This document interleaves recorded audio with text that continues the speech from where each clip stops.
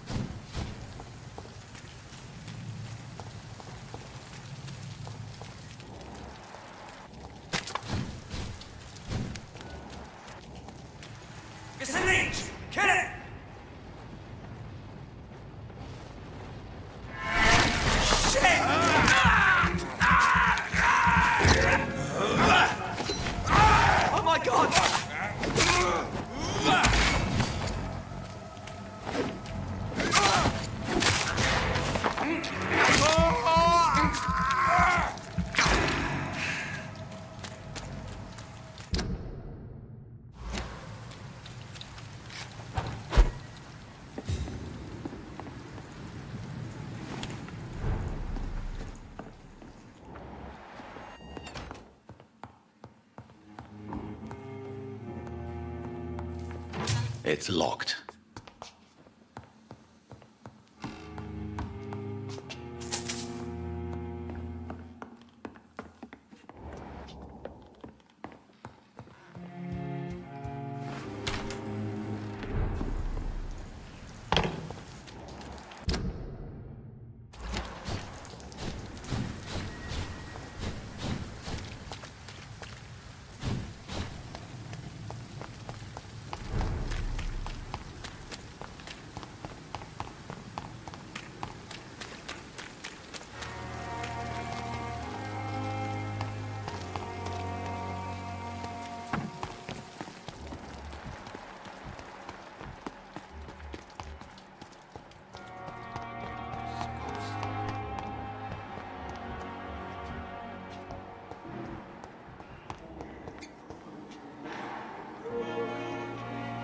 Good evening, Dr. Strickland. And good evening to you, Dr. Reed. Can I be of any help? Tell me, Thoreau, what's the real cause of your dislike for Dr. Ackroyd? He refuses to admit that your blood transfusion technique is the only way to save Mr. Fiddick. I'm convinced we must use it. What Dr. Ackroyd really said is that you lack the skill to perform this operation efficiently. Is there anything you have to say about this? It's a false conceit. Dr. Ackroyd secretly envies your reputation. His jealousy blinds him. I'm not the real target here.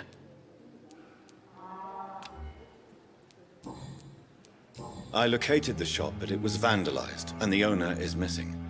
All I found was your order. I was afraid of such bad news. People are so desperate they're ready to burgle a shop for drugs. That's quite a list you ordered. Opium, sodium hypochlorite.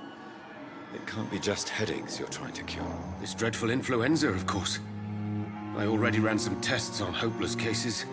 Without success, I must admit. Do you realize you could create a lethal poison without the correct dosage?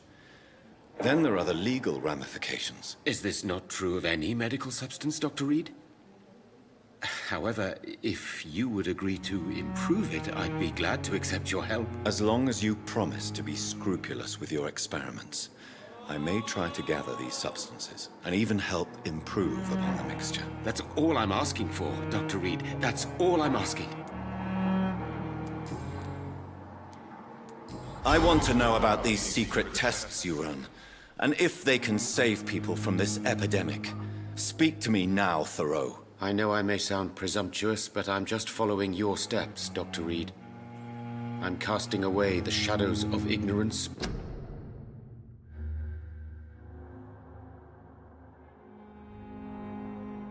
By daring to face them. Self-confidence is essential in our line of work, my young colleague, but only if tempered with the correct amount of cynicism. But you never doubt yourself, Dr. Reed. I've read all your articles and books. You performed the most daring research during the war.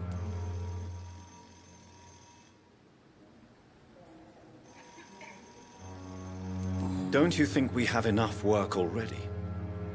Perhaps now is not the best time to be chasing shadows. Chasing shadows, really? It's funny those words coming from the only doctor here who has spent more time outside this hospital than in. Goodbye, Dr. Strickland. I can't let Strickland put his patients at risk with opium. Perhaps an adjusted formula will deliver more of a placebo effect. Good evening, Dr. Strickland. And good evening to you, Dr. Reed. Can I be of any help?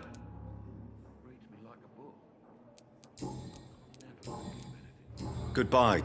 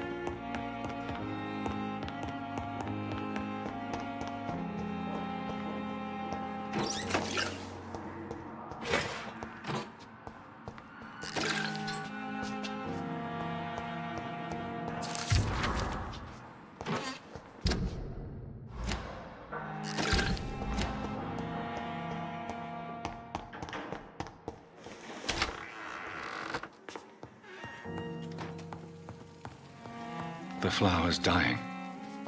It needs water. Strickland's project could be dangerous. I have a mind to report him to Dr. Aykroyd.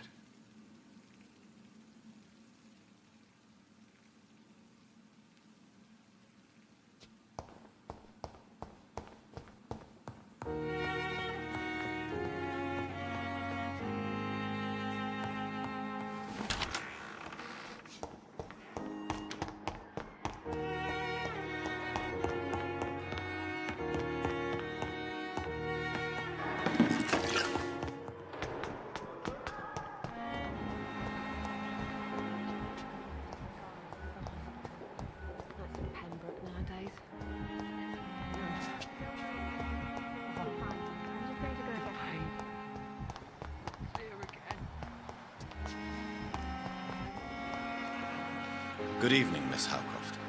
How are you tonight? I need blood, Doctor. Warm, rich, vibrant blood.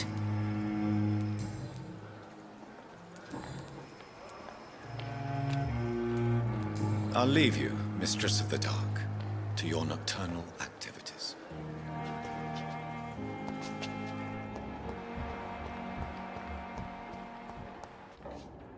Good evening, Dr. Strickland. And good evening to you, Dr. Reed. Can I be of any help?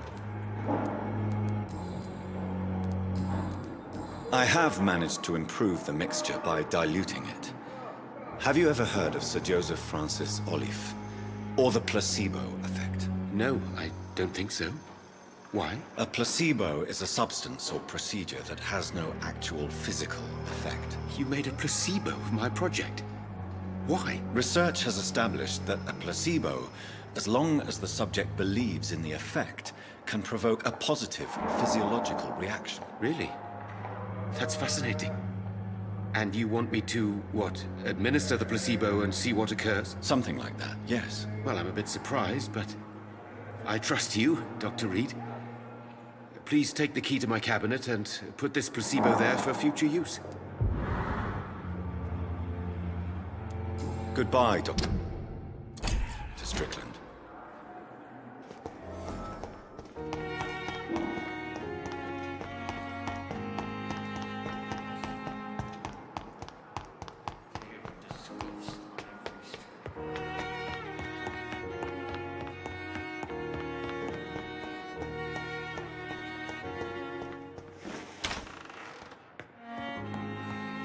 It's locked, all right. At least Strickland can't kill anyone with this formula.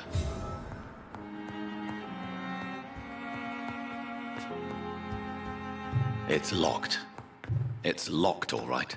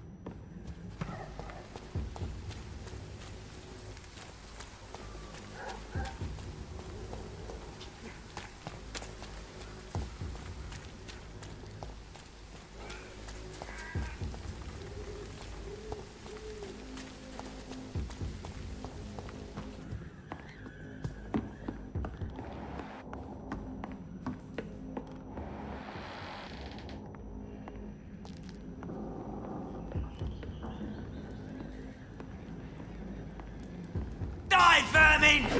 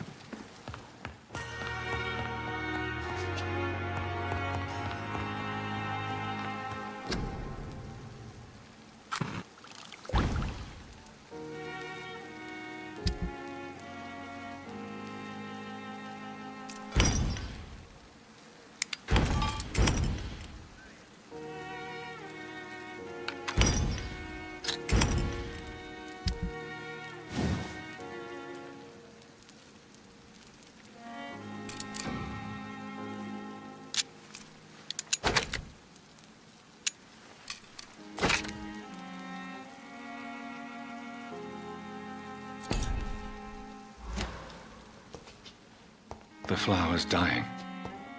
It needs water.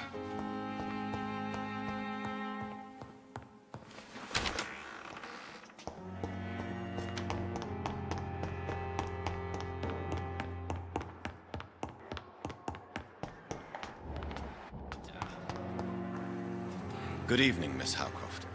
How are you tonight? I need blood, Doctor. Warm, rich, vibrant blood.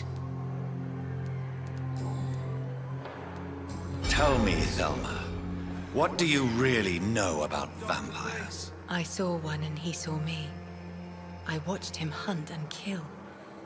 I saw his terrible wounds heal as his victim died. And then I knew I was saved. You mean you actually saw a vampire? Here in London? Yes. And it has been the answer to my pain. I must drink and kill to regenerate my decaying body. I am a vampire too.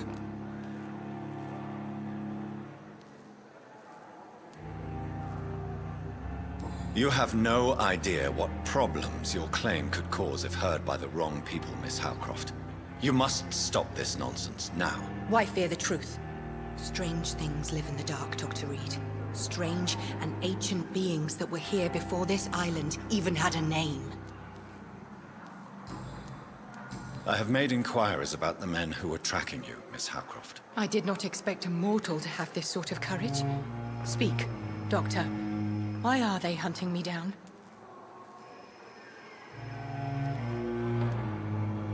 There is no hunt, and nobody is searching for you. You're no threat to this hospital, and you have my word you are perfectly safe here. Your lies demean you, Doctor. Do you really expect me to lower my guard? I know exactly who I am, and what I am dealing with. I'll leave you, Mistress of the Dark, to your nocturnal activities.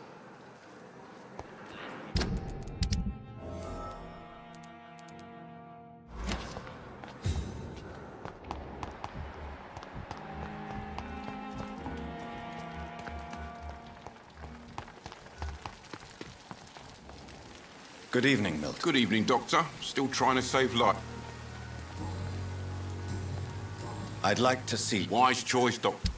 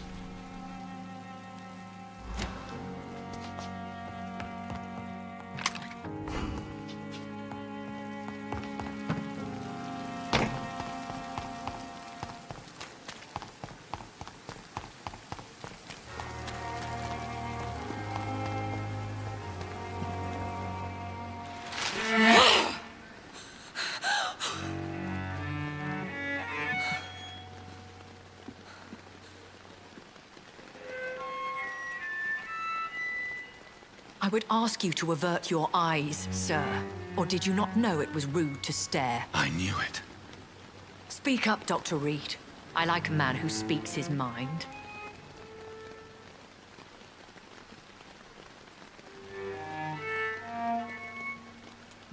You killed him. He trusted you. And you killed him. Spare me your sarcasm, Jonathan. You are but newly born in this world.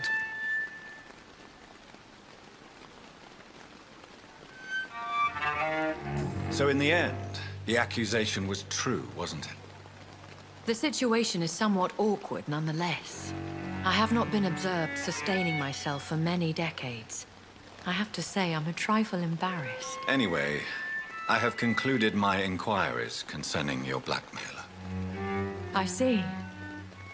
Please excuse my agitated state. Under normal circumstances, I wouldn't let anyone see me in this condition. The case is closed, your ladyship. The person who took advantage of you has, shall we say, seen the error of her ways. So who was it? My lady, the blackmailer was dealt with using the utmost discretion. The culprit's identity is of no relevance. Thank you, Jonathan. That is exactly what I needed from you. You have proven your loyalty, so, as a friend, please accept this small token of my appreciation. Thank you, my lady. If you have an inclination to learn more about vampires or your current situation, I will be glad to aid you in your quest for knowledge. I've been hearing a voice talking in my head. Is this some kind of insanity? It feels like the voice of the vampire that created me. Hush. Tell no one this. It would be unwise to talk of such things amongst British immortals. Speak no more of your maker. How could this cause offense? Only the powerful immortals can mentally call to their progeny. No vampire or hunter will sleep easy, knowing that an unidentified elder is stalking the streets of London. Excuse my forwardness, but... are you my maker? Me? Goodness, no. Only a foolish immortal would create a progeny without taking precaution, and I'm no fool. I don't understand. Why was I created and then left for dead? That is a question only the one who made you can answer. It's not normal practice. I doubt even if you find him, he will answer you, considering how cruelly he treated you. So me being a vampire could have been a mistake. I very much doubt it, Jonathan. Contrary to the legends, it is not as simple to make another vampire by just biting someone. I'd like to avoid creating another vampire by mistake anyway. Tell me, how is it done? The process is dangerous. It could even kill your potential progeny.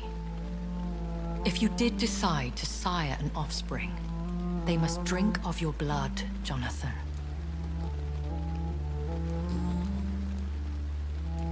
A vampire? Is that what I am?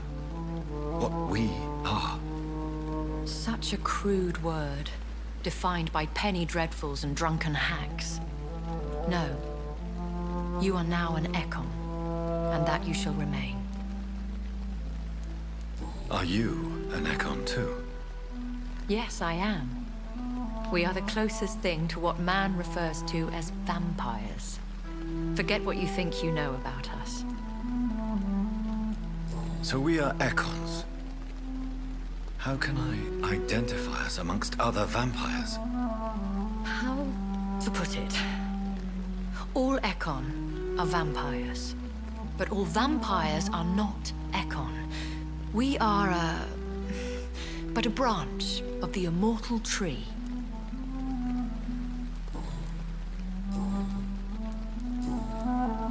Why does Dr. Swansea allow you to feed on the patients of the hospital? Dr. Swansea is a good and compassionate man. He is trying to find a solution for our hunger. Until that happens, he is clever enough to understand that I only feed upon the dying. What do you know about this Brotherhood of St. Paul's Stole? The Brotherhood is well known amongst London vampire society. As long as our kind is discreet, and as long as they do not interfere, we have come to a mutual understanding. And no one suspected you of the murders? As you well know, suspicion has recently fallen on me of killing for pleasure. But you have my word, Jonathan. I take no pleasure in taking a life.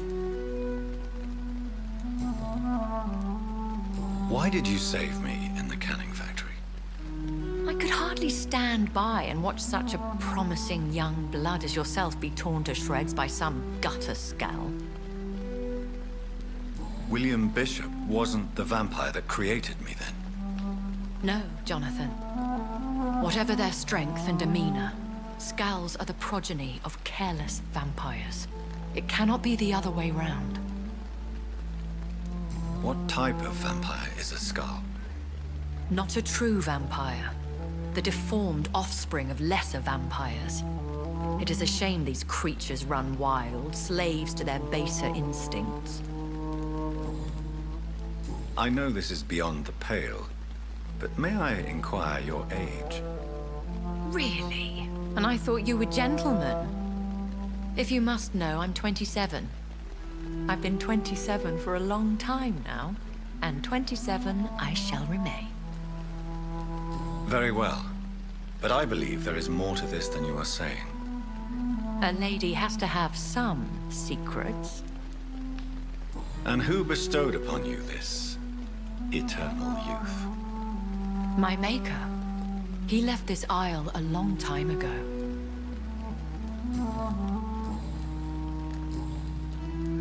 I've been away from London and England for 3 years. This isn't the city I remember. Things have gone from bad to worse here, Jonathan. I've lived in this city for a long time, and I've never seen it like this. The Spanish flu has hit London that bad. Yes, but it's not just that. I've heard things. Things I've not heard for a very, very long time. There are whispers in the shadows.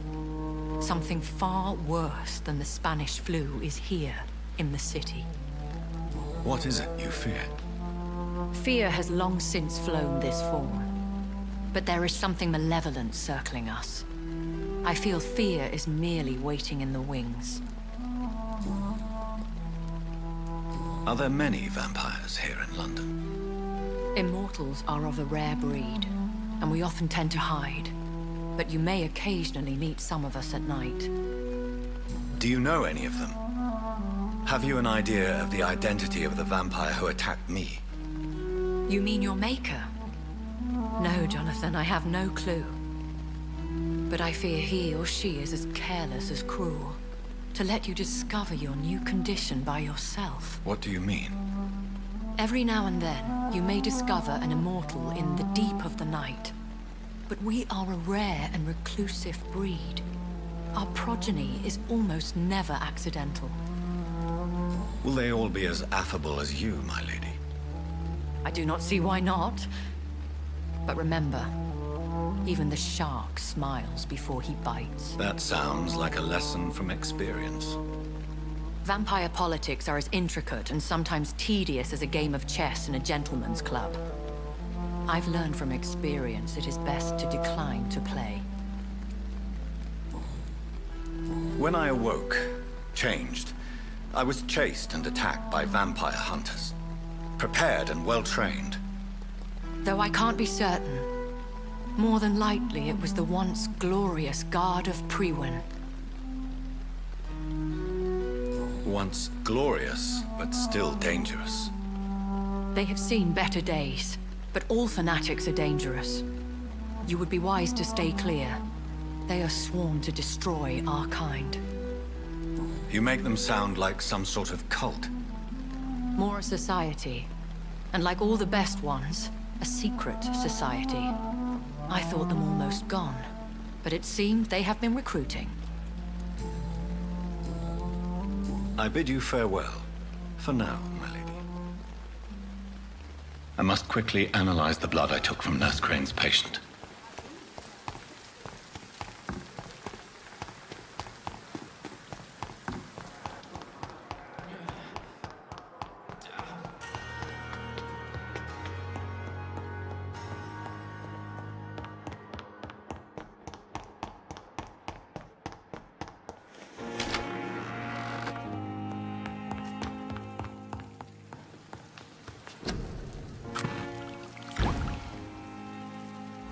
Razvan Vasily was infected by Spanish flu, but also has the highly unstable blood of the Scowls.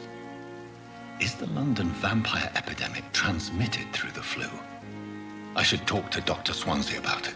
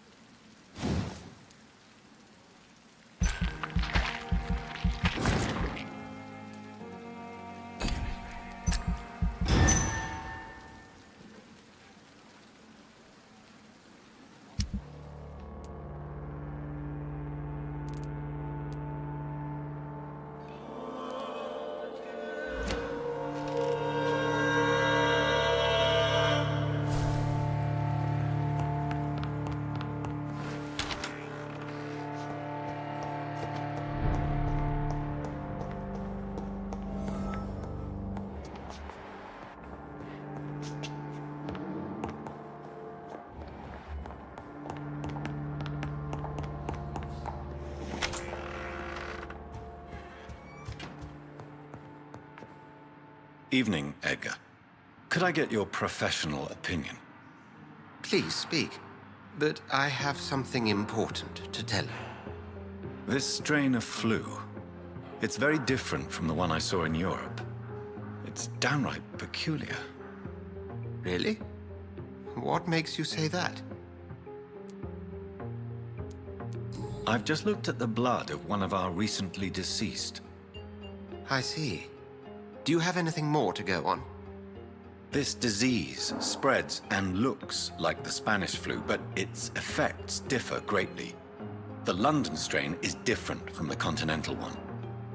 This is very interesting. Did you find something else? Yes. Unlike the flu, the infected begin to show an increase in outwardly aggressive behavior. More than simple agitation. Once docile people become violent. You mean like rabies? Is there a chance we could create a vaccine, Jonathan, like Pasteur? By the stove, that would be smashing. There's a lot we're not seeing here. But it is spreading, and quickly. If we don't act, the whole city could be lost. But Jonathan, we've a fantastic opportunity sitting right here in front of us. A weapon of choice. What on earth do you mean? Why, you, my dear boy. With your expertise and your blood, we could isolate the properties that course through your veins. Think about the possibilities.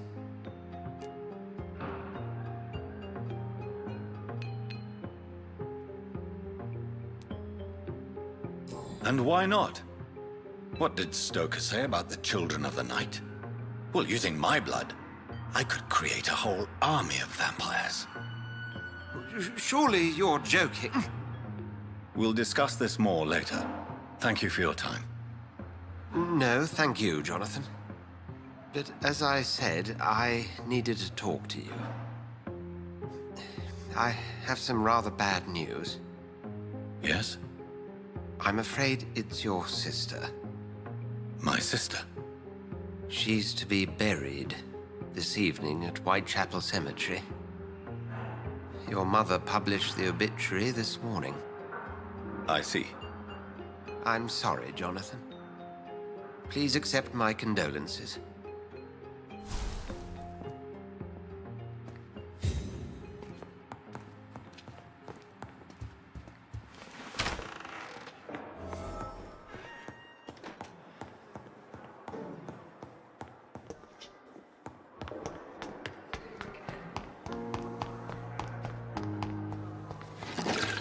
I never thought I would have to attend my murdered sister's funeral. Mary, I can't forgive myself. I'll find the truth about what happened to us. I swear. Good evening. Good evening. Wise.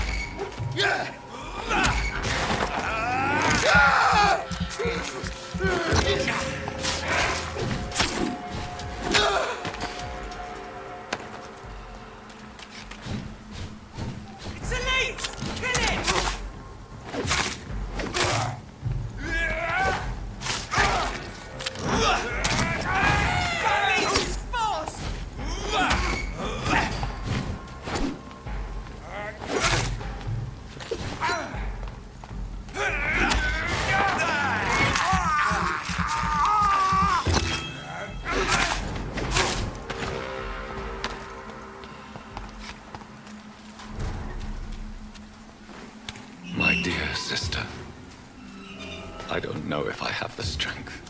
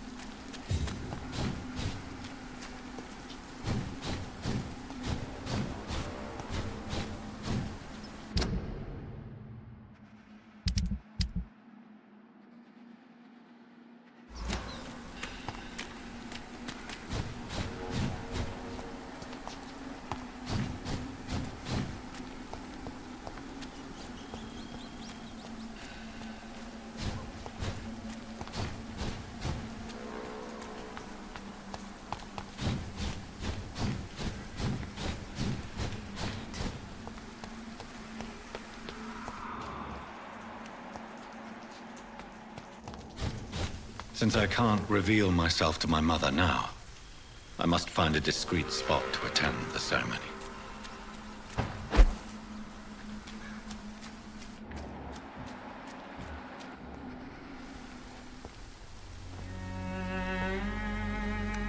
I am the resurrection and the life.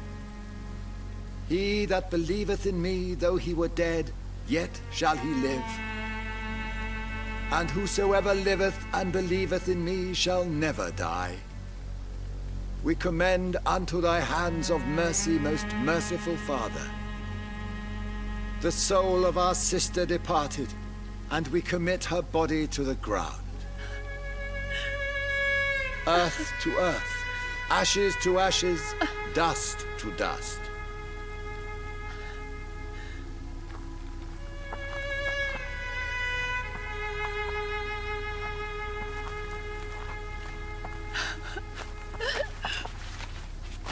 Why kill my Mary and stick her here in this cold, god-awful place? These are the legal requirements for the epidemic, madam. Oh, Avery, I feel so tired. Please take me home. Yes, madam.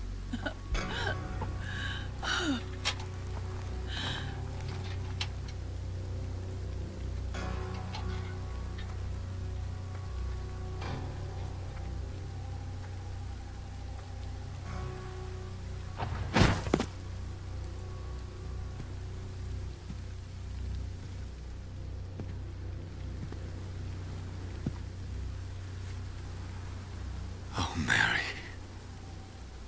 What have I done?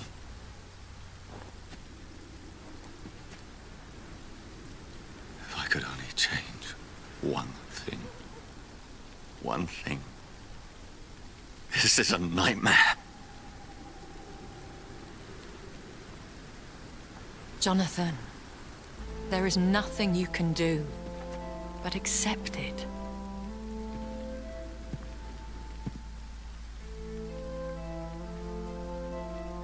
What brings you here? I thought you could use the company. I am so sorry for your loss, Jonathan.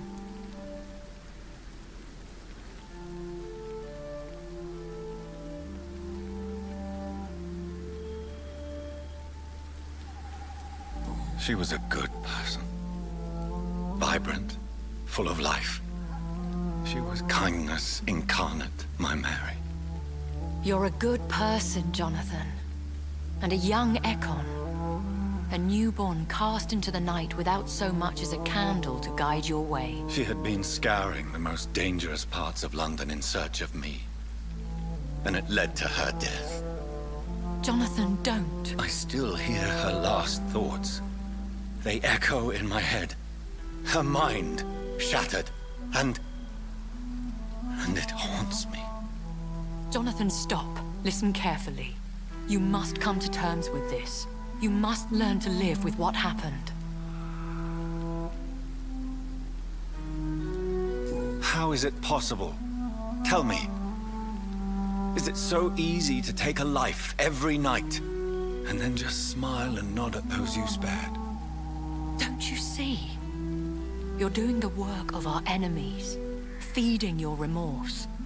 We are weakest when we grieve, and the guilt blurs our senses. And so this is why you're here. To warn me. You felt this pain yourself. You too have endured this. I don't want to lose you, Jonathan.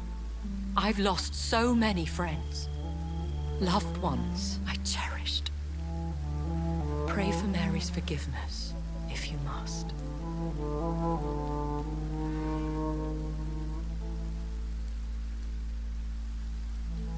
Thank you, my lady.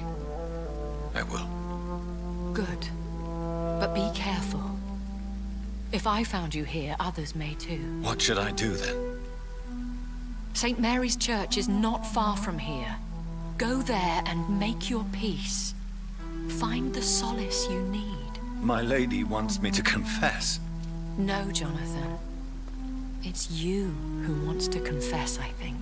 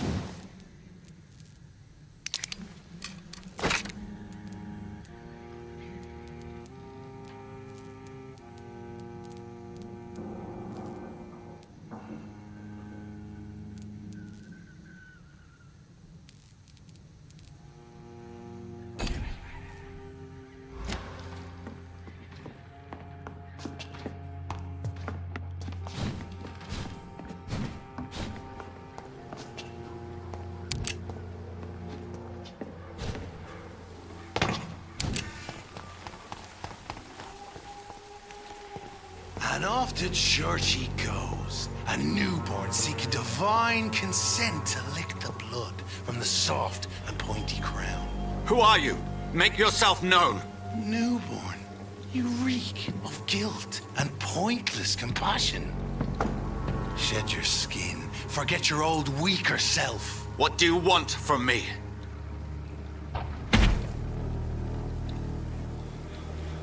Ascalon does not approve of lone wolves who bring unwanted eyes to our pastures. So your name is Ascalon? Ascalon's will is vampire law. Learn them, abide by them, or I shall return as your judge and jury.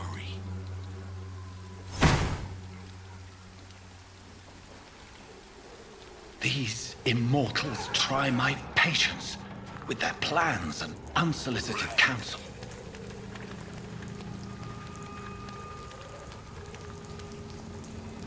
Stay back!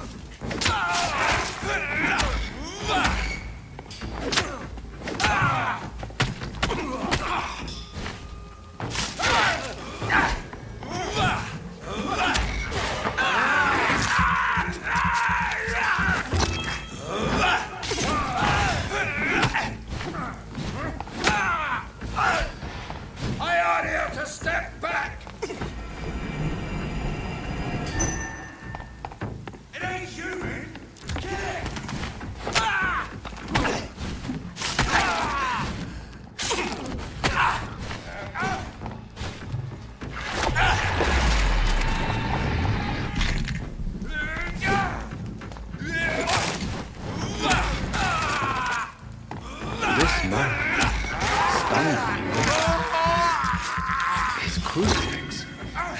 This is not good news.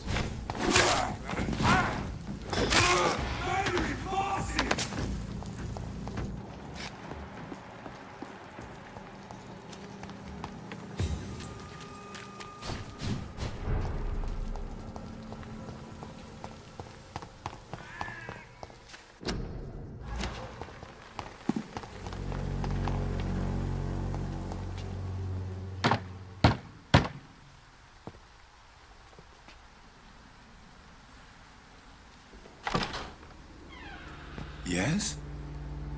What is it that you want? I'm sorry to disturb you at such a late hour.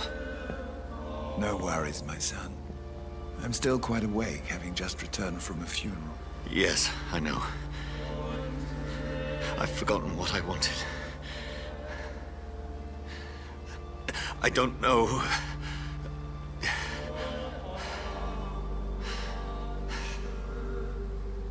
May I help you, child? You seem somewhat perturbed. I haven't the strength to cross the threshold. I wish to pray, to cleanse my soul. The church is shut by order of the bishop. But I'm still the vicar of St. Mary's, if that is any use to you, my son.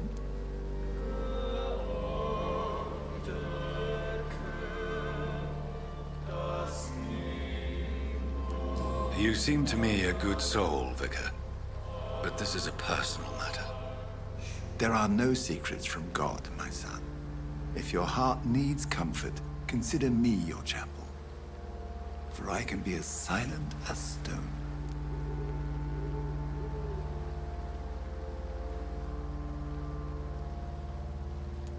I've words for one departed. They're not for living ears to hear. Your eyes burn with rage, yet I see the pain that lies beyond. I am here to lighten the burden of all God's creatures. Whatever you tell me is between us and the Lord. Very well, priest. As you seem quite adamant. Open your heart, my son. Tell me what burdens you. With whom do you wish to speak?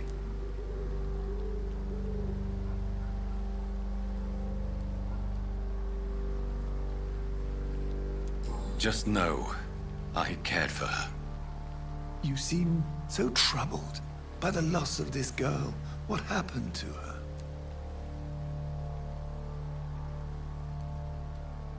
It was an accident. A terrible, terrible accident. I see. And how are you feeling, my son? I feel responsible. The pain is consuming me. I have a final question for you, my son. This is of the utmost importance. Ask your question, Vicar. What would you like her to know?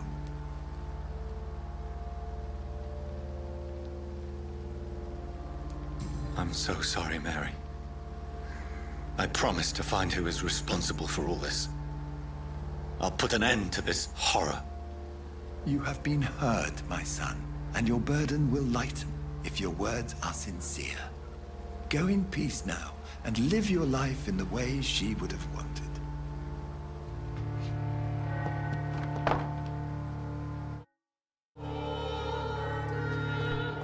Whatever happened on this dock is between my sister and I. It does not concern God at all.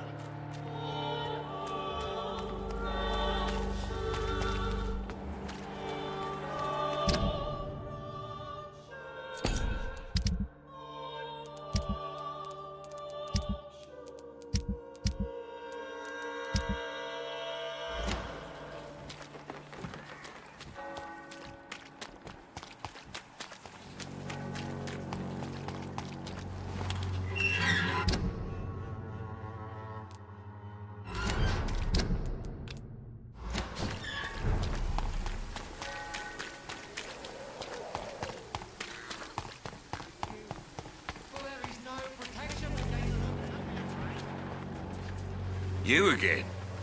What do you want this time? Can I offer you my medical expertise, Mr. Peters? Keep your medicines for others. There is a thin line between pride and stupidity, sir. Please take this medication. You'll feel better. All right. I'll take it then. It's not like I don't appreciate the gesture.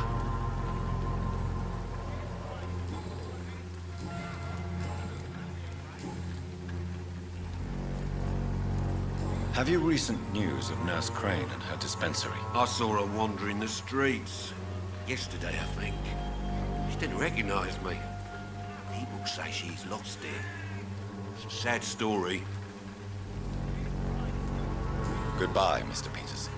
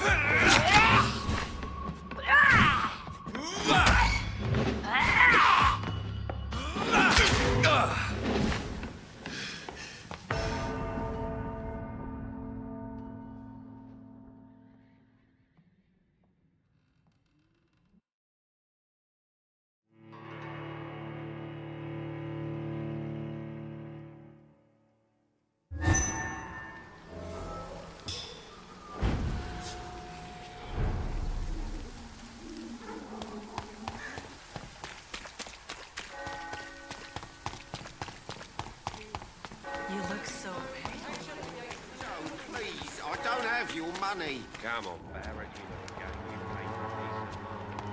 God, you just look the other way this week. Fancy bar. You never... Do you need help? To be honest, really?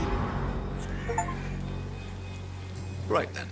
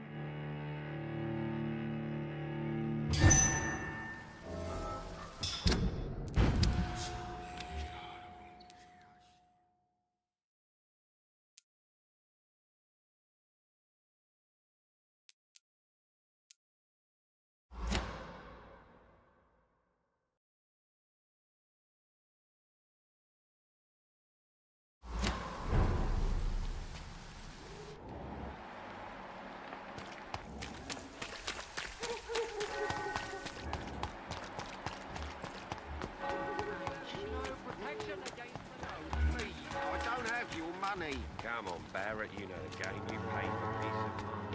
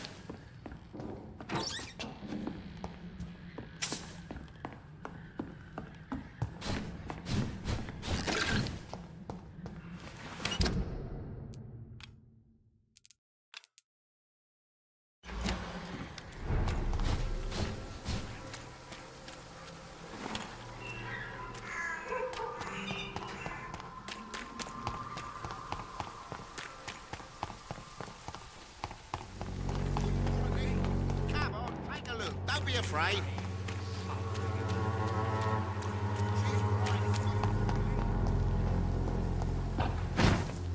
It's locked.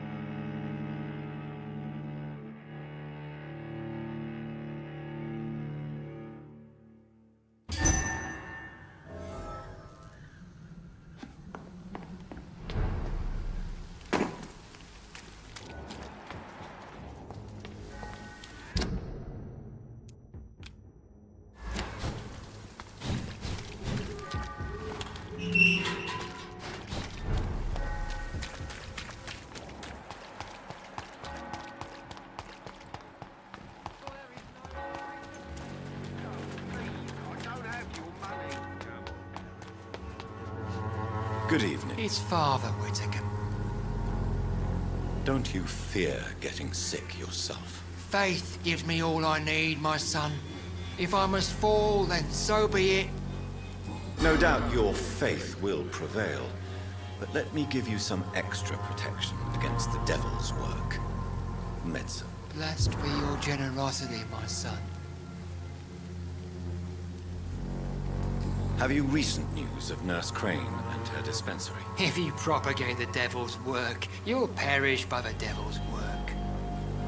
Such is the law of the Lord.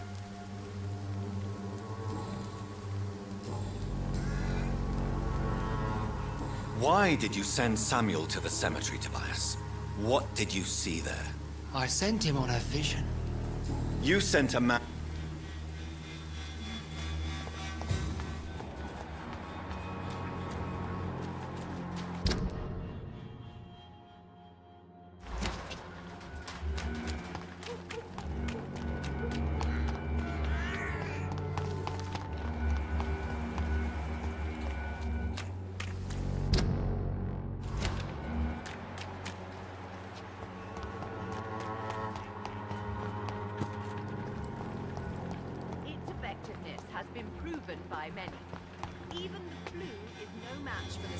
Good evening. I'm afraid not, Mr. Reed.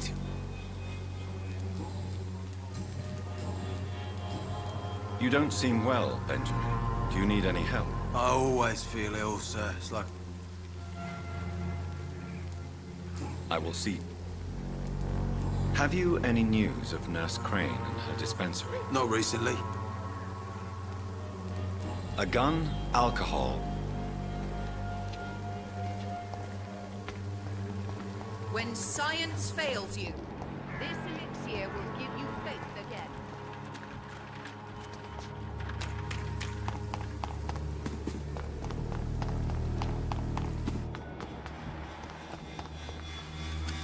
Good evening.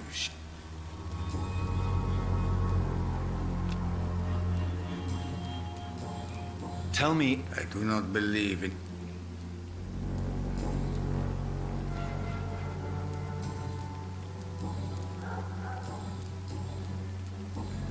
Goodbye.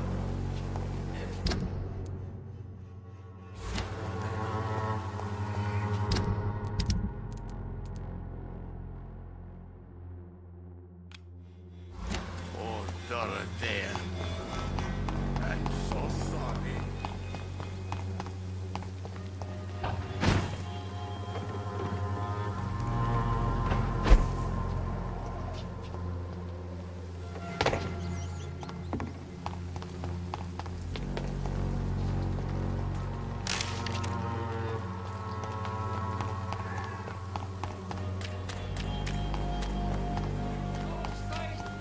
Imprisoned by your daily routine, unable to see the truth.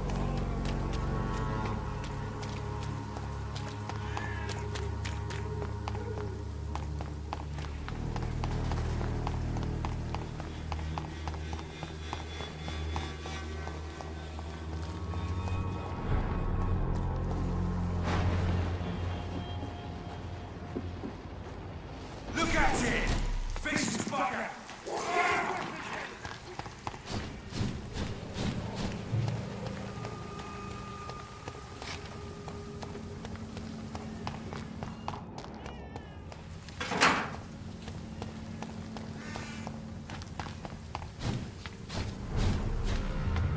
Remorse and pain are precious when binding you to the earth. You.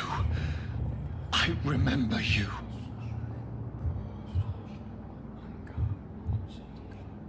Fear be gone. I would harm no child of my making. This is your doing. You made me. Made me this creature. What are you? I am the land. You are our champion.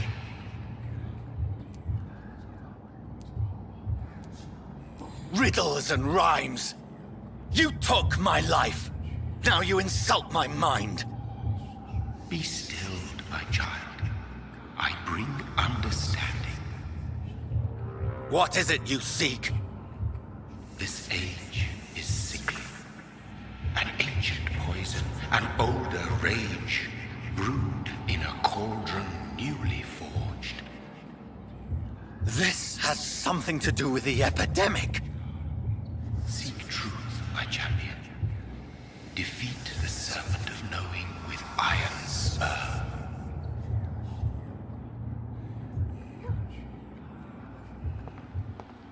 I've had enough of others making decisions for me, pretending to know how I should feel or behave. So the vampire who made me is some sort of disembodied entity? Or was he just projecting this vision in my mind? Maybe Edgar can help me with this one. Are you all right, Miss Shun? My name is Xiao Shun. This is the proper way to address someone in my country. I do apologize, Xiao Shun. Are you all right? Yes, I am. This is the only place where I can find some kind of serenity. Some way to remember my dear Matthew. Have you recent news of Nurse Crane and her dispensary? I heard that she used to help the refugees, but unfortunately you don't see her around anymore. Are you on your own? Do you have any friends or family who you could be with? I have family and friends, but I need to be here alone. One day maybe I'll go back to them, but not now. I need silence, and I need sadness. I've seen many deaths in my life, and we all grieve in our own way. Some stay silent, or need to shout. Others need company, and some just can't stand it. Thank you for your sincere words, Dr. Reed. I sense you trying to help me, even if I don't quite understand why. Tell me how your husband died, Xiao Shun. Matthew died of the Spanish flu, like so many others. It's a mundane cause of death these days, but for me it meant the end of the world. At this time, there is so little medical science can do to defeat this terrible epidemic. I'm truly sorry. The worst thing is not his death, even if it tears me apart. The worst is not to have seen it coming, to have lost him so quickly, even before realizing it. Did he hide his condition from you? Matthew was a smiling type, a happy sort. Everything that I am not. Did he laugh at his death to come? Or did he not realize what was going to happen? I'll never know. The Spanish flu may be the worst disease mankind has ever faced. Why are you blaming yourself? You don't understand. I didn't know he was so sick. I didn't realize the gravity of his situation until it was too late. As harsh as this sounds, we are all equally vulnerable to this awful disease. It can take the strongest man in just a couple of days. I never said goodbye to Matthew. We never realized how bad it was. We laughed about it even. He always made me laugh. Now I don't have enough tears to shed.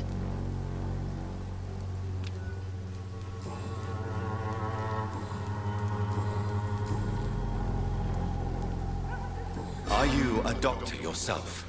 Is this why you feel so guilty for not saving your sick husband? No, I am not. But I still need to blame someone for Matthew's death. And who else, if not his wife, who did not see it coming? I'm a physician, one of the best in the country. But I was unable to save my own sister, Mary. She died in my arms. Why tell me this? Is it supposed to make me feel better? No. But I felt I should share it with you, since she is buried here too.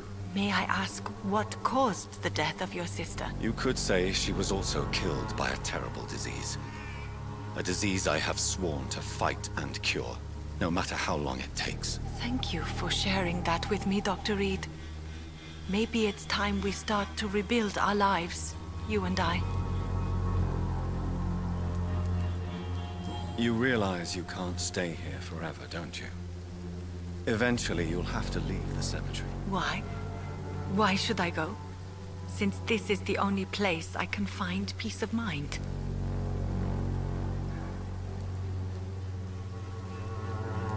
But you're not dead. There is a difference between visiting the dead and staying with them. You sound like you're no stranger to the pain I feel. Let's just say, I too have a good reason to visit cemeteries at night. Please accept my condolences for your loss then, Dr. Reed. You should go home now. I think you're right. Cemeteries are for the dead, for they need silence too. Thank you for your honesty and your wisdom, Dr. Reed. Thank you for your company, Xiaoshun.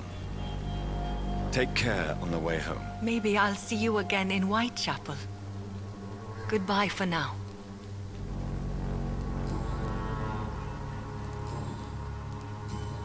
Goodbye for now. So many new graves.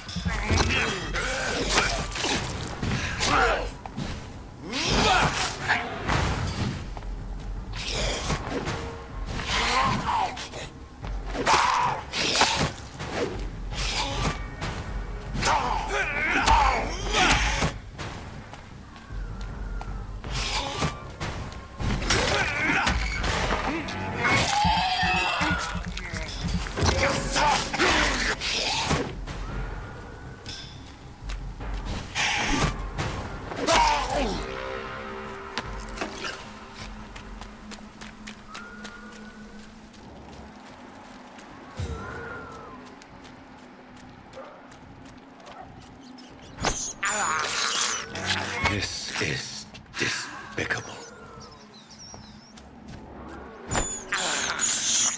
I can't believe I'm doing this.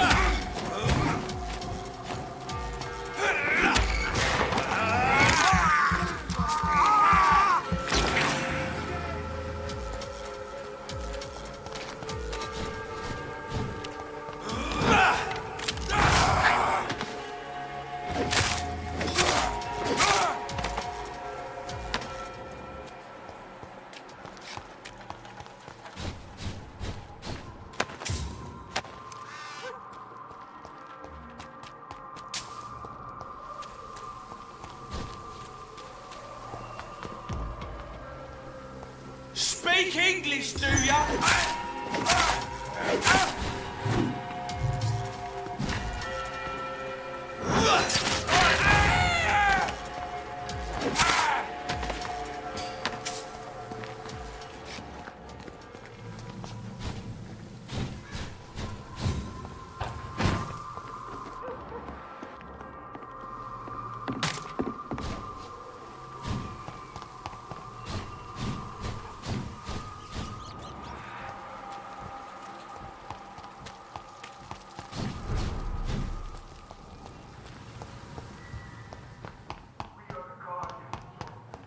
It's locked.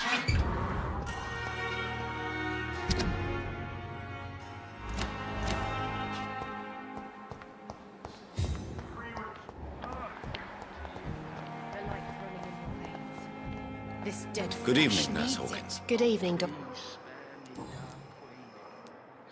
Pepper, are you sure you want to leave this hospital? To become a nurse was a little girl's dream. But in the end, I don't feel that useful. I want more. I want to make things change.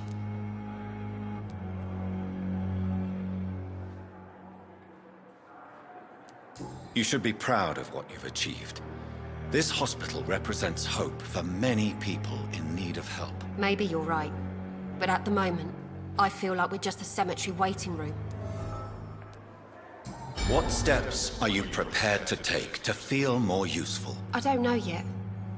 My sister believes that the real fight is in the streets nowadays. Maybe she's right. Maybe this is what I must do. And what about Milton Hooks? Does he share your point of view? For Milton, any change means more comfort and more peace. I disagree. If you feel that saving lives is not useful enough, perhaps it means that you've lost faith. On the contrary, my faith has never been stronger. Maybe we are all just too proud to face up to the fact that science cannot compete with God.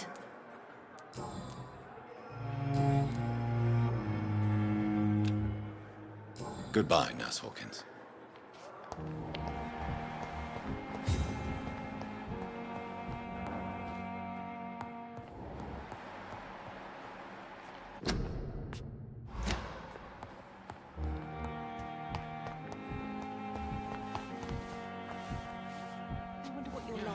Good evening, Nurse Brooks. Good evening. What can you tell me about the recent events in the hospital? That Mr. Hampton killed Miss Jones in her room, then ran away. And did you see all this? No. I was working by the tents when it all happened. I only entered the room when they asked me to clean up the blood. Where is Miss Jones's body? I don't know. I'd imagine the morgue. It all happened so quickly. Did you see Sean Hampton leave the hospital? I think I saw a silhouette exiting the hospital gates after the shouting started. At first I thought it was someone who was just scared, but... well, maybe it was him.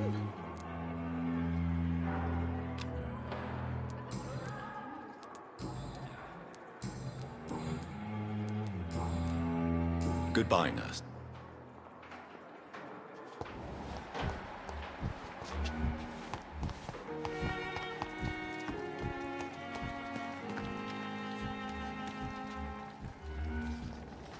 Jonathan, my sincere condolences for your loss. Your kindness is much appreciated, my lady.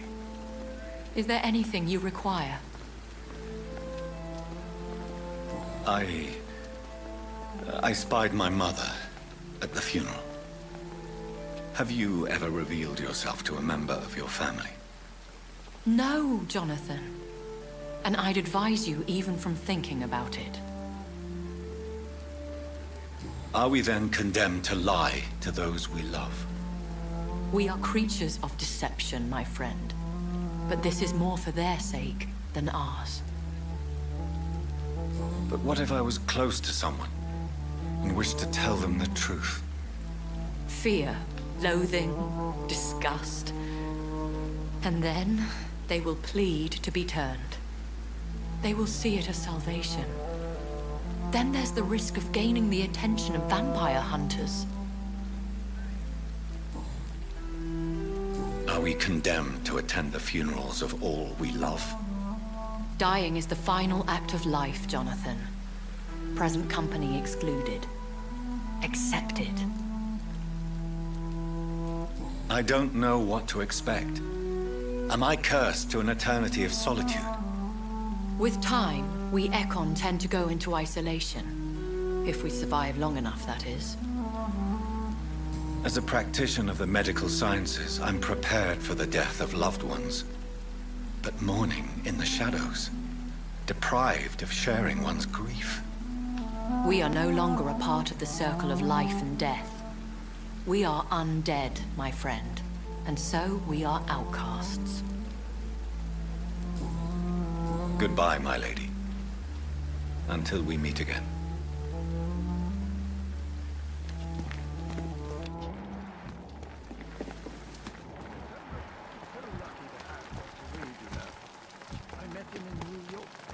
If only there were more, less resignation.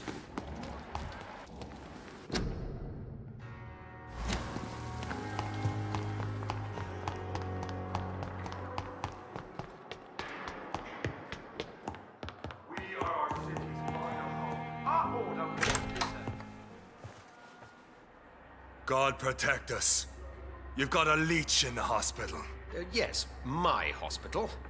My mission is to heal while you go about warring. You've set the table for a snake. I wonder why there's venom in your food. I'm growing tired of your song.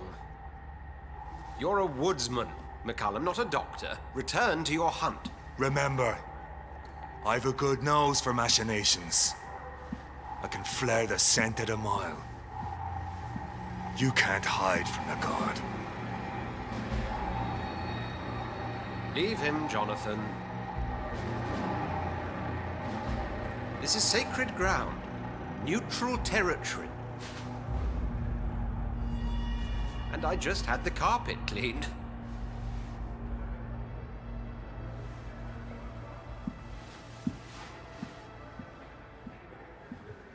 By the sacred stole, this is very bad news. Bad news indeed. What happened? The hospital has been attacked. We have injured patients, at least one dead and several missing. This has spiraled out of control. Even the most infirm are asking to be allowed to return home.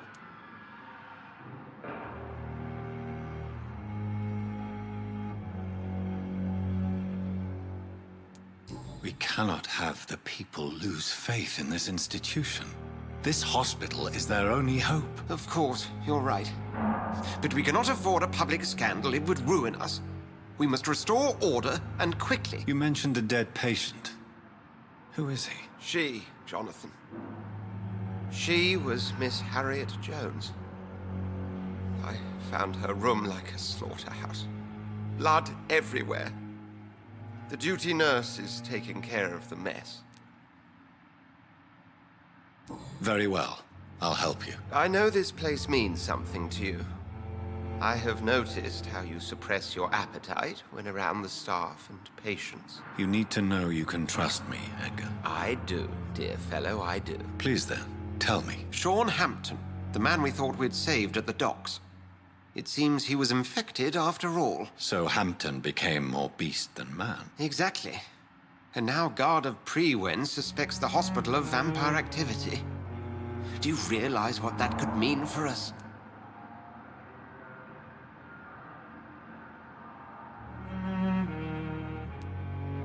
Do you really believe they would come for us here?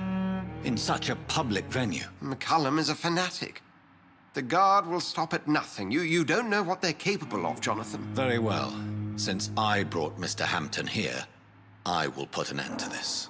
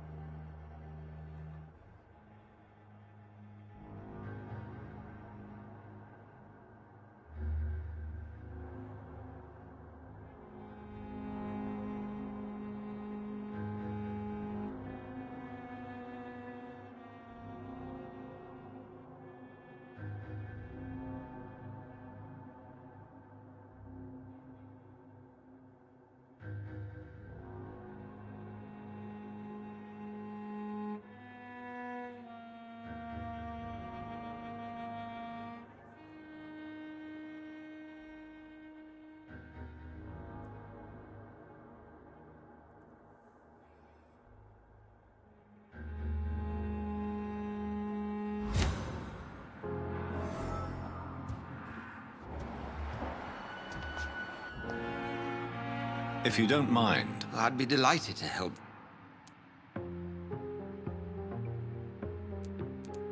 I recently tried to enter a church. It has been a very unpleasant experience. The Brotherhood's research on the matter of faith and vampirism has proved somewhat insubstantial, to say the least. Is this proof that I'm cursed in the eyes of the divine? The wrath of the Almighty? There's no way of knowing. It could be subconscious guilt, or irrational fear, or deep-seated beliefs. It's hard to explain in terms of science, that's for sure. I'm sure Lady Ashbury will have far greater insight into this matter than little old me. I just recently met the strangest creature in Whitechapel. He was immense. He mocked me and accused me of hypocrisy. Perhaps it was a skull. London's streets are overflowing with them these days. It was a vampire, all right. But what kind, I'm not sure. He was large and very fast. If you find anything more about this creature, the Brotherhood would greatly appreciate any information you could spare. He was observing me with the obvious intent to do me harm. His very presence evoked a palpable sense of menace. You need to be careful, Jonathan. You've no idea what this creature really is. What exactly happened here while I was absent? Hampton turned, quite violently as it happened. Lurking about, attacked Miss Jones. To say he created quite a commotion would be an understatement. Are you sure it was Hampton that killed Miss Jones? There was blood everywhere, but no body. And you know the state she was in. I fear for what he did with her. Hopefully he just hid the corpse. How did the guard of Prewin come to hear of this? McCullum has spies everywhere. He will jump at any opportunity to disparage the Brotherhood and show his contempt. Who was that man in your office? Geoffrey McCullum, actual leader of the Guard of Prewin. I suspect he's the man behind the rebirth of this old and dusty society. They know I'm here now, don't they? I can guarantee one thing. The Guard of Prewin would never dare to attack the hospital while I'm in charge here. What do they hope to achieve? Their ultimate goal is the eradication of all vampires in the country. They see you as a threat to mankind, Jonathan.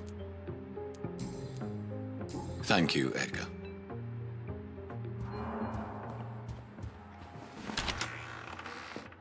Sean Hampton lives and breathes for the well-being of his flock. There's no other place he would go but the docks.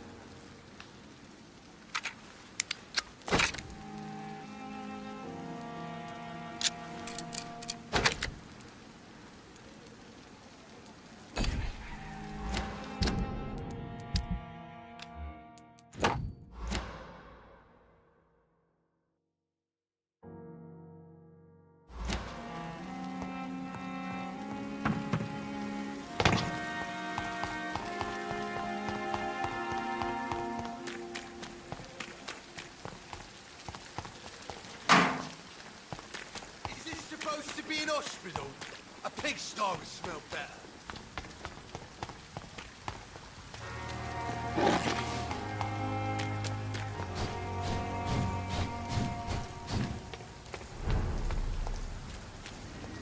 Lively! It's on to us!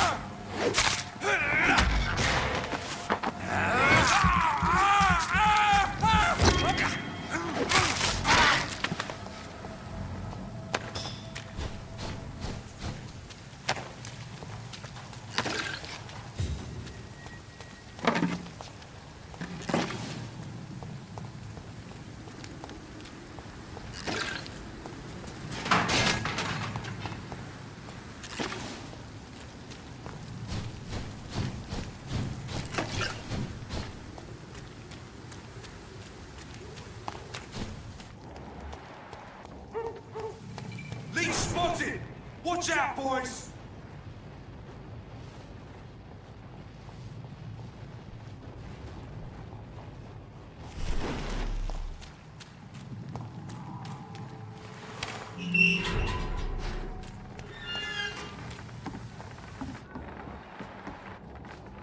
Good evening, sir. Who the fuck are you? Don't you see I'm busy here? Dr. Jonathan Reed, that's who I am. And who are you? Ah, some fancy gentleman we've got here. Clear off. We don't want strangers on our streets. So you won't tell me your name, then? The name is Booth Digby. Maybe I'll ask my boys to break one or two of your bones, just so you remember it. Are you some kind of vigilante patrolling these streets at night? Something like that, but the police aren't in charge here. We are, see? So you're a concerned criminal, is that it? Using funny jokes about me and my boys, are you? Fuck. You must have some balls. I saw many men like you during the war, Mr. Digby. Greedy little cockroaches who feed on despair. I could kill you for saying that. Nah. You've been a soldier. I can respect that. So, tell me about your gang, then. What? Have you got a death wish? You really want me to answer that? Well, yes. You seem so proud of your status. Why not tell me who you're working for? Oi! I'm the boss, all right?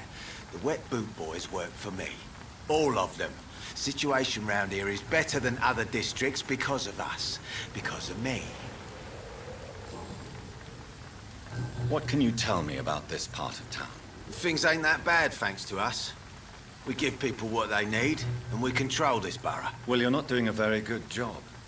People are still dying here, like everywhere else. Yeah, well, we can't be everywhere all the time. And Edwina says if we can find more guns, we could be more efficient. More efficient? Really? You should probably tell Edwina that guns are useless against diseases and infections. Incredible. You know what? You're lucky she can't hear you right now. She's more smart than patient.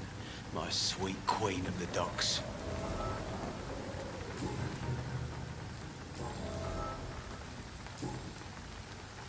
Do you know where I can find Sean Hampton?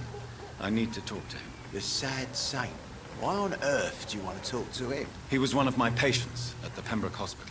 Oh, yeah. I heard the poor bastard had been abducted by some cunt. You better ask Tom Watts. He knows Sean Hampton well.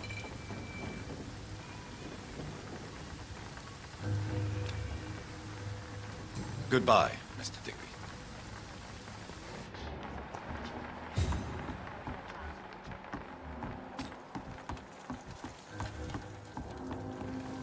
Good evening, miss. I am Dr. Reed. May I ask you a few questions? Who are you? What do you want? As I just told you, I'm a doctor. From the Pembroke Hospital, actually. The Pembroke Hospital, you say? I ain't paying any bill left by Clay. I'm not here to collect payment, Miss... Miss Edwina Cox. So what do you want, then? Fancy buying something from me, maybe? What can you tell me about your work? I'm a businesswoman. I buy and sell things, and I send my Wet Boot Boys after anyone who don't play nice with me. Gang member and shopkeeper. Can't be easy running double shifts. If you're interested, I may find use of a doctor who can freely walk across the city, you know. I'm not interested in a career in the criminal underworld, Miss Cox. Fair enough. Stay away from us, then, if you don't want to get hurt, or worse. Since my return from the war, I don't feel that concerned by threats, knives, or even bullets, if you must know.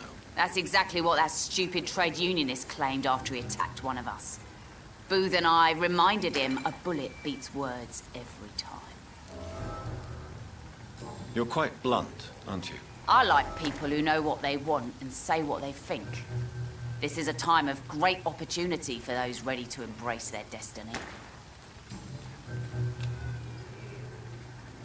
What can you tell me about this part of town? You can't trust anyone around here.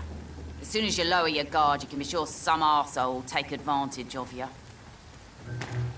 Really? Don't you think that's a little bit excessive? Bastards, all of them. This region only responds to violence and threats.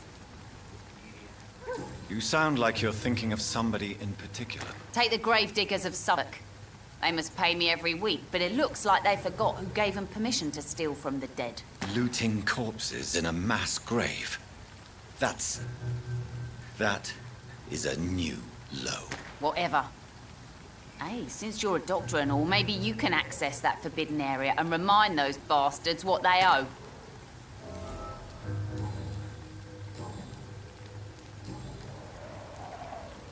Booth Digby looks at you with love-struck eyes. Tell me, Edwina, is the feeling mutual? You have no idea how refreshing it can be for a woman to receive all the pleasure she needs. For once. I'll take your word for it. What is it, Doctor? A woman's not supposed to talk about these things.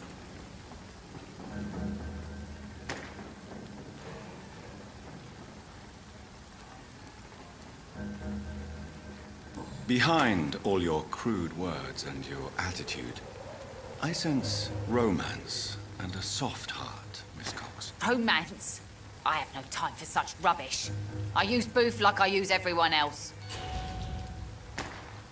Tell me about the man you and Booth killed, Edwina. The bastard killed one of us and received retribution. There's nothing else to say.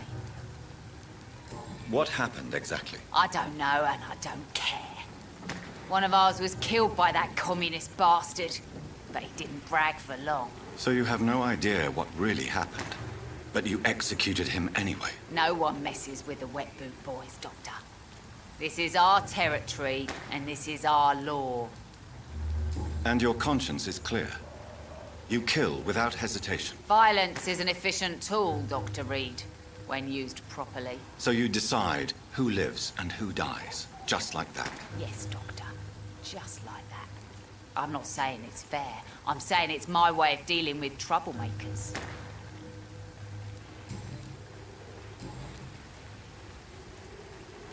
Can I see what you have to sell? As long as you have money, I'll show.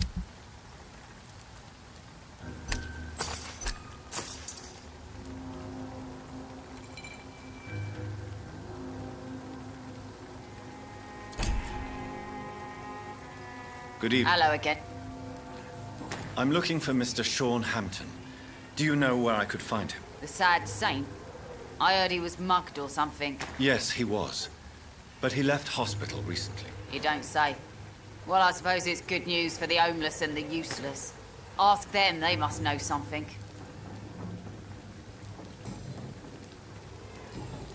Goodbye, Miss Cox.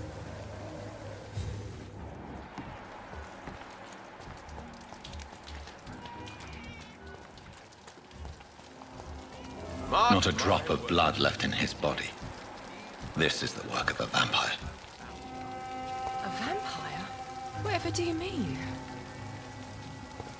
I'm a tracker of these creatures. A vampire hunter. You best be off to your hunting then. For if the sewer dog is back and hunting all these poor folk, he needs a catching. A sewer dog? What's it look like? It's an old story. A monster with daggers for teeth and icy claws. He comes of a sudden, nighttime, claiming innocence, then vanishes. Teeth, claws, murders by night? Your sewer dog is my business. He's the kind of prey I hunt, milady. Good evening, sir. Have you witnessed any suspicious activity or strange events recently? And what do you define as a strange event? More to the point, who are you? My name is Ichabod Throgmorton, vampire hunter extraordinaire and warden of the East End. A vampire hunter? Really? I know what you're thinking. I'm just another lunatic howling at the moon, but I'm not. The bloodsuckers exist. And they're close. Mr. Throgmorton, I'm Dr. Jonathan Reed. I'd like to hear more about these vampires you're hunting. A man of science? Well, I'll be glad to enlighten you. What can you tell me about this neighborhood? Did you hear about what happened to Jack Gillingham? Oh boy. It's a shame I wasn't around to protect him. It's impossible to protect everyone. The violence seems endemic in this part of town. But it's my duty. I am convinced Jack Gillingham was killed by a vampire. These evil rodents are spreading like a plague.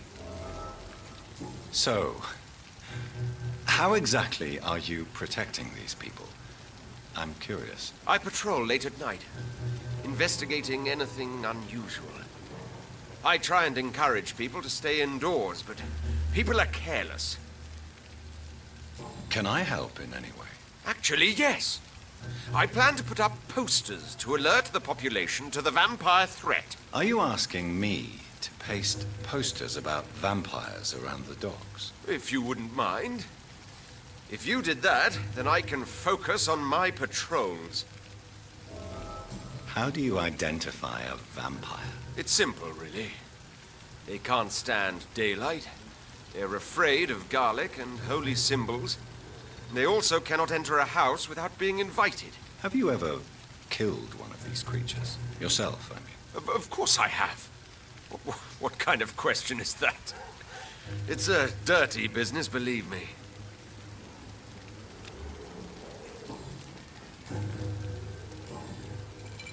Have you heard of the Guard of Prewin? Of course. They're dedicated hunters. A little militant for my taste, but they do let anyone join. Were you ever tempted to join the Guard yourself? I did think about it, but I'm more of a silent hunter. They're more of a sanitary militia. So you hunt alone? That sounds risky. Vampires are just like every other predator. They hunt when they're hungry and follow certain patterns. It's just a matter of observation and patience. I'm looking for Sean Hampton. Can you help me, Mr. Throgmorton? The sad saint? He should be at his night asylum at this hour. But I cannot tell you how to find it, sorry. Really? Why is that? It's nothing personal, Doctor. I'm sure your intentions are good, but people who sleep there, they have plenty of reasons to hide. I could make you tell me, but I respect your refusal. You really believe Sean is a saint, don't you? All I will say is this. Gossip has it that when he was a child, he was molested. By a priest of all people. Funny thing is, though, it only strengthened his faith. Maybe at least you can tell me who could help me find him. Tell you what, go and chat with Tom Watts. He's a bartender and good judge of character. If he talks to you, then it's fine by me.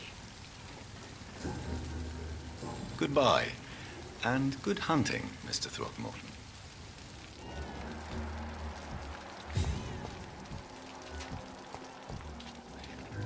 Good evening, sir. Whatever. Don't you recognize me? We met a few nights ago. Don't take it personally. I spent a lot of energy forgetting what I did the night before. Yes, you had definitely drunk too much then as well. I'm Dr. Jonathan Reed. I'm Dyson Delaney. I'll try to remember you. This time. What do you do for a living, Mr. Delaney? I drink. I drink in the morning and at noon. I drink at night. And then I drink some more. Why do you drink so much? Maybe it's because I prefer dying slowly. Death can be so abrupt. Personally, I like to see mine coming at my own pace. You sound very sad, sir. That's because I am Doc. Don't you work at all? I'd love to, but I don't have the time. Didn't I tell you? Drink in the morning and at noon. I drink at night. Is there anything in particular that you like about this part of town?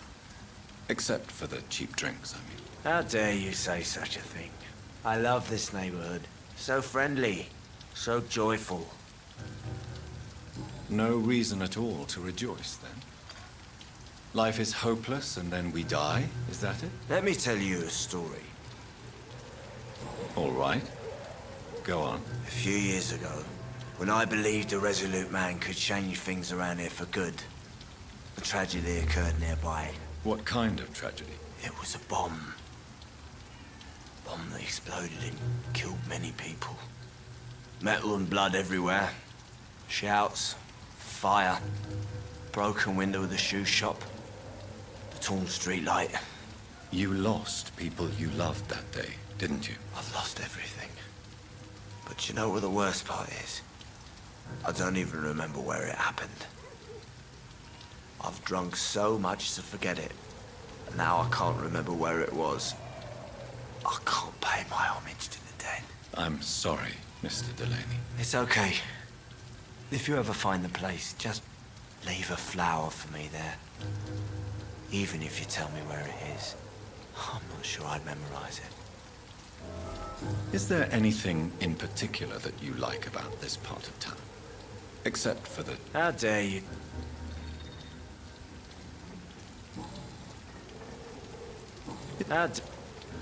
Why are you so cynical? Cynicism is the polite way to express despair, Doctor. Inebriation aside, do you need medical help? Yes. I feel sicker than usual these days. Take this, then.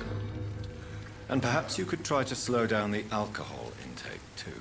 Hey, Doc, you don't really want me to stop the only remedy I can afford.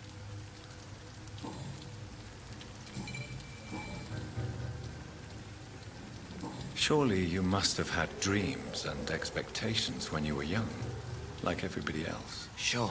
I wanted things to change. To really change, and to change for good. The bigger the dream, the harder the fall. Sounds like you were an idealist, which is honorable. No, sir. I was an anarchist, and I believed that exclusive property is a robbery in nature. I wanted a new world to rise from the ashes, Dr. Reed. Do you really think the world is that bad? No, I believe we all can choose to make it better. But most of us are too weak, too corrupt and too guilty. I failed for sure, but others will come. I want to know more about your past as an anarchist, Dyson. I'm still an anarchist, Doctor, make no mistake. I just reject violence as a tool to change the world, unlike my comrades. Do you still see your comrades, then? Even if you don't agree with their methods anymore, I mean. No. I hope they'll come to share my point of view one day. I'll raise my glass to that splendid idea. Do you believe in a bloodless revolution, then? I do not believe in much anymore, Doctor. But I'll admit I like your idea of peaceful change. I like it a lot. I'm looking for Mr. Sean Hampton. Do you know where I could find him? I really don't know. I heard he'd been abducted, and I don't know if he's back. Who could tell me, then? About the sad saint. I'll try asking Tom Watts about him. Goodbye, Mr. Delaney.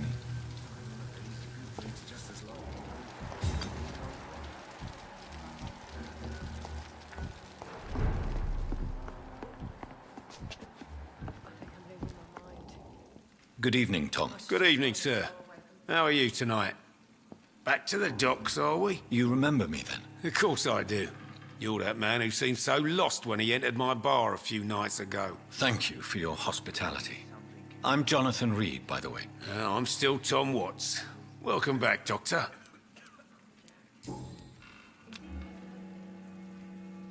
What can you tell me about this part of town? It's not that bad. Thanks to people like the sad saint of the East End. Who? Sean Hampton, our own private holy figure. Few are foolish enough to make peace with the gangs. Sean is one of them. How is it you can keep this place open? This part of town doesn't seem particularly safe. Well, since everybody needs a drink, my pub is considered neutral ground by most groups. I see. So you get pressure from all sides about how this place should be run, do you? Well, something like that. Nothing that a few wise words and a bottle of gin can't solve. You're something of a figurehead around here. I'm only pouring alcohol for everyone to forget their troubles. Sean Hampton is the one giving them long-term hope. Since I'm here, is there anything I can do? Well, perhaps, Doctor. Peace partly depends on my stock of gin. With the epidemic, my supplies are running low. How could a physician help you in this matter? I have a small warehouse just past the quarantine line. Perhaps, with you being a doctor, you could go there and come back? Doctors aren't immune to disease, you know. Very well. Show me where it is. I'll see what I can do. Oh, thank you, sir. Here's the key to get in. You're about to save many dry throats.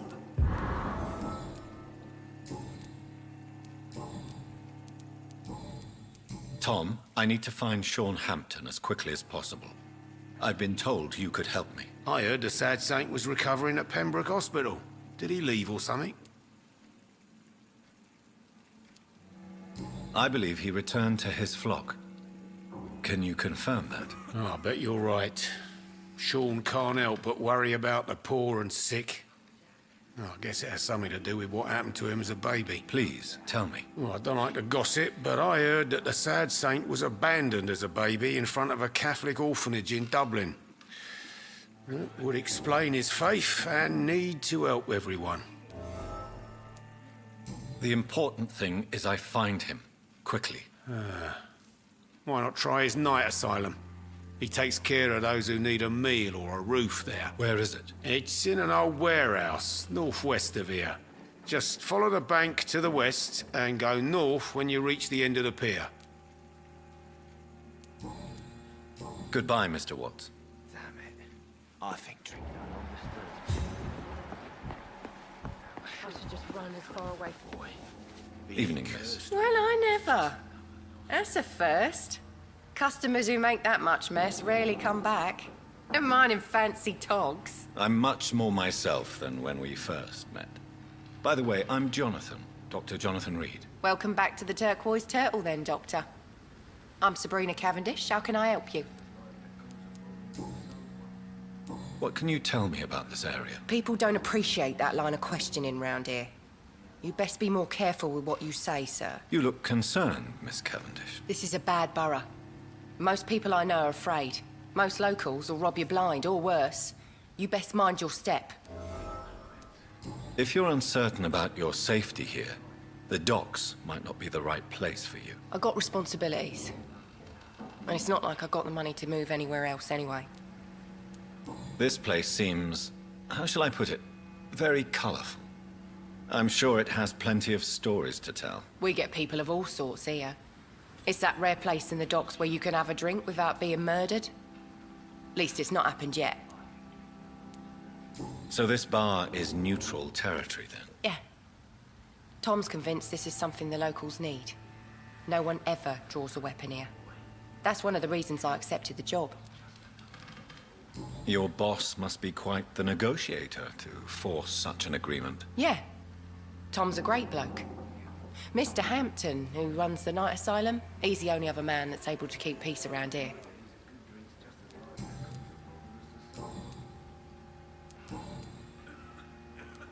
Excuse my curiosity, but where exactly are you from, Miss Cavendish? Something bothering you? What, my name? Or my complexion? Believe me, I never judge someone on their place of birth or the color of their skin. If that's true, you'd be one of the few not to make fun of me. Just you, Tom, Dyson, Miss Fishburne, and of course Mr. Hampton. I'm sorry if I worried you. I was just curious to find out if you know this part of town well. Nosy. My dad was a sailor from Bombay, and my mum was a maid born up in Glasgow. They got married in London, and here I am. Miss Cavendish, would you be willing to help me locate Sean Hampton? You better ask Tom, sir. Why not answer me directly? We respect the privacy of our customers here, sir. Only Tom can decide who to speak to and what he'll say to them. Goodbye, Miss Cavendish.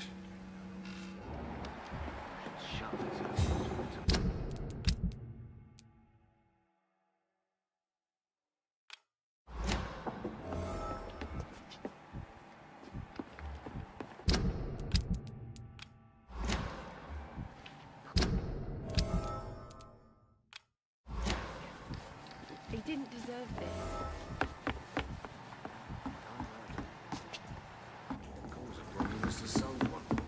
Not long ago, this sort of mess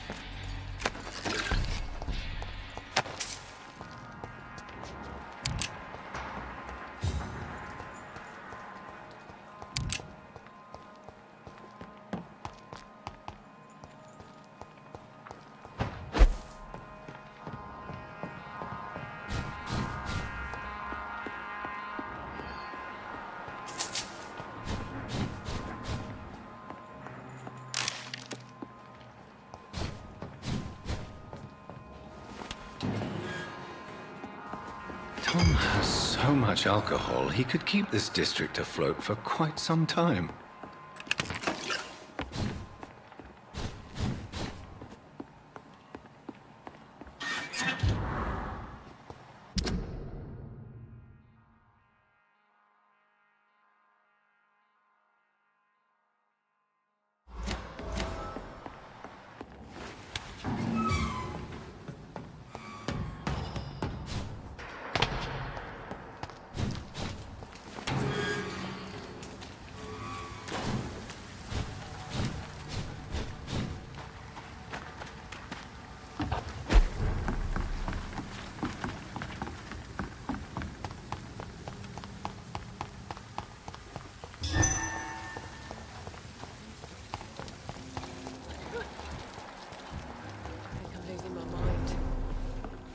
I should just run. Welcome back, Doctor. What can I do for you? You lied to me, Tom. Your warehouse wasn't empty. It was inhabited with armed vigilantes. I'm sorry, Dr. Reed, but I thought those Pre-Wen guards would be willing to let someone like you pass without trouble. That was devious of you, Tom. Next time you can bloody well go yourself. I apologize, Doctor, but it's just that I prefer to avoid the law, its enforcers, and all manner of thugs in uniform.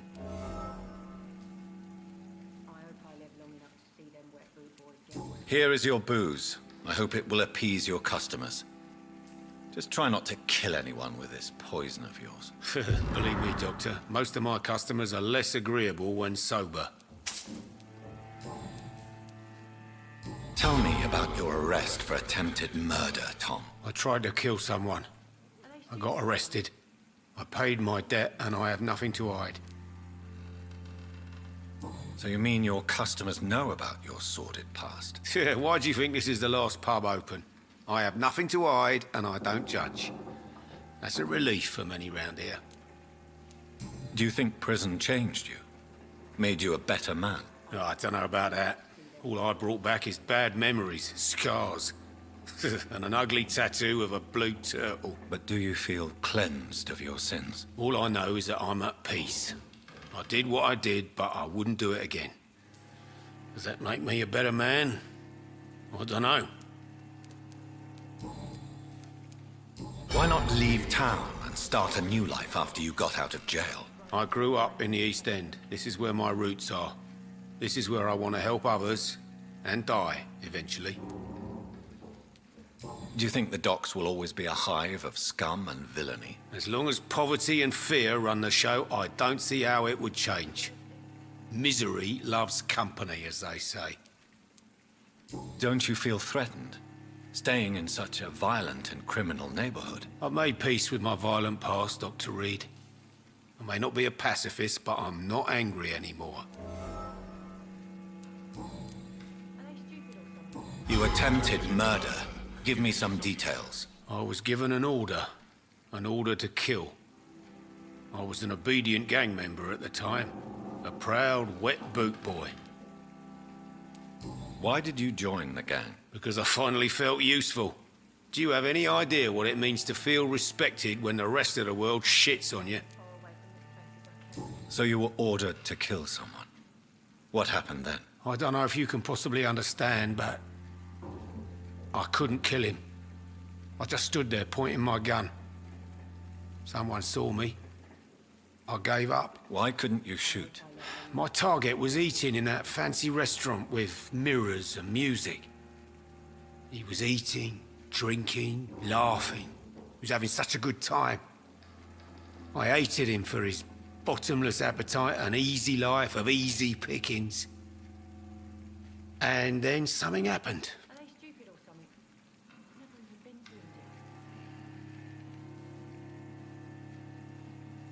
You refused to kill him because you wanted to feel some of that happiness yourself. You empathized with him. Exactly. The man was a bloody landlord who rented overpriced flats. A selfish bastard. But he made me smile. And I was no different from him.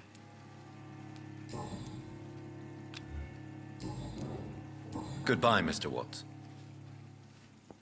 So few clubs.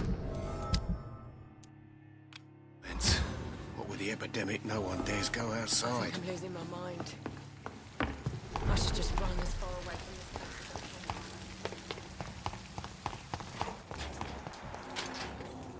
Good evening, sir. Good evening. Why must it always be a good evening? I was just being polite. I'm Dr. Reed. I'd like to ask you some questions, if I may. Don't like questions, or doctors. And the name is Seymour Fishburne, if you must know. What can you tell me about this part of town? A shithole filled with maggots. Liars and thieves, all of them. Are you thinking about someone in particular? No. Hate them all. Especially these petty, whining little shitbag beggars. Is there no one who deserves your leniency, then? Well, Tom from our local is somewhat of a decent bloke. At least, unlike most maggots, he knows how to listen without opening his trap. Do you require medical assistance? That's something I didn't expect to hear again. A doctor concerned with the health of his patients. Yeah. I could use some help. On several matters, in fact. I don't know which kind of doctor you're used to dealing with, but it's a doctor's purpose to heal people. And is it your purpose as well, Mr. Reed? I would say it's a convenient way for gaining people's trust.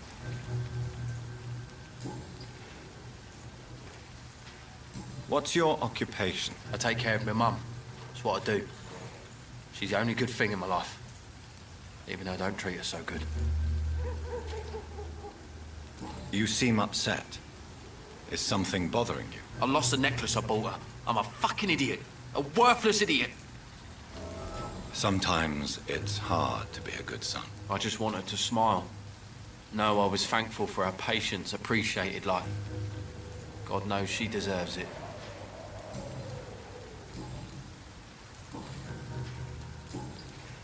Any chance you can help me find Sean Hampton? The sad saint. Why would you talk to that cunt? Actually, that's confidential. Really? Well, go ask someone else then. I'm sure Tom Watts will gladly answer you. Goodbye, Mr. Fishburne. Good evening. Yeah. Do you require... What? A shit... Goodbye, Mr.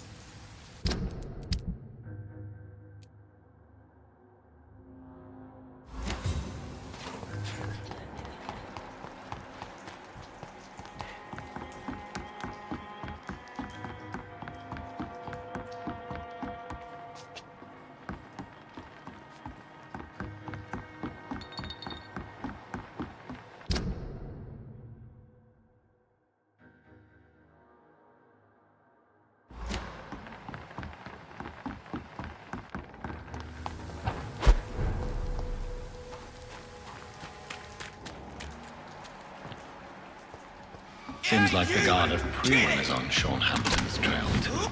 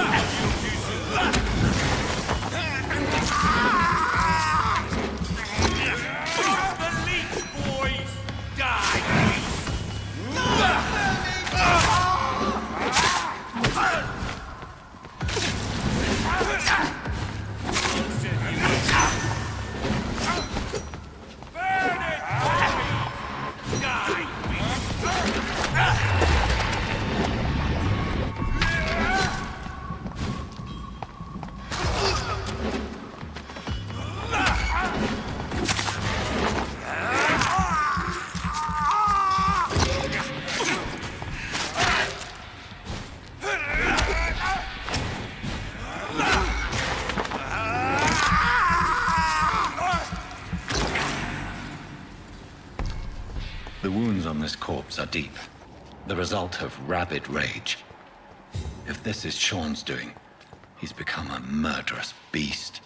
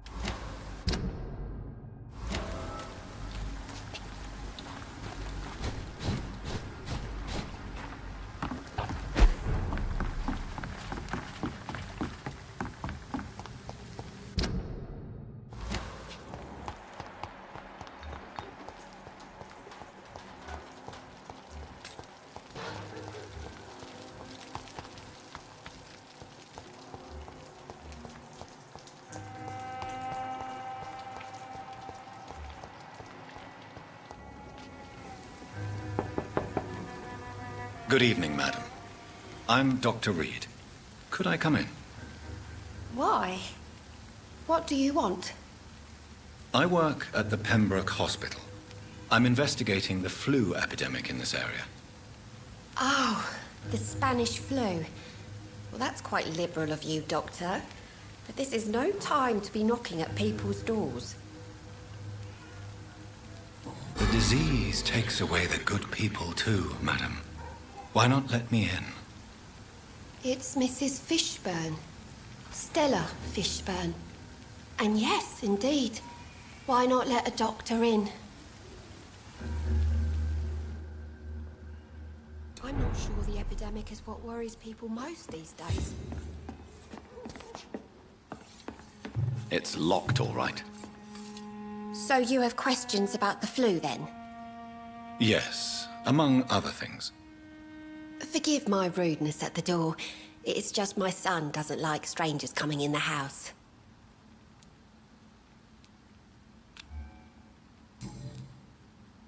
How is life around here? Life has always been hard in the East End. But it's everywhere nowadays, isn't it? Do you think the increase in violence has anything to do with the epidemic? Don't know. But it's most likely linked to the gangs, if you ask me. Recently, it's like everyone has had to pick a side. Violence has always fed on poverty, don't you think? It's a cruel law of the human condition. And selfishness is their rotten fruit. These days, you could just die in the gutter and no one will bat an eye. May I ask what you do for a living, Mrs. Fishburne? Since my husband died, I worked at the Dawson Rope factory, but it closed before the war. I occasionally help at the night asylum, in exchange for food. Did your husband die in the war? Oh no, my Jack was a docker. He died when my Seymour was just a lad. The poor boy saw his dad slip and fall from that scaffolding. How do you pay the rent, then? My Seymour works at the docks, just like his dad. He's very attached to the house he grew up in. It's not always easy, but we get by all right.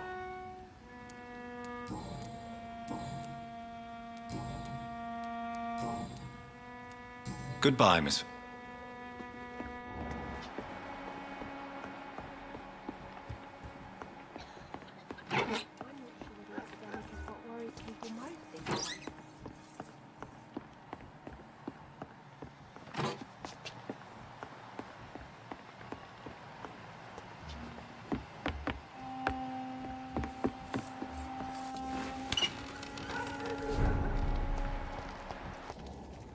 Hello, boy. Hello. Good evening. Did I scare you? You have nothing to fear from me. No, it's just that people prefer to avoid me. Well, I won't. I'm a doctor. My name is Rufus, sir. Rufus Kingsbury. Do you need help?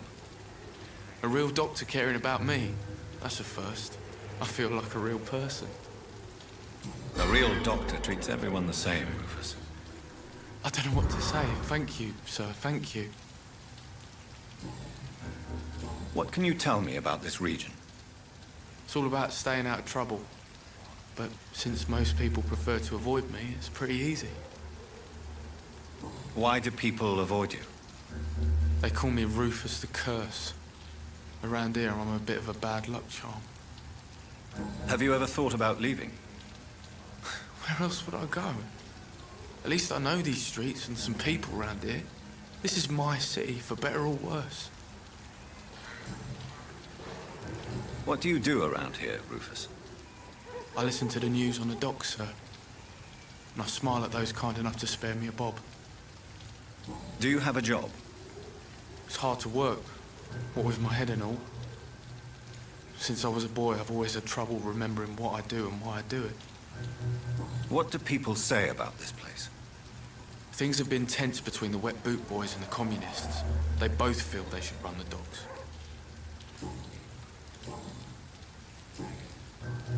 Are you alone? Where is your family? I don't have any. My parents are dead. So you have no home? You're sleeping rough? No. I mean, yes. I live on the streets.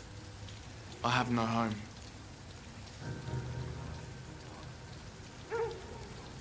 This city has abandoned so many of its children. It's tragic. I've known worse. I'm not all alone. I have Mrs. Fishburne. She's been very kind to me. Why do you think she's so considerate? I can't say, sir. I guess she's a good soul. Sometimes it's like she replaces the mother I lost, even if we're not related.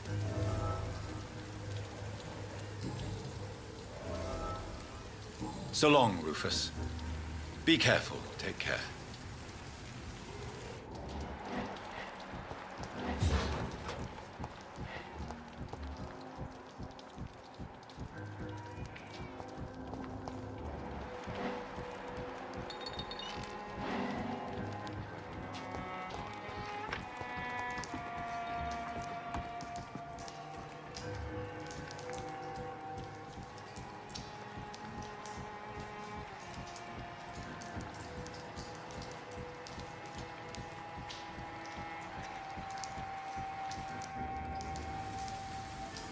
Don't you think Miss Fishburne is nice to us? But I always have the feeling she's hiding something. For now, you're still the only real friend I have, Jack.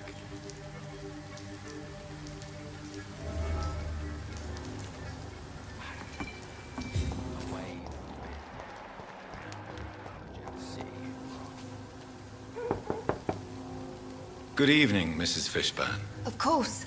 Dr. Reed. I'm not sure the epidemic is what worries people most these days. What can I do for you, Dr. Reed?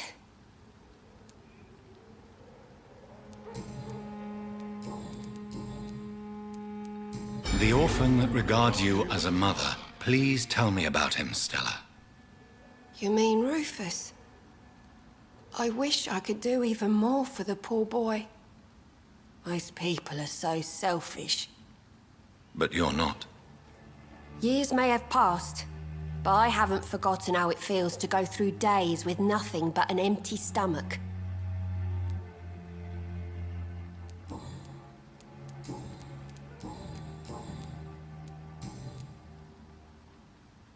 Goodbye, Miss Fishburne.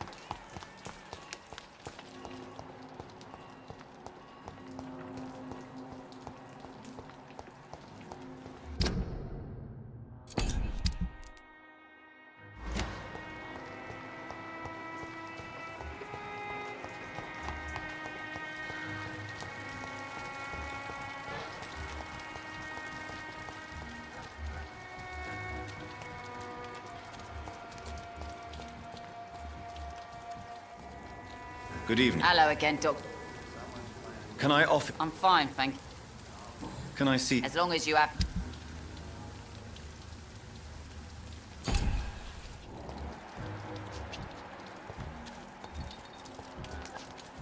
Without the wet food keeping things straight, these parts will be running completely.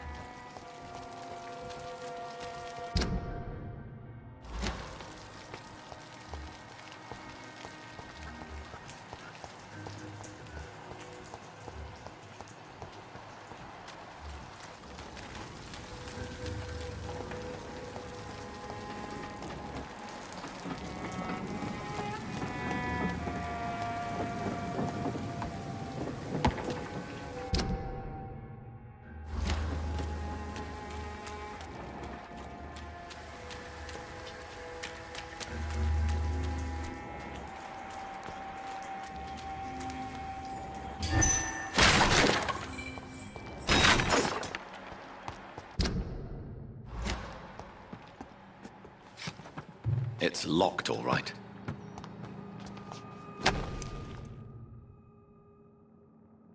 From Seymour to my beloved mother, Stella. Fishburne, that sneaky bastard.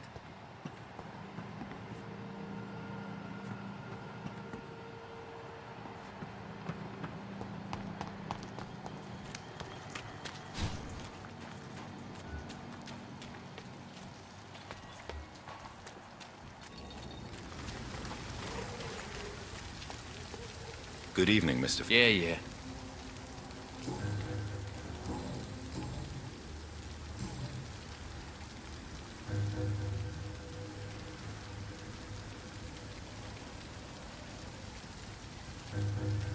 Goodbye.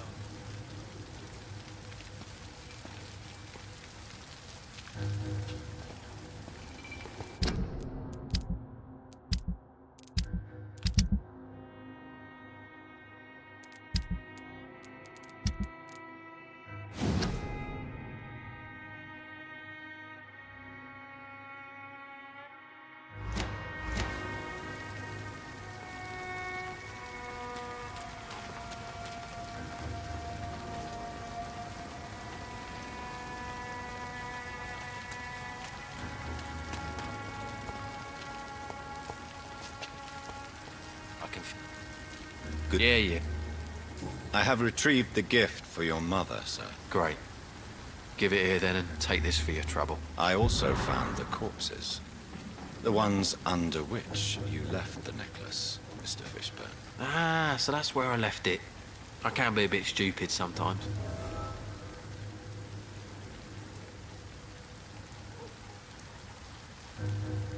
Have you no remorse? You don't even deny your crimes. I have many weaknesses, Dr. Reed, but lying about who I am ain't one of them. You're not a mindless animal, Seymour. Surely you have something to say about these murders. Speak up and I will listen without judgment. Could be right, Dr. Reed. Maybe it'll do some good to confide in a gentleman like you. You being educated and all. Tell me about your victims, Seymour. Who were they? Why them? Was there a link? Why should there be? They just kept getting on my nerves at the worst times, that's all. How many? How many victims? It's not like I keep records. It happens when it happens. You feel nothing, do you? No empathy for your victims at all? You seem pretty calm yourself, don't you? We're not talking about me. That right? Well, our calm's the only thing we have in common then. Did you take pleasure in killing them, Seymour? All those people, all those lives extinguished. I take no pleasure from it. Just gives me peace. Stills the anger. For a time. This rage you feel, have you ever been able to control it? Resist it? I tried. For my mum, I tried for her. Telling the truth made me feel better. For a while. Don't you think you should seek help? Talk to someone you trust, someone who cares about you. No. And And don't dare speak about me to your colleagues either. Keep your mouth shut tight. Especially about my mum. Why is your mother protecting you, Seymour? I'm her son. She's the only one who knows me. Sometimes I think she knows me better than I know myself. I understand you love her, but can't you see the awful situation you've put her in? Do you think my mum would have a better life if I were dead? She seems so sad to know me sometimes.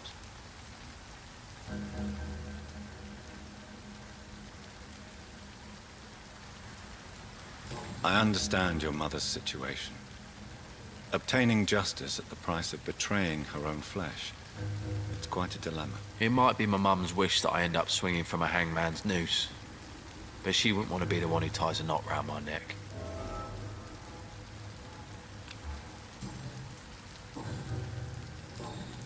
Goodbye, Mr. Fishburne.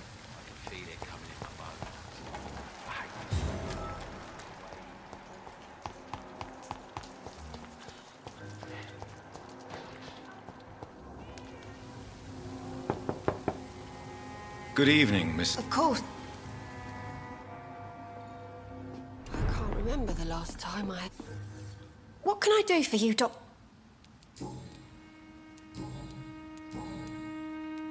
Your son's gone way beyond simply bullying people.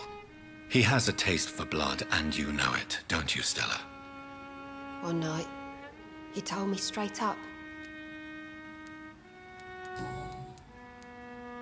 Your son's gone... One night, he told me straight up, in his own words.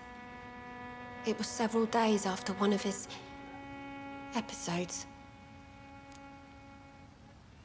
Why did he confess? Did you suspect something? No. I guess he wanted his old mum to help him fight his, demons. Did Seymour tell you everything that night? More than I could stand. The words he used to describe his hate, his rage, how he feels when he's done it. Stella, I know you are ashamed of your son's crimes. So why do you protect Seymour? I can't report my own son, can I?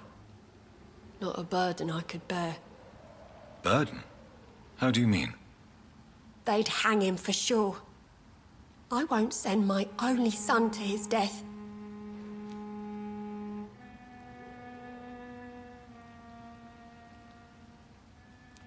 I understand your pain, but you cannot mother him forever. If someone ever found the courage to speak to the police, I will take my share. Tell me about these demons Seymour needs your help to fight. Seymour used to be such a happy child, and he is still a helping son most of the time. But when he gets angry, he can hardly contain his rage. All men and women are born innocent, Mrs. Fishburne. But there can be a monster within any of us. Do you think he can be cured, Doctor? Do you think something can extinguish this rage inside my Seymour?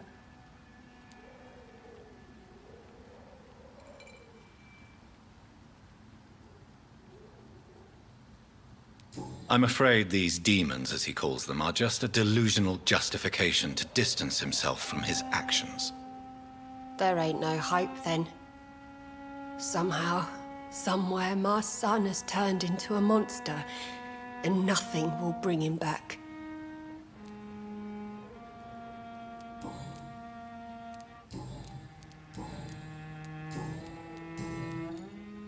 Goodbye, Miss Fishburne. Take care of yourself.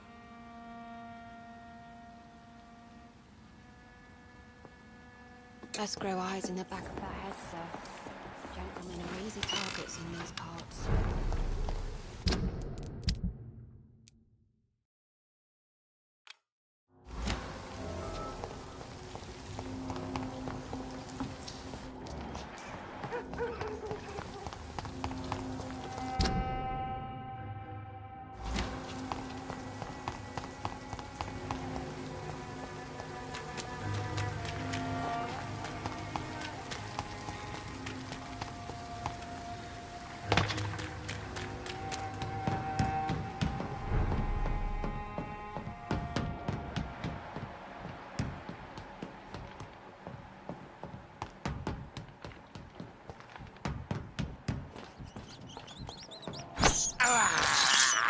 I have this thirst for blood.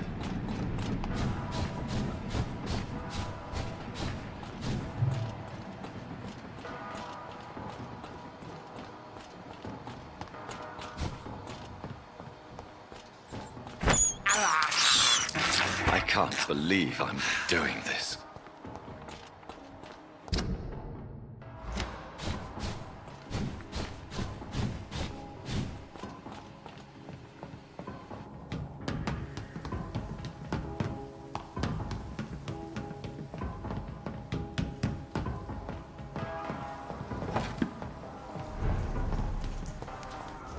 Sir, this one's mine!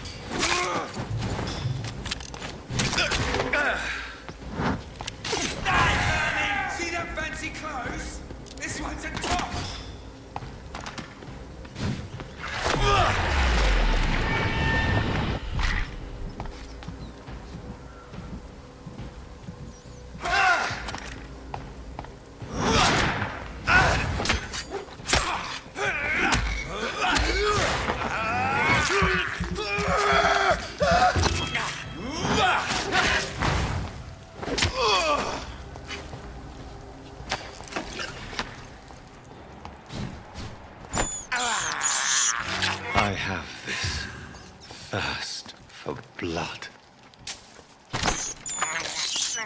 I can't believe I'm doing this.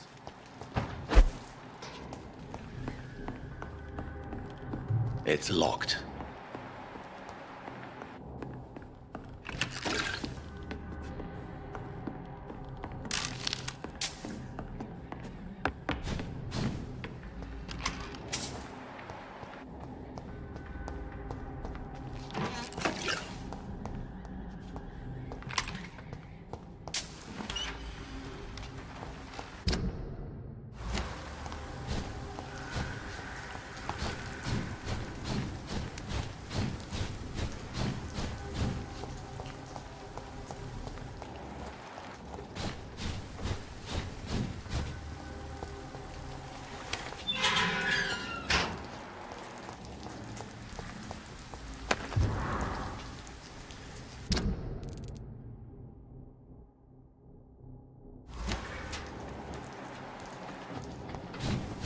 Yes.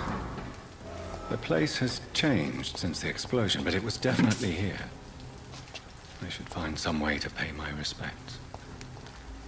May all who suffered from this tragedy find or rest in peace.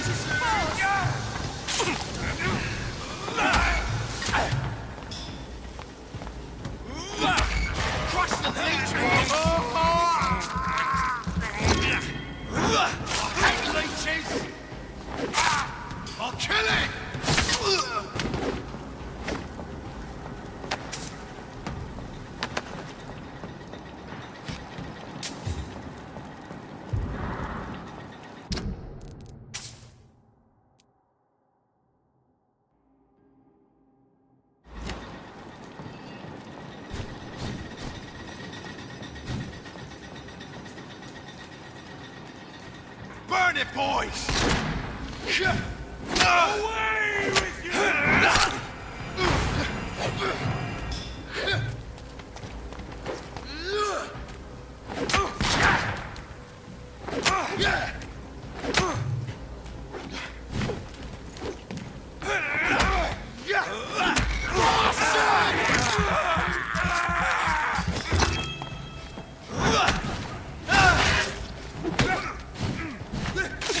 Roll back to the hell, mon!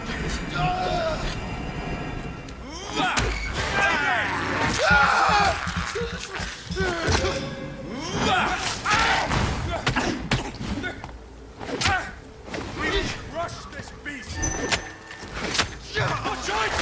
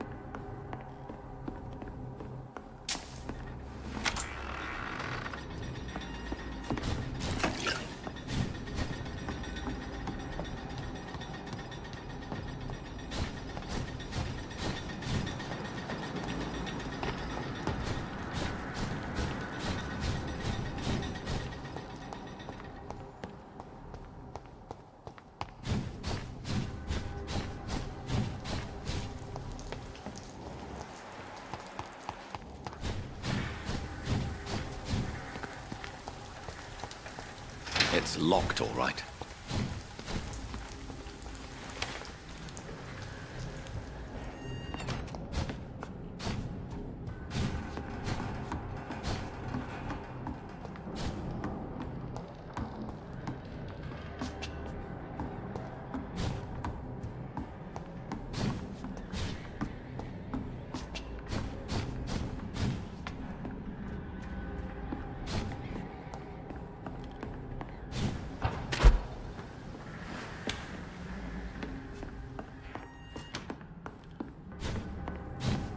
It's locked, all right.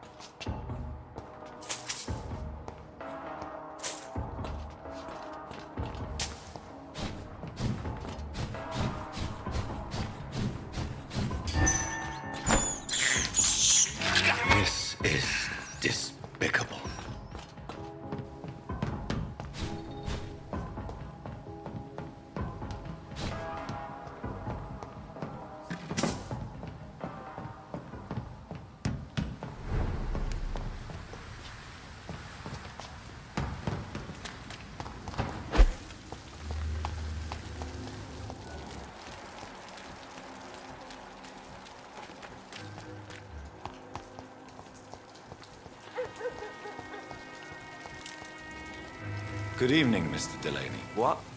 Oh, you're that doctor. I found the location of the explosion, Mr. Delaney. I placed a flower for you where it happened, just as you asked. Really? That's so kind. I never thought someone would...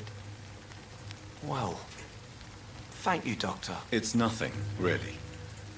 And I'm sorry for your loss. What? No, I didn't know them. No car was supposed to park there that day.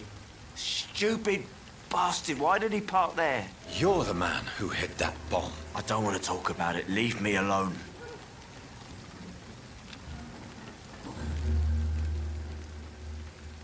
I want you to remember the bomb, Dyson. Tell me about it. No, I don't want to remember it. Why use a bomb? What were you trying to destroy? The Dawson & Dawson ammunitions factory. A symbol of violence against the people. My group wanted to destroy it to send a message. The victims. They were not the target then. I spent so much time figuring out the perfect moment. I used a short fuse. No car had ever parked there. They all died. I sense your guilt, Dyson. Why is that? Did you not think violence was an acceptable political tool? I still believe our fight was just. By killing an innocent couple who were just at the wrong place at the wrong time. No way.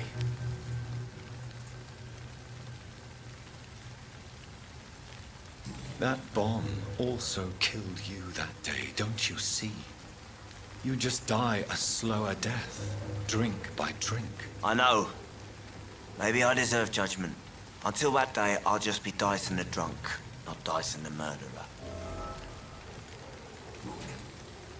Goodbye, Mr. Delaney.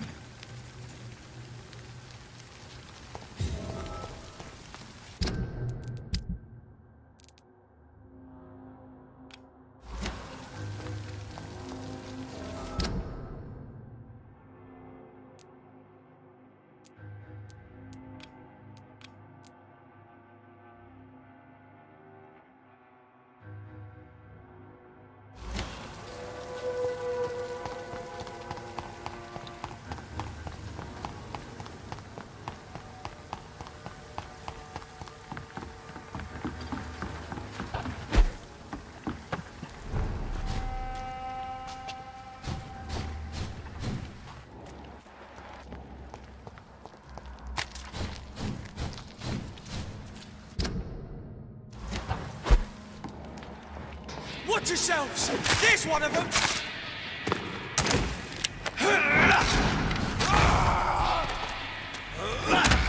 Stupid beast!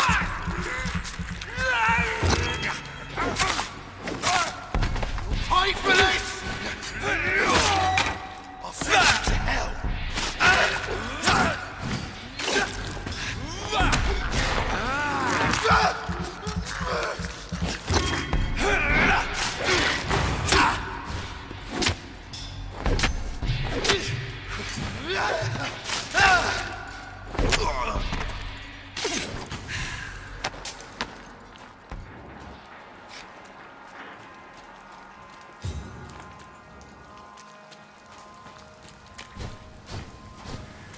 It's locked.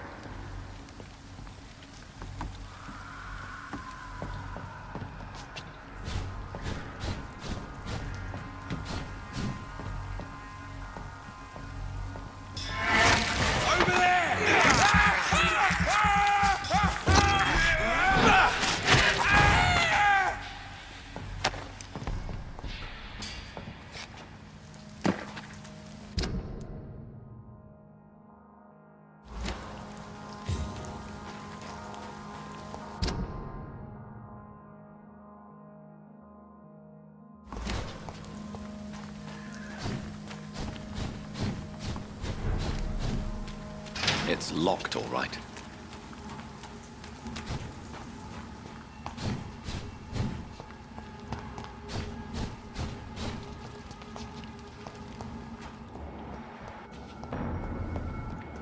Better go home, sir.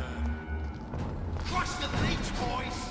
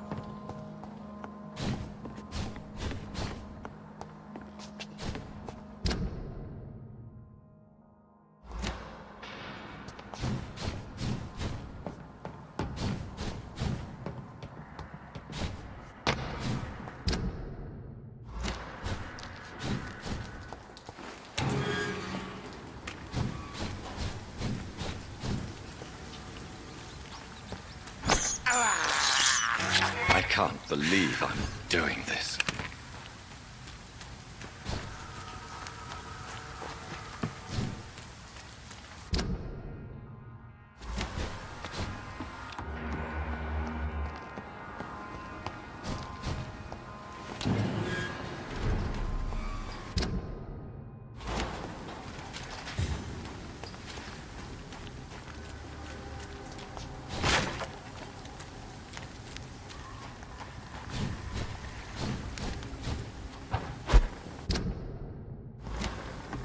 See them fancy clothes? This one's a top!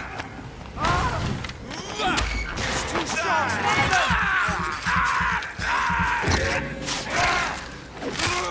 Shit, that leech is fast!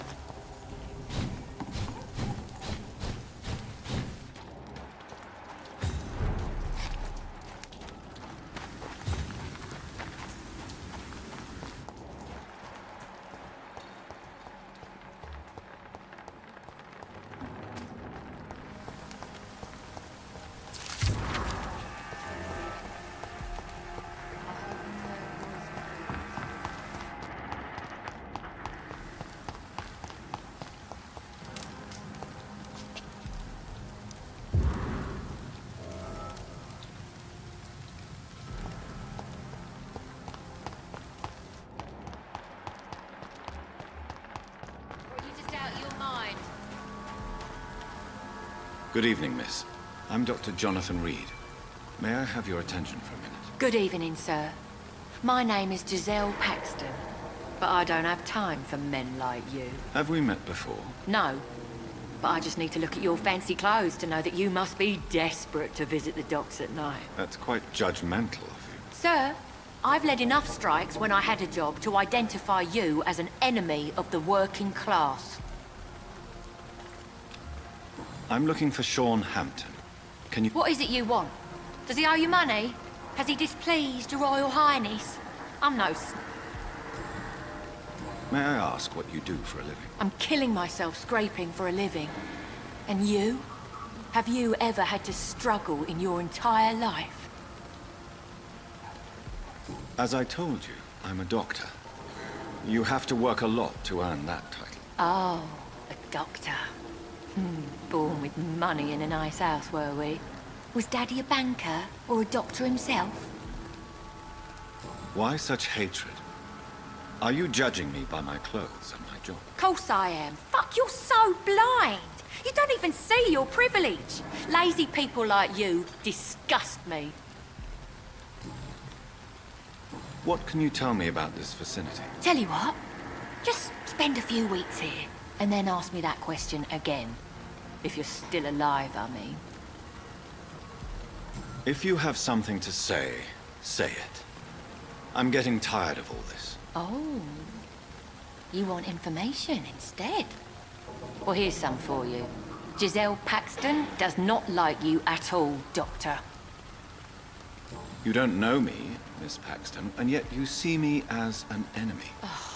Your manners, your clothes, your words tell me everything about you, sir. I know your kind, and you don't belong here.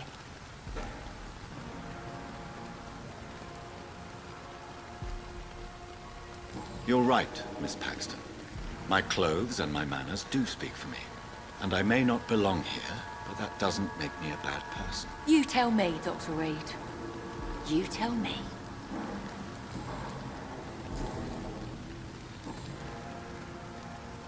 You speak of strikes and class enemy. Am I right to assume you're involved in trade union activism? You bet I am. Well, I was. Nowadays, I'm just another worker blacklisted by the big companies. You lost your job because of your beliefs. Those bastards really hate a worker who refuses slave wages and unsafe conditions, especially when it's a woman. Isn't the whole point of trade unions to help workers in need? Why don't they support you? A few nights back, I lost the money my companions had asked me to hide. With me and my sister being penniless, they thought I stole it. What really happened? I drank too much that night. Strange men saw me count the money in that bar. Some sort of militia in uniform. I'm sure they robbed me.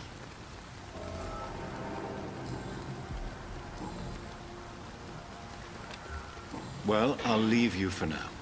Goodbye, Miss Paxton.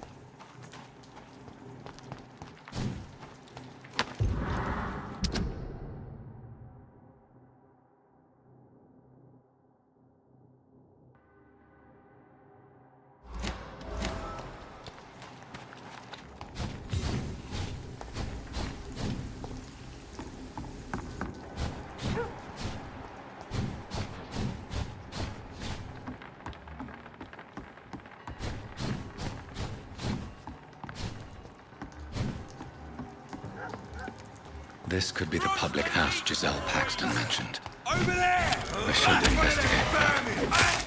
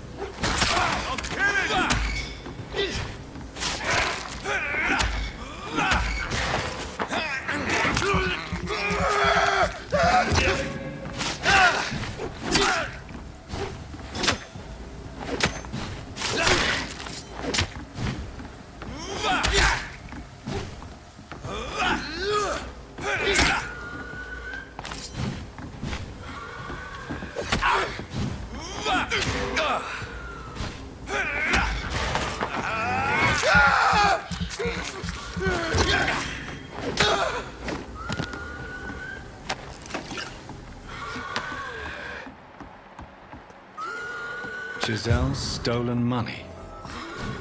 Everyone has some unethical ways of financing their war.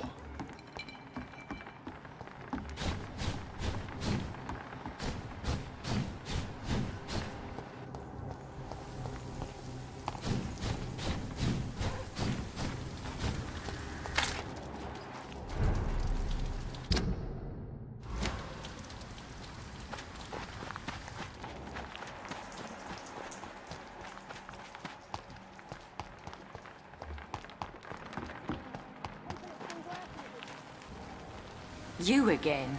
What do you want? I've identified the men who stole from you. You were right. They were members of some self-proclaimed militia. I knew it! Did you find the money, too? Yes, here it is. They thought they could finance their activities with it. I never thought a man like you would be kind enough to... I misjudged you. Badly. Well, thank you, sir. Will you give the money back to your comrades, then? Fuck those bastards who fired me. I'll give the money to Miss Gillingham. Her son Jack was a friend of mine. He was killed recently.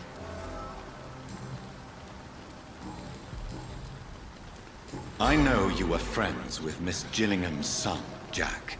Tell me about his death. Jack's murder has been a shock to the neighborhood. A sign that the situation is now out of control. Why is that? There has always been tension between the Wet Boot Boys and members of the trade union. But a murder? That's a first. Who killed him? No one will ever know. One thing is certain. While Jack was alive, I had one less reason to drink. Why does that upset you so much? I wish I had found the time and words to tell him how important he was to me before it was too late. Another failure for Giselle Paxton.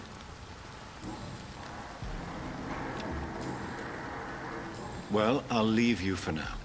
Goodbye, Miss Paxton.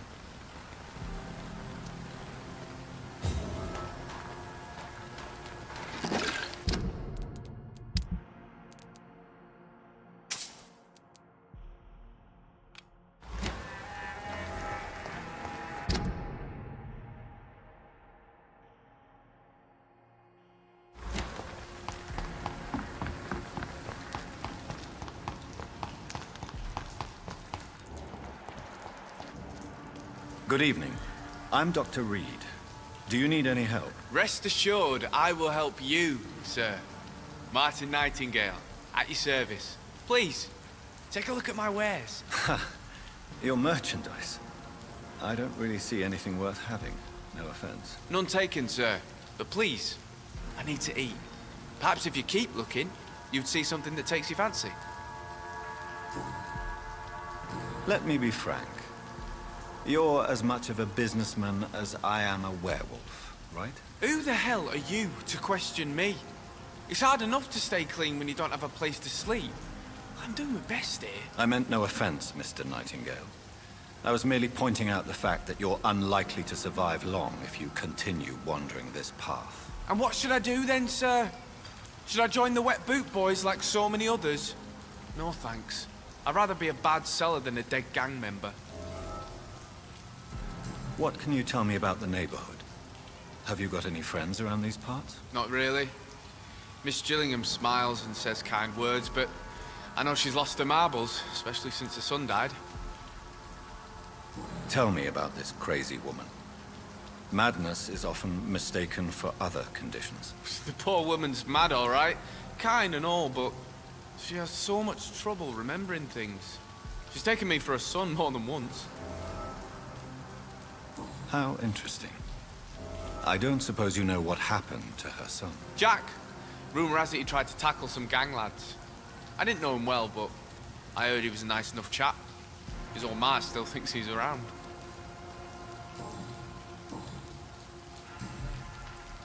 Why not try seeking help instead of peddling your wares? I'm sure there are people around here that would gladly help. There's always the night asylum. I heard it's run by a very nice man, but I'm no beggar. Not yet, at least. There is no shame in asking for help, my boy. Sometimes it can even be the best course of action. I don't feel okay with that. I'm gonna make a name for myself, and I'll do it by myself.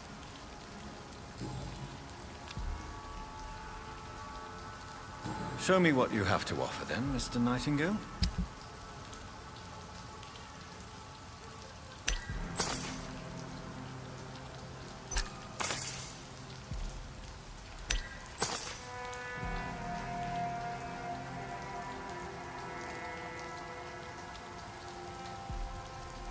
Are you certain you're not lost, sir? You seem quite a stranger to these parts.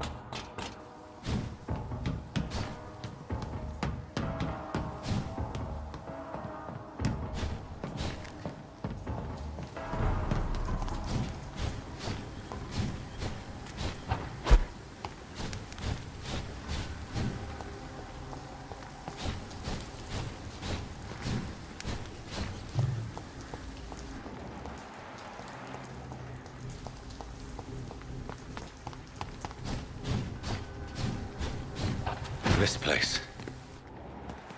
Rain may have washed away the blood, but not the memory. My poor Mary.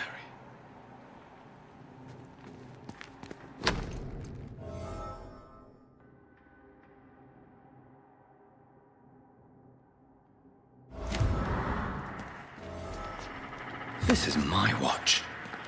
Damn grave robbers.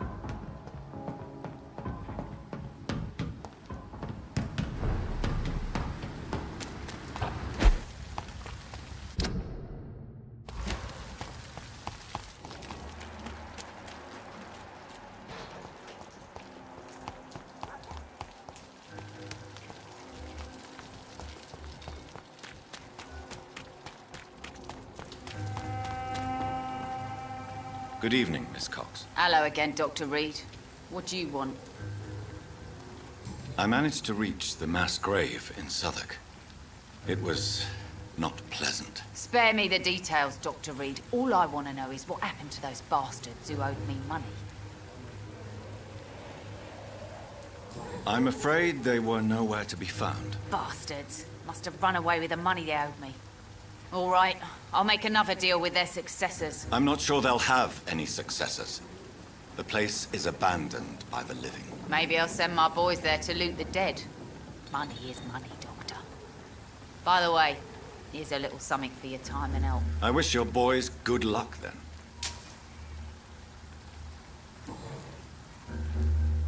Tell me your feelings about Booth's belief in monsters, Edwina. It makes him look weak in front of the boys, that's my feeling about it.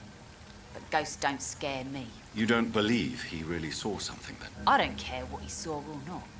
All I know is that a real man keeps his fears to himself if he wants to be obeyed.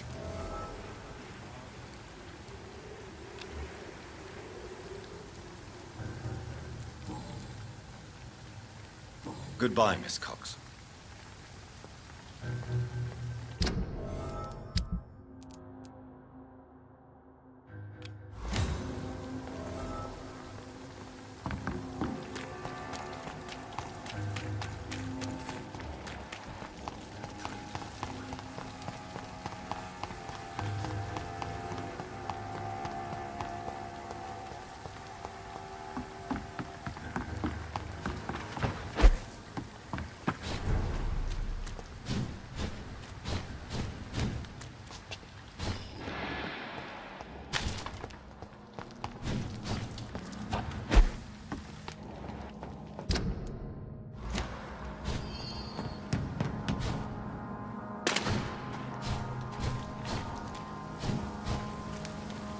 I cannot enter.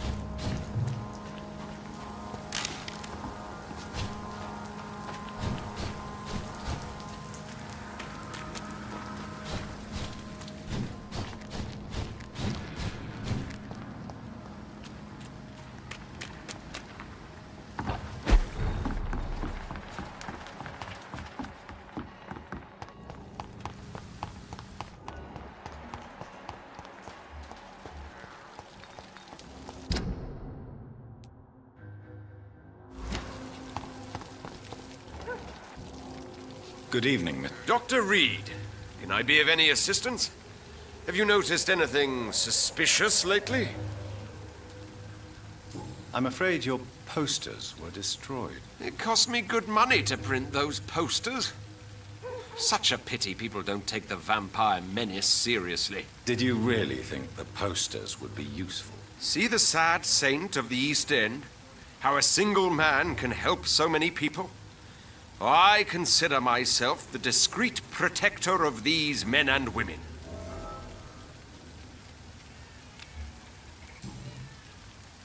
You've never faced, let alone killed a vampire, Ichabod. You're a fraud.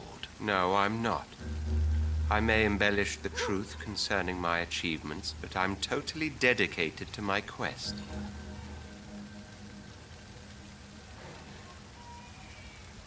Stop fooling yourself.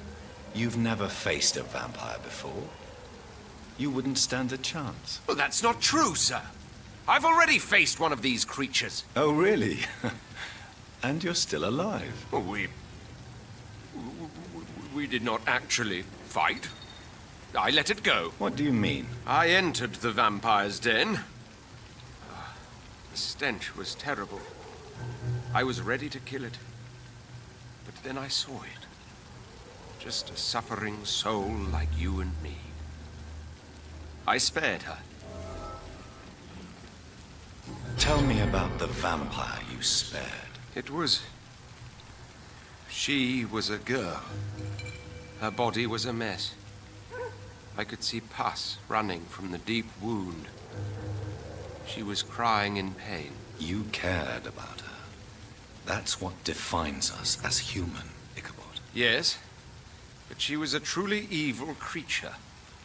I'm haunted by the tragedies she caused ever since I spared her.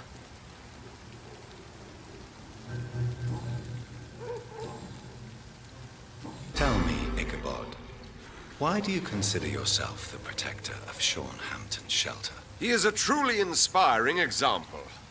Dedicated, pious. His shelter is open to all, whoever they are. Most admirable. Goodbye, and good hunting, Mr. Throgmorton.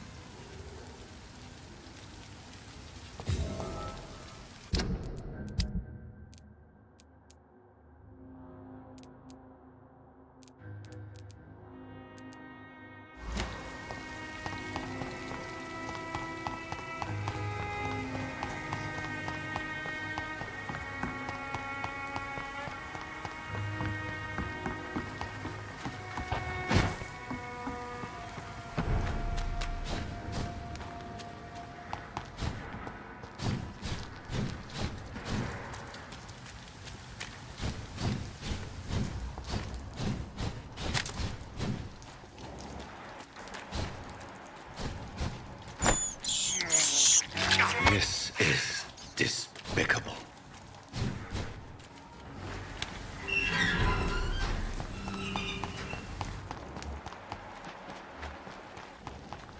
Yeah, people are still working at this time. Good evening, miss. I'm Dr. Jonathan Reed. Can I help you? A fancy doctor lurking at night by the docks? Not fishy at all. And what about you? Working outside at night in this dangerous part of town? You want to know my secret? I'm trying to earn money. And I'm Lottie Paxton, by the way.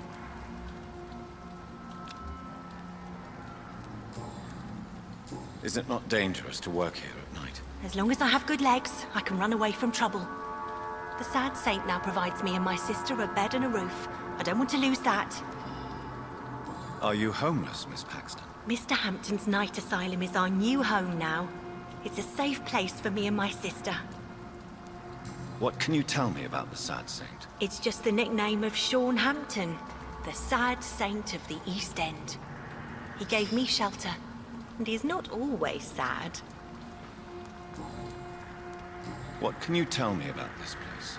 How are things here? It may be okay for a strong girl like me, but a dandy doctor from the city like yourself, you better watch your back, Mr. Reed. You really think I should go back to a safer place, miss? No. I think you had better stay and help as many people as you can. Just avoid the wet boot boys. Those bastards are worse than the epidemic. Which local dangers must I avoid? Well, the gangs, the thieves, the drunks, the jobless. A man with your fancy clothes will attract a lot of attention. Well, I am not someone so easily intimidated. Glad to hear that. And if you get into trouble, you can always seek help at Hampton's shelter. No one would dare to be violent there.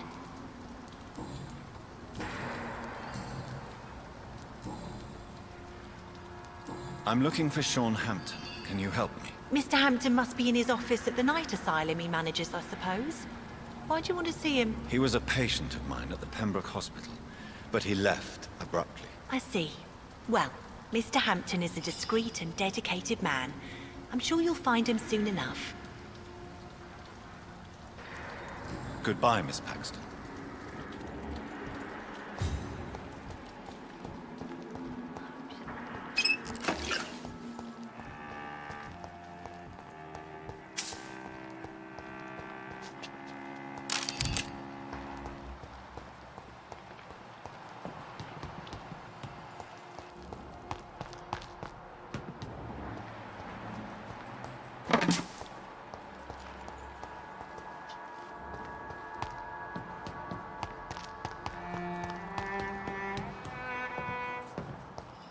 It's locked.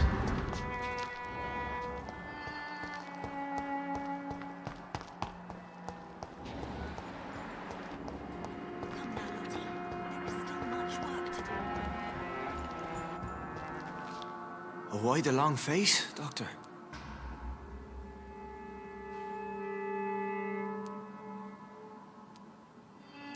It looks like we both have changed a lot. I must confess, it saddens me, Sean. Put your faith in the Lord, Doctor. He has a plan for all of us. We may not always see it, but he does. Since you left Pembroke, the amount of blood that has been shed, it's hard to believe you, Sean. Ask what you will. As the Lord is my shepherd, I will not speak a lie to you. Aren't you afraid of what you've become? We are blessed, Doctor. Can't you see it? The Lord has made us able to walk amongst the plague and aid those that need it. Do you think this is a blessing when God's own house and holy symbols repel you? If that is your burden, Doctor, so be it. But I do not fear the cross, nor am I forced to take the life of another. My kind doesn't share your imperfections. But you must drink blood now to survive. No, not your scripture. Whoso eateth my flesh and drinketh my blood hath eternal life, and I will raise him up at the last day. So saith the Lord. I only need to eat flesh, no blood. Why return here? This is my home. These people are my flock. You will always find me where I am needed. Wonders never cease. Scal managing an asylum. And what of you? A vampire doctor? Meals laid out before you. Yet you restrain. And what about William Bishop? He tried to take care of you. But this hunger, this thirst, cannot be restrained. Alas, poor William. He had a good soul, but was weak in spirit. He could not shake the thirst for booze, never mind blood. But have faith. My will is far stronger than his. Why did you kill Miss Jones at the Pembroke Hospital? Killed old Harriet? You must be mad, Doctor. Why would I do such a thing? So you claim Miss Jones' death was not by your hand, nor the other incidents at Pembroke? Though Harriet was an angry, spiteful woman, she was one of God's creatures. I have nothing but love for all he has made. But you were close to her. Of course. But she was lost, separated from the fold. She did not see the hand of the divine in my blessed condition. People have been murdered. I've seen the blood. I don't believe you can be trusted. Have a little faith, Doctor. If you will follow, I will guide you to the light. How do you plan to do that? Take this key of the old sewers. The entrance is by the riverbank, south from here. There you'll find all the proof you need. Very well. You have definitely intrigued me. I hope you're right, Sean. I'll be here when you return. If you still think I'm a threat then, well, I surrender myself to your judgment.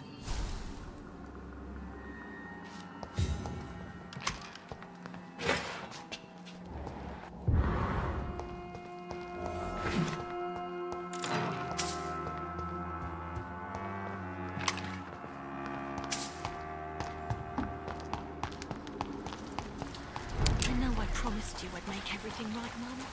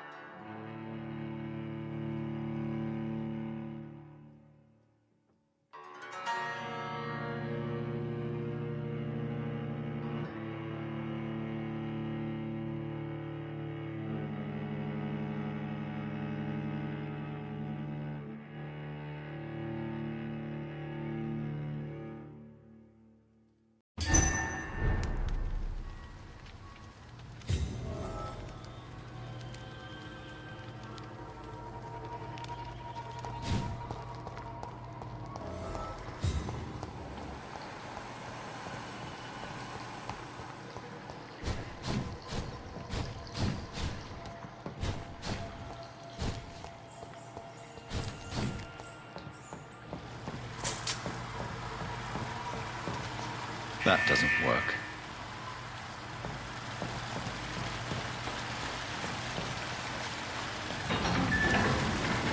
So that's it. These wheels control the water level.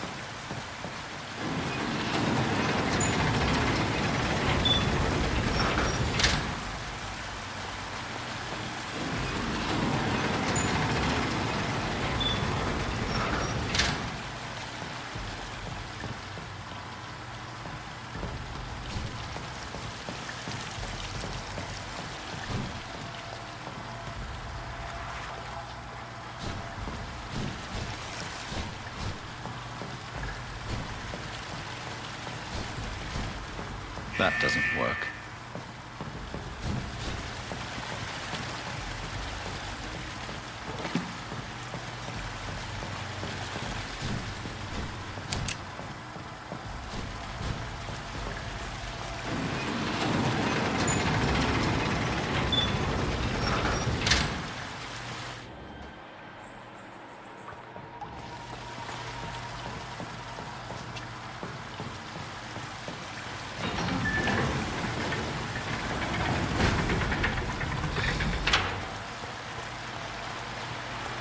The gate should shut properly now.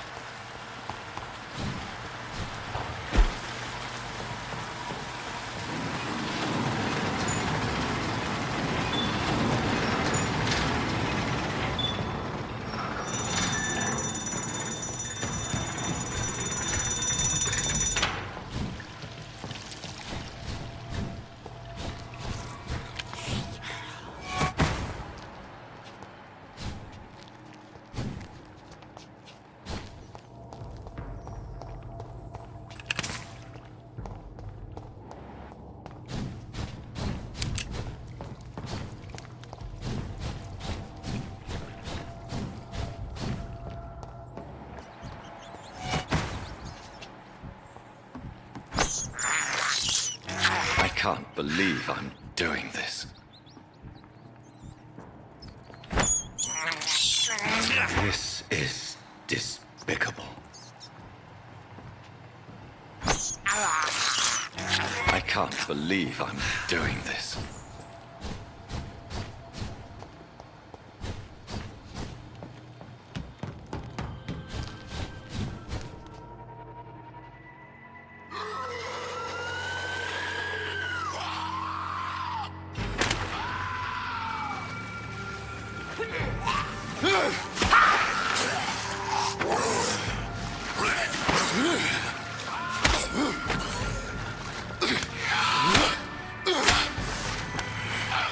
These maggots have escaped the wrath of Ascalon for too long. It is time to purge the sewers of their filth. You again.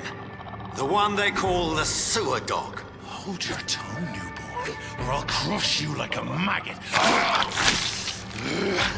You've let the beast consume you. Finally, a touch of lucidity. So learn to respect the laws of Ascalon.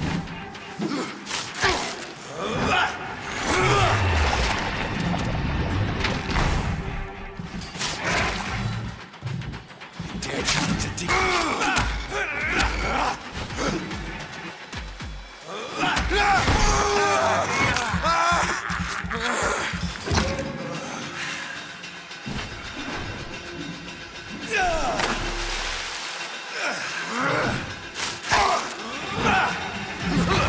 Once you vanished, I'll slaughter these skulls while singing your name.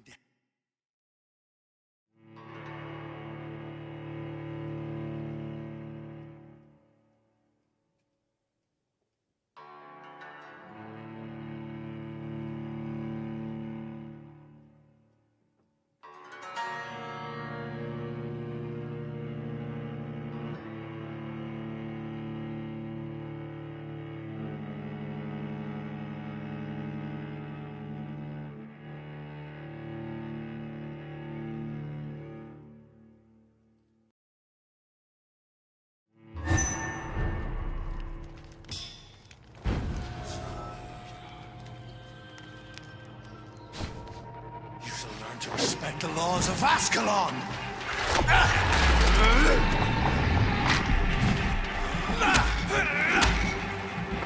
Power you cannot...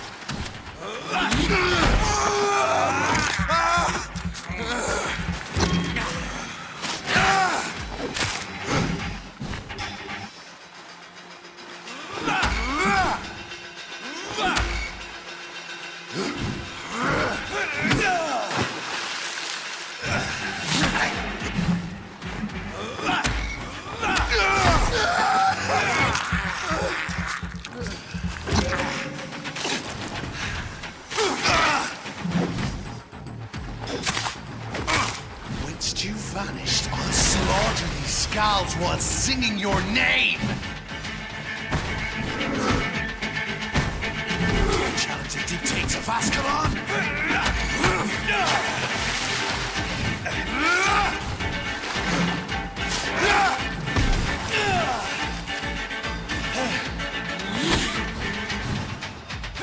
Slow as a snail!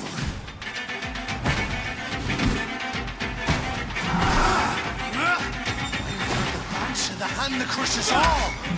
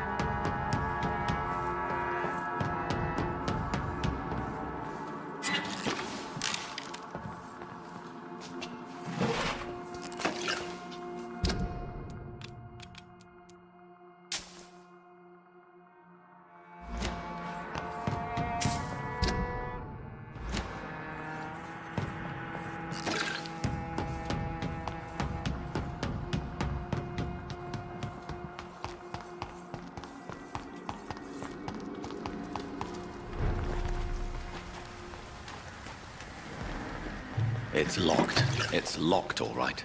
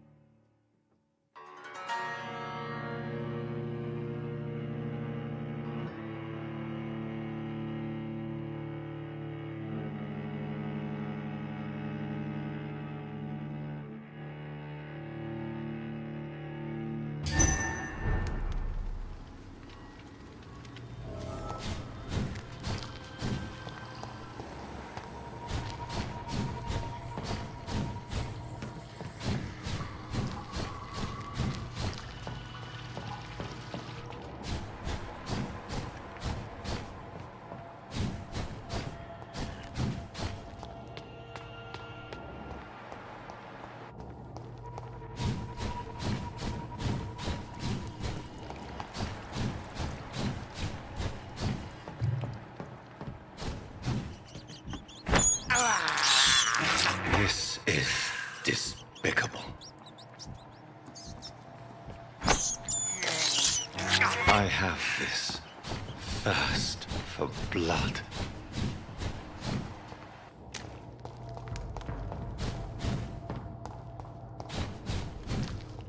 You shall learn to respect the laws of Ascalon!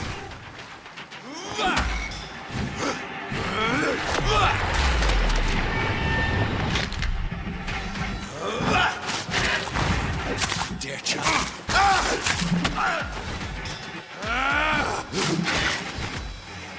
Once you vanished, I'll slaughter these skulls while singing your name!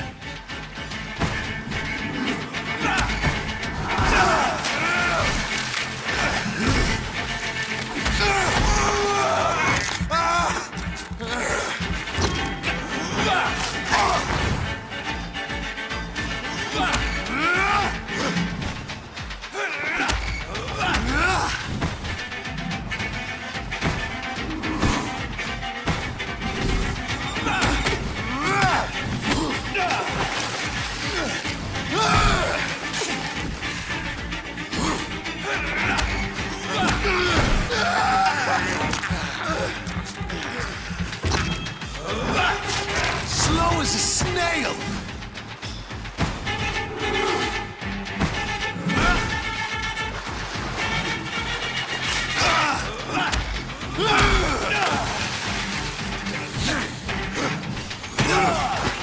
Power you cannot comprehend! You found your death in me!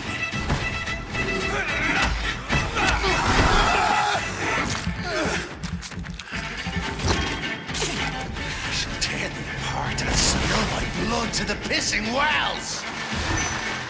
I shall snap thy hair's brittle bones, Noob, and thine shall be a fair skull to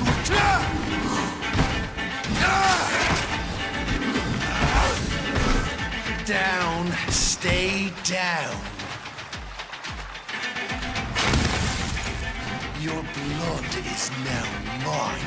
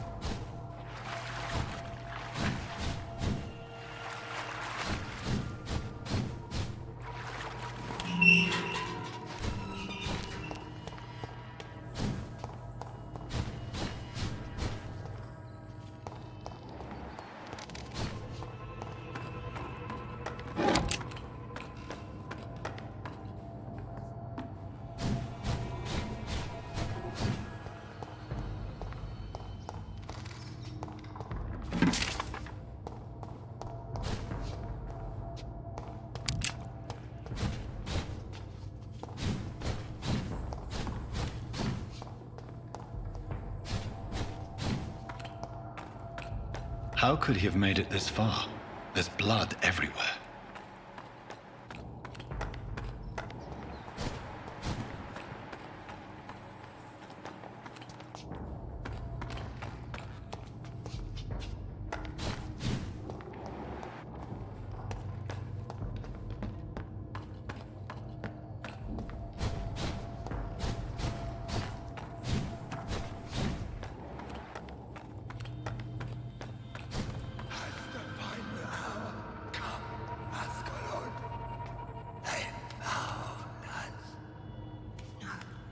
Safe we are, still.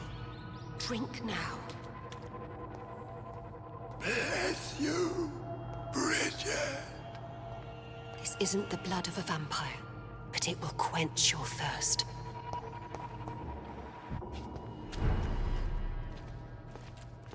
This is our domain, not yours.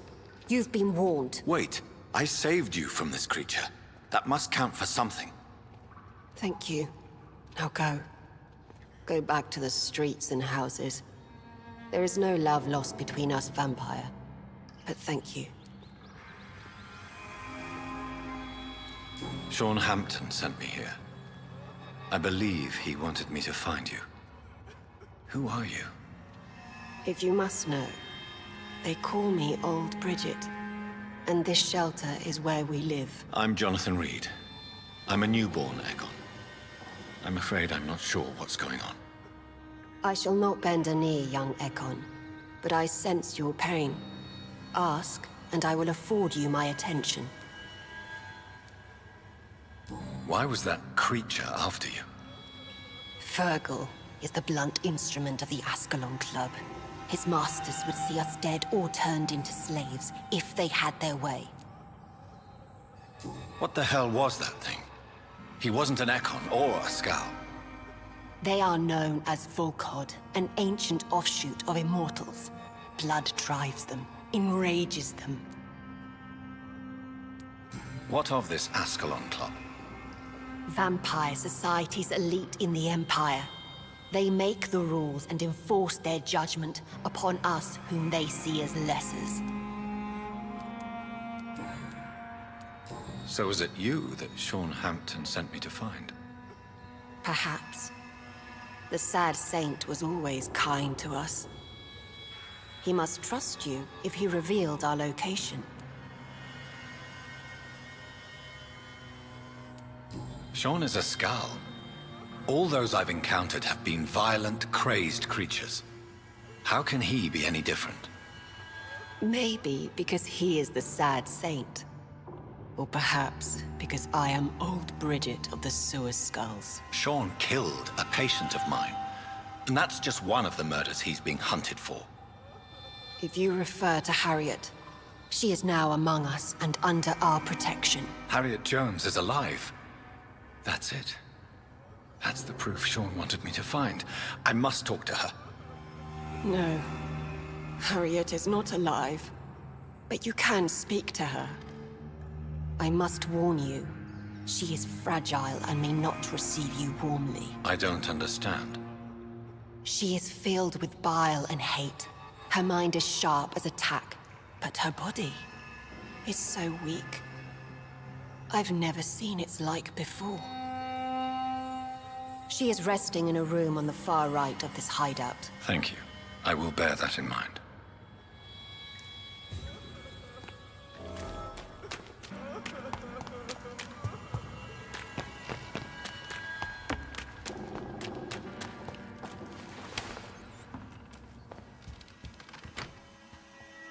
Hello, Harriet. Do you recognize me? Yes, you were from the Pembroke Hospital. The young doctor. So full of secrets. I have so many questions I need to ask you, Harriet. If you would. I love questions. As for the answers, you may not like them. How do you feel? I can't see. I can't move. My body's burning. I feel as if I'm dying over and over again. Have you tried to eat or drink something? People here tried to feed me, but I'm just not hungry. I don't have the strength. Does the pain ever stop? It is not pain I feel. It's like I can't stop feeling every inch of my body. But at the same time, each muscle and bone is the wrong place. Your room, the blood. What brought you to fake your death in such a gruesome fashion? To see if I would be mourned. Why flee with Sean Hampton? Oh, it's always a pleasure to see a saint fall to sin. But the coward still won't kill. Do you take pleasure in causing so much pain and sorrow? Nobody gave a damn about me. Not a tear shed. Poor Harriet. Always the discarded. Why did you come here? And why not? This is where I live now. Leave me be. Will you respect old Bridget's wishes? Will you obey her? Bridget is kind. She only needs to keep me fed and I'll be good. So you desire to stay here? Yes, I'm with my own kind. Birds of a feather, so to speak. Poor Harriet. Always alone. I have a question of the utmost importance to ask. Will you answer? Questions, questions, questions. The good doctor, always searching for answers. Do you remember what you did after leaving the hospital? Did you kill anyone? First, a question from me. You answer first. Very well then. What do you want to know? Are you like me? Are you also dead?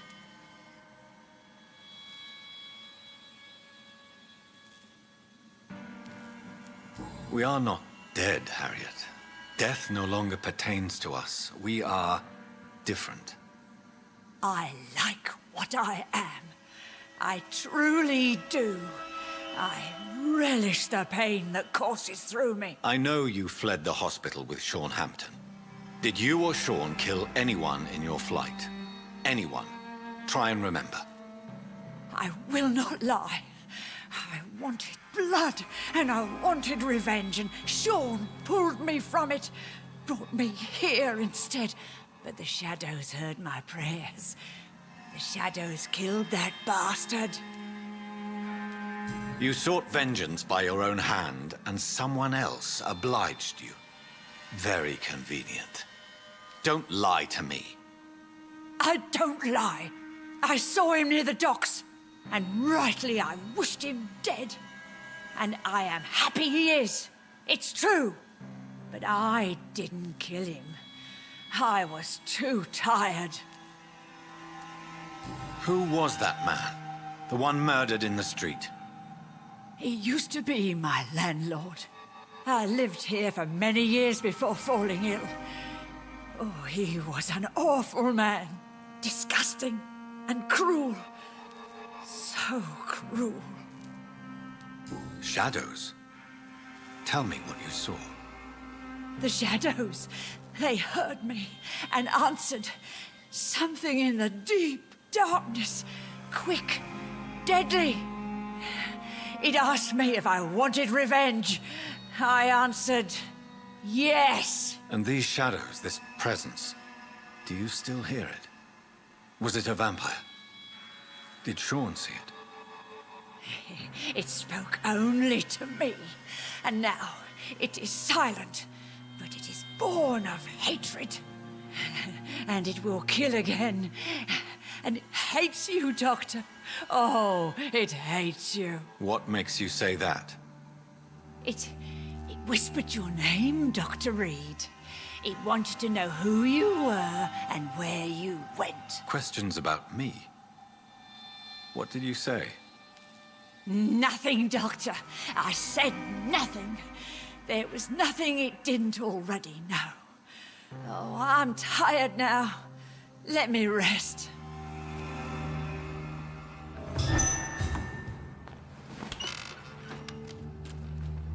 Have you found the answers you were looking for, young Ekon? There is too much left unanswered.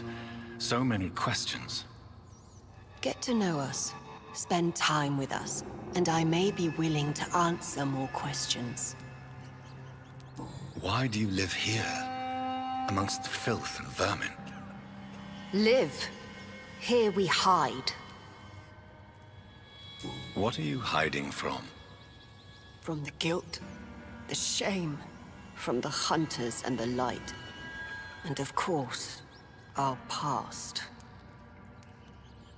Why don't you leave the city?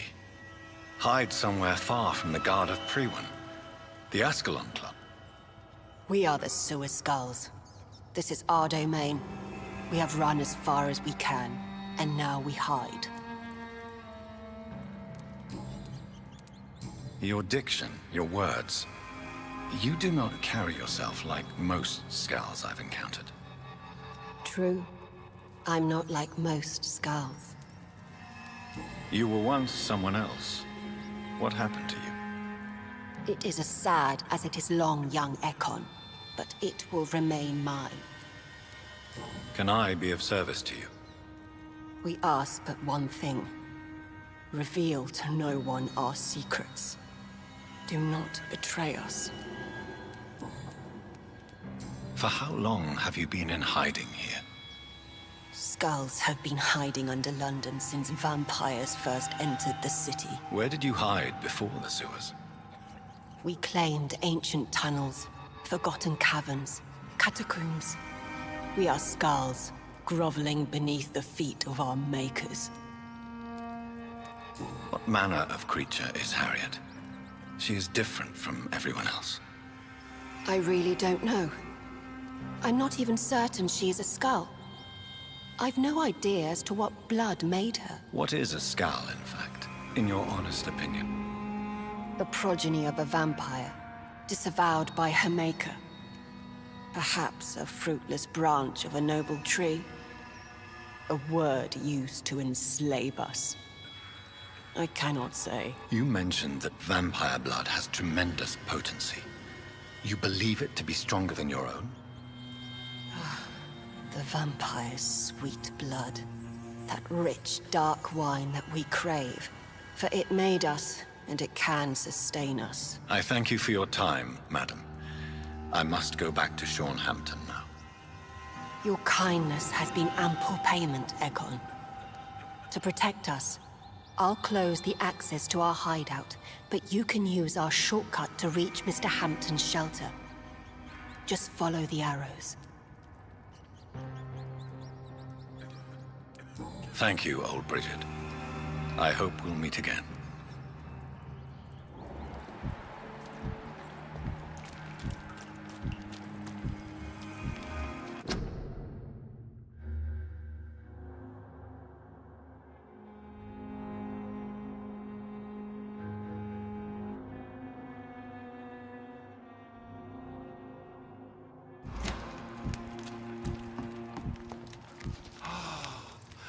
Ascalon has stalked us for ages upon ages.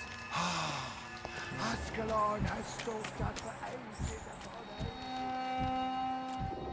ages. We're at your mercy. Will you end us?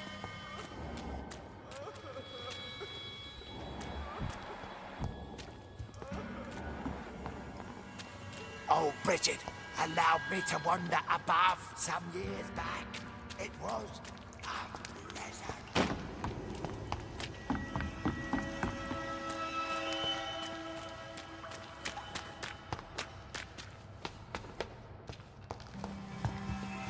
we're at your mercy.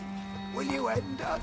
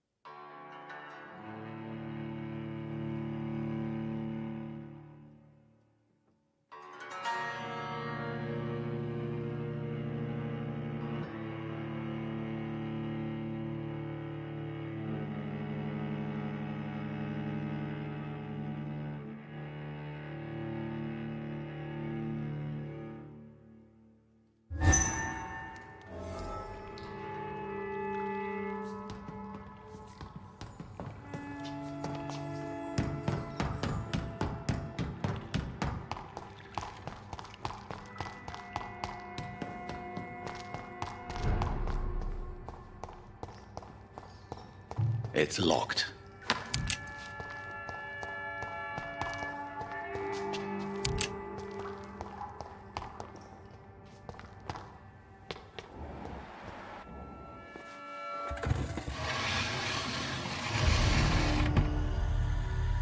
Welcome back, Dr. Reed. Would you like to take communion with me now?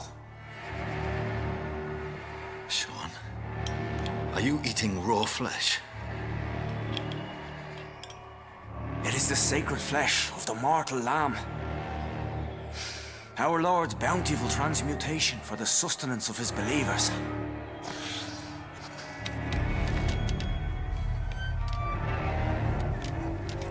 Thank you, Lord. I am your most humble servant. So, true to your word, you waited for my return. I told you, Dr. Reed, I was a man to be trusted. Did you have words with the poor Harriet?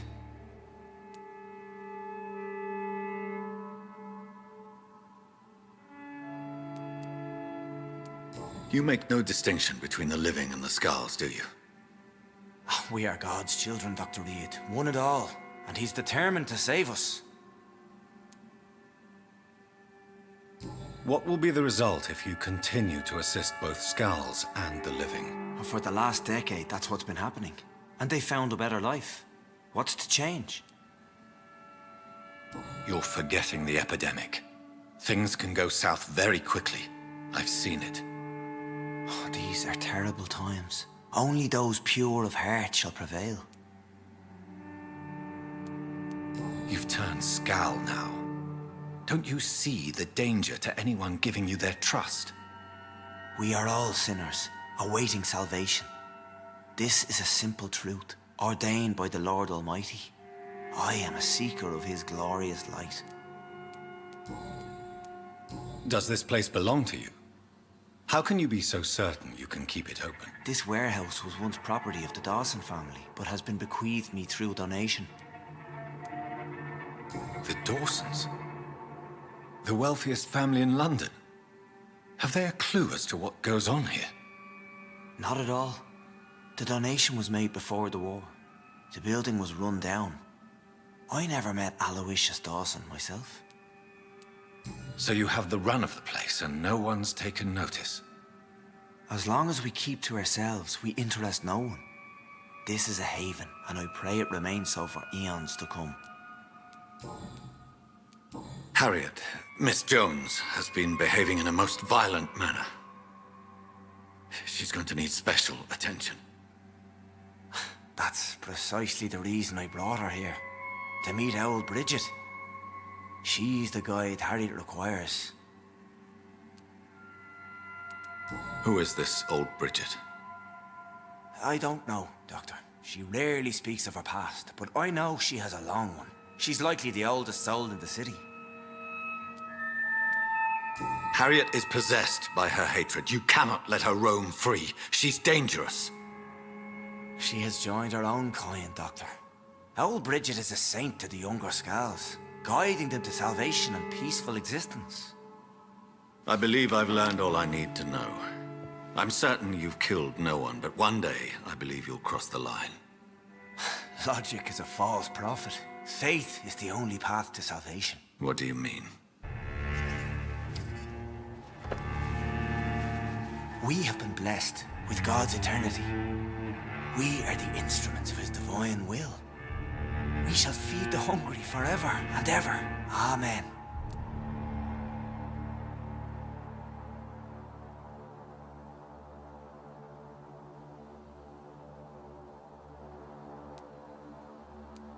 I will strive to emulate your merciful nature, Sean, but it's a difficult pledge to make.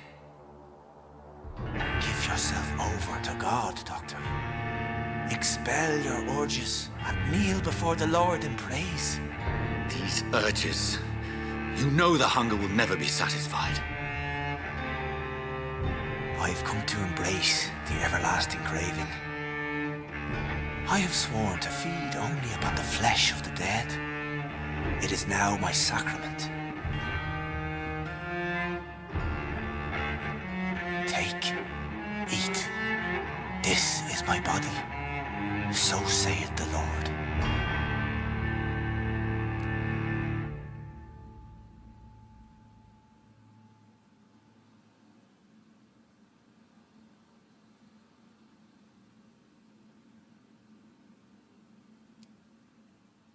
My discover is vampire blood would enhance your metabolism, perhaps even heal you.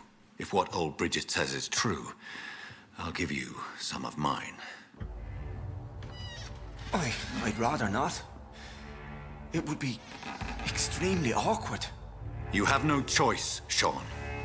It's the only way to protect your cheptel, those still amongst the living. No, Dr. Reed. God made me this way. Who am I to disobey his will?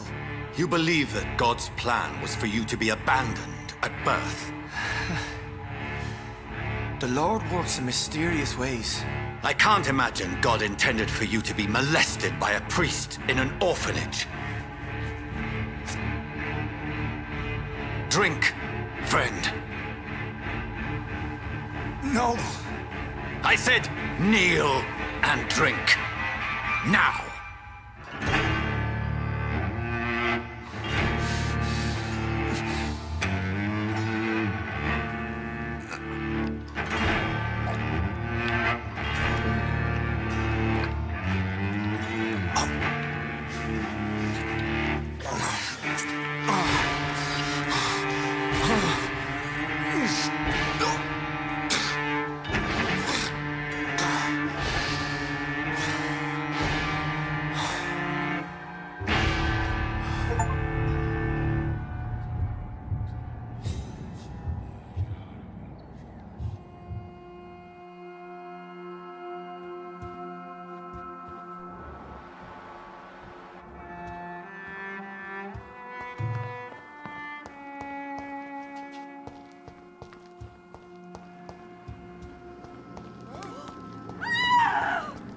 Another corpse thrown in the streets.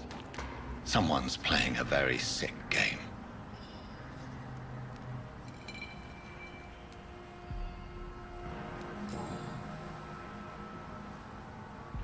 I know this brooch. This is my mother's. A birthday gift from father.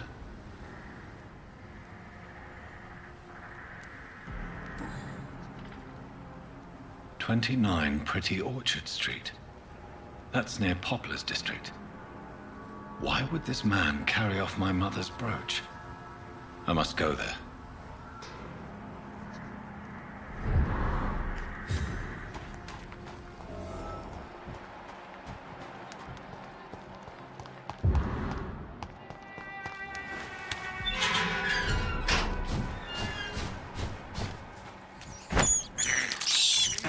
This is despicable.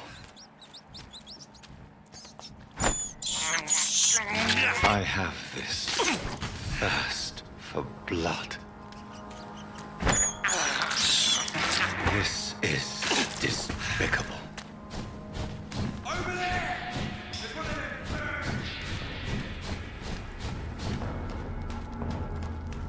A leech! A leech!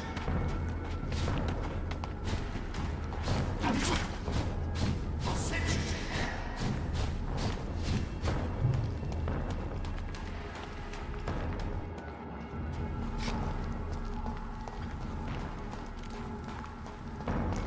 It's a leech! Kill it!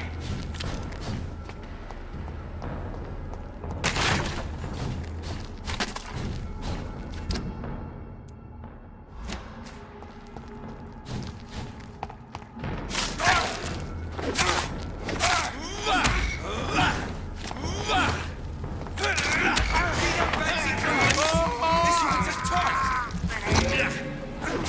Oh, Christ!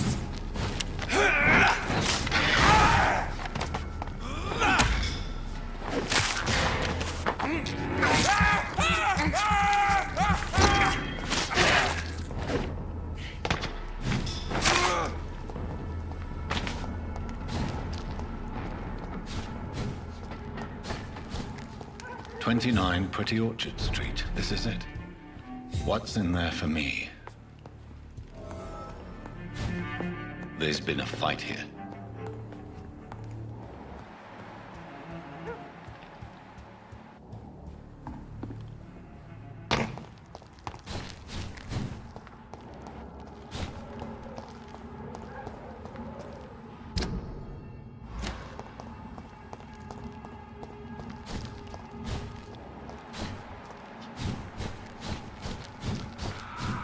Leech spotted! Watch out!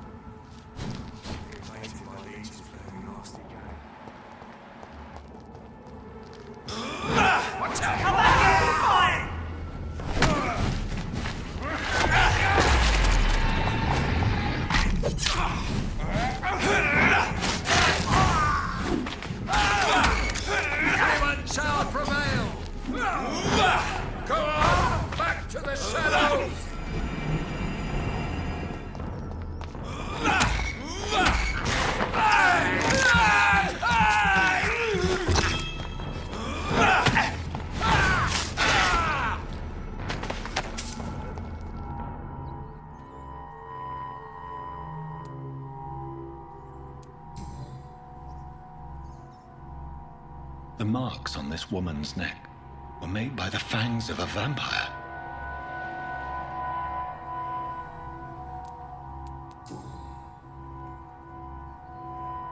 This is the very flower my mother tossed on Mary's coffin.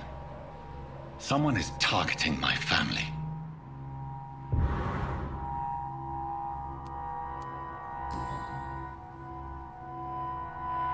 Only a golden watch in her pockets.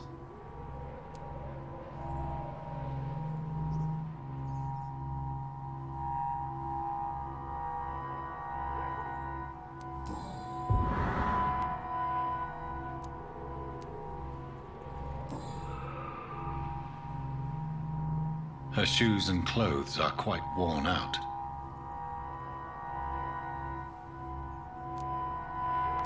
I see you.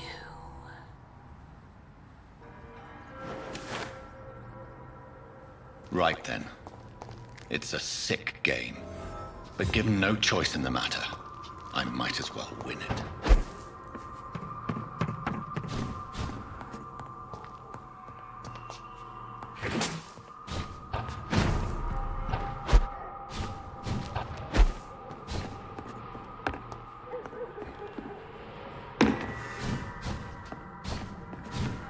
Jonathan. What was that?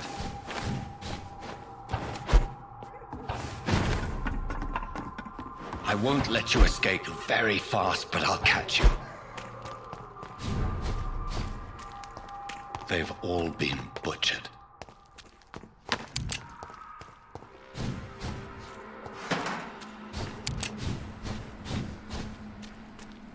I can still sense a presence.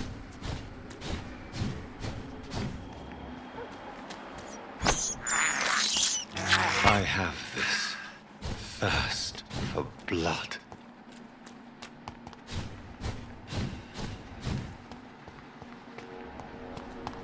Come to me.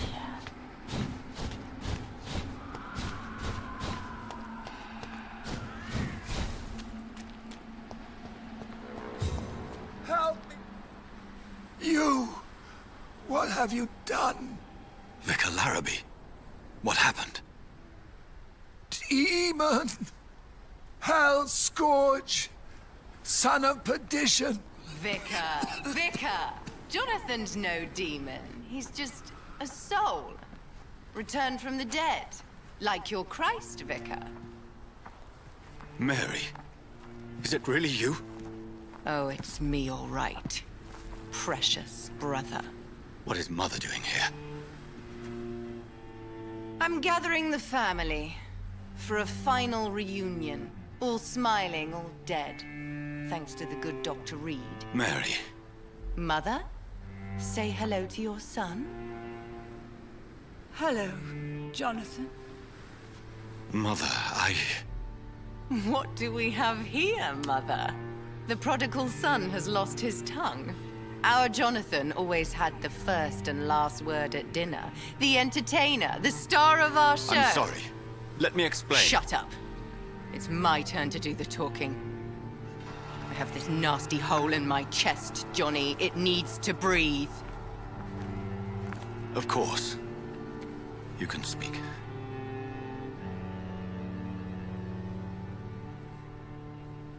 My prayers went so long without an answer.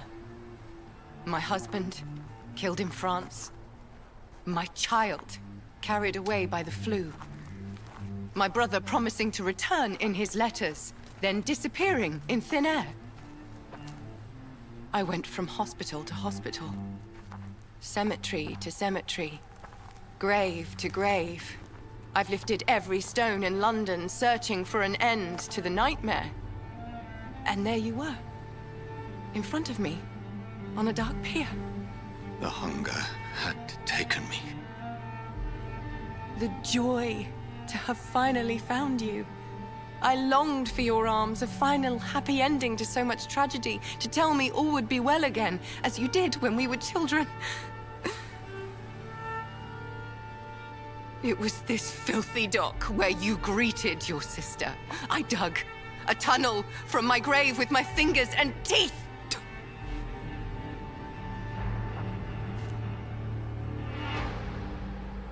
Mary. I thought I had murdered you. I tried to end myself. We've been through the same horror. We are a disease, Jonathan. A sickness that corrupts all it touches. All we kiss, and all we kill. Look at me. Admire your ilk. I'm so sorry. Apologies will not suffice. I demand reparation. I want a miracle. Are you a miracle worker, Dr. Reed? No? I'll show you mine then. The family Reed, reunited and complete, living forever in a red sea of eternal love. Time to go, Mother. Say hello to my son for Mary, me. wait. I have made friends with vital knowledge. Vampires. We are not alone, Mary.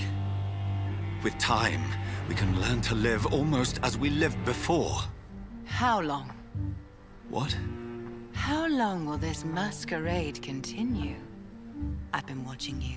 All these nights in Whitechapel, pretending you're still a doctor. You believe you're just fighting a disease. But it's you, the disease. Jonathan, you! I'm a scientist. I'll find a solution. Let our mother go, please. You're always the one to sway me to reason, Jonathan. But before, your motivations were always pure. Now you're tainted. Let her go! She has no part to play in this. Very well. Have you heard our good doctor? You can go home, Mother. Go home and rest in peace. Yes, I'll go home and rest. It's so easy to make them obey or forget. Puppets for our pleasure. I've seen you have your fun. You are mad. So that's what I am, Doctor. Mad. I was beginning to wonder. I've been hearing these voices in my head. One in particular, that of my dead brother. This is the reason I must kill you. Not for your betrayal. Not for our poisonous kiss. Not even for the lies you tell yourself. No. It's so that smooth and wicked voice will stop ringing in my ear. Mary. No, don't! Time to die, brother. And this time for good. Killed me, brother!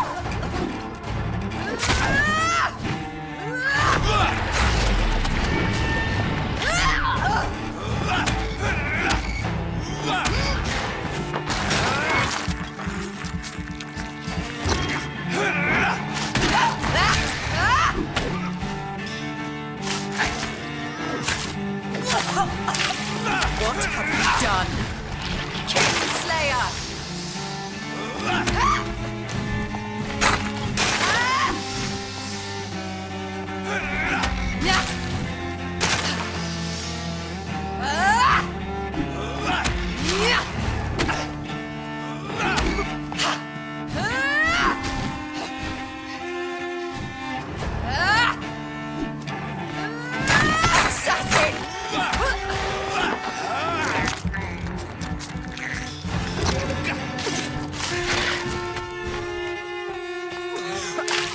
Come to me, Jonathan.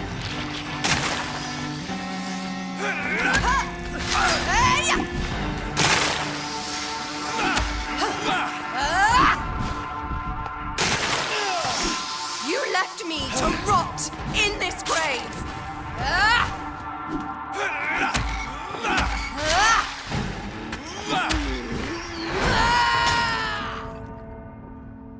You've burned away Nurse Crane's mind. You're a monster!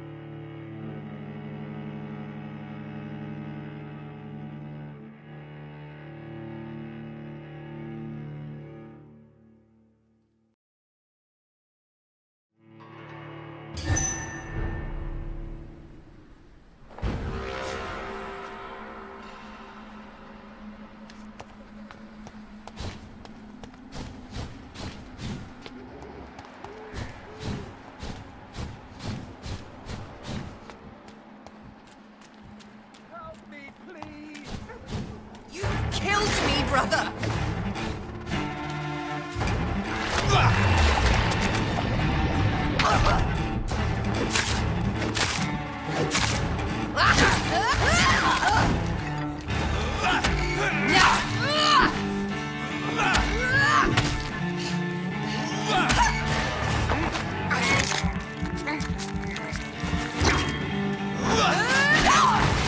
You left me to rot in this grave!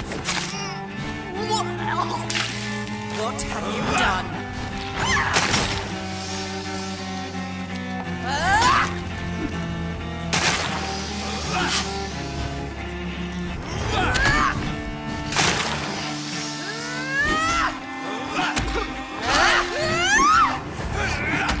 Assassin!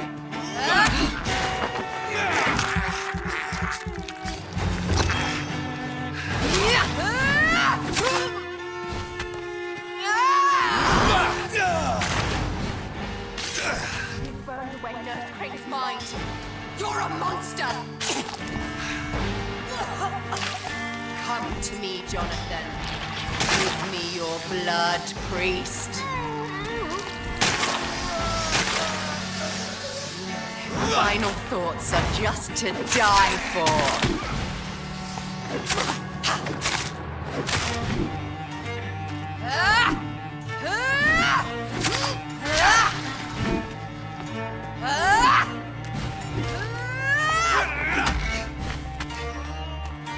Kinslayer! Rest in peace, monster.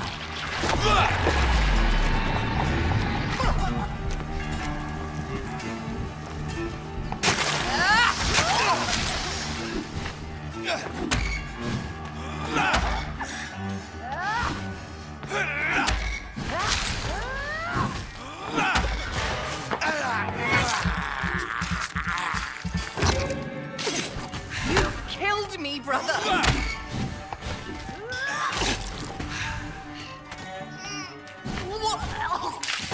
Kiss me again, sweet brother.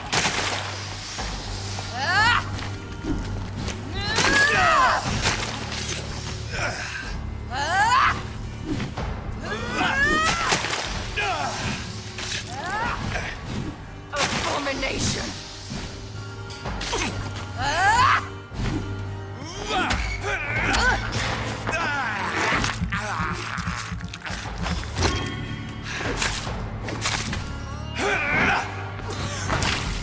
Rest in peace, monster.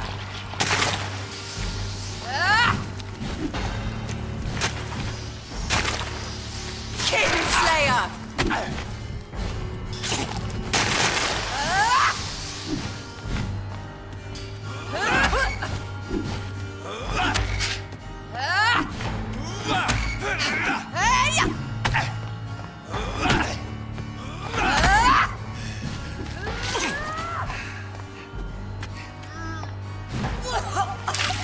Come to me, Jonathan.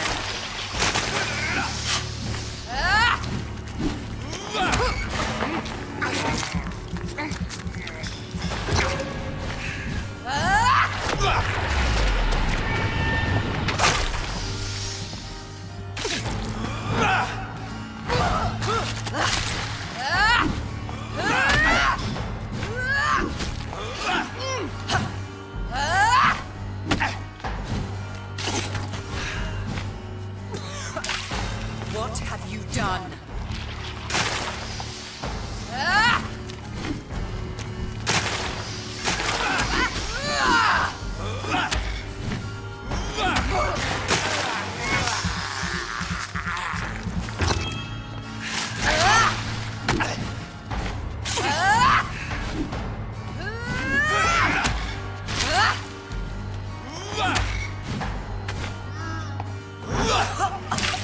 Kiss me again, sweet brother.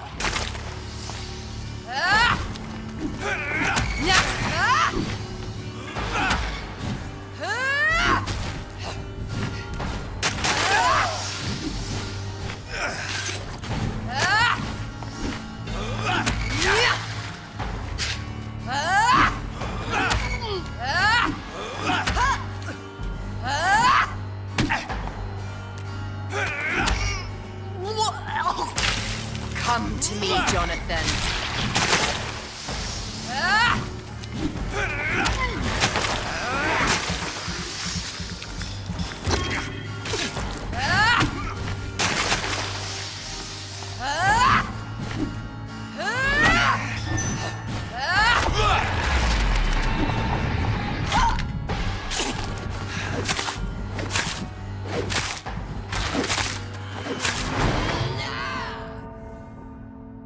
I'll make you kneel like a dog, just as you did to Sean Hampton!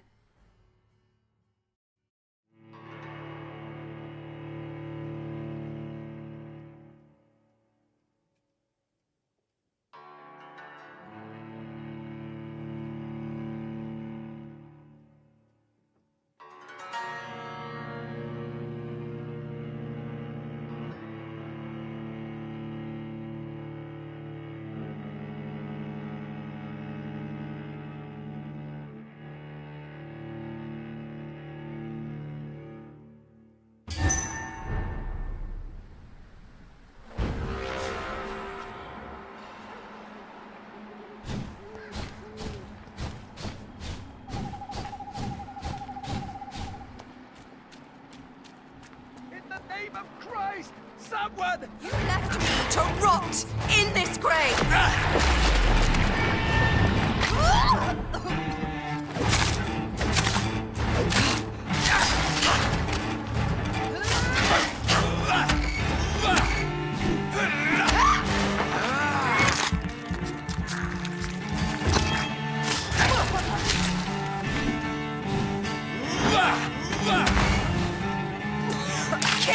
Kiss me again, sweet brother.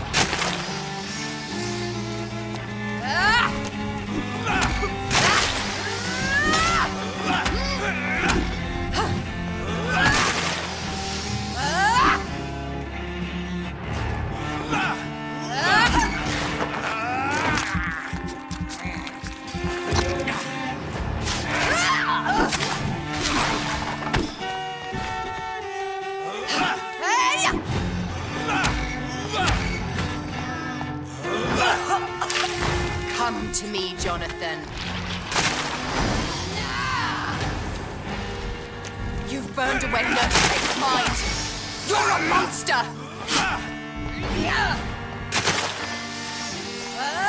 Give me your blood, priest. Their final thoughts are just to die for. What have you done?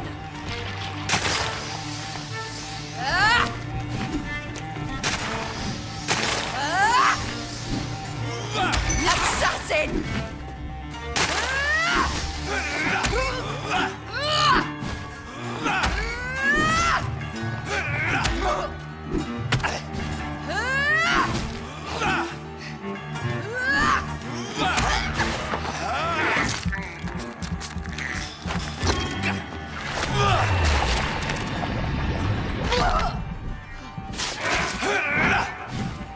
Kinslayer! Rest in peace, monster.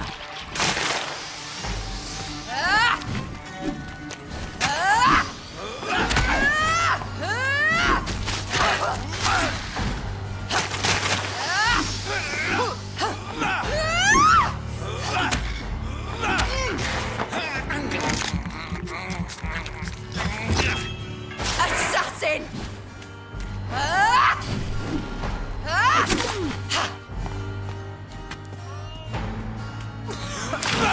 Kiss me.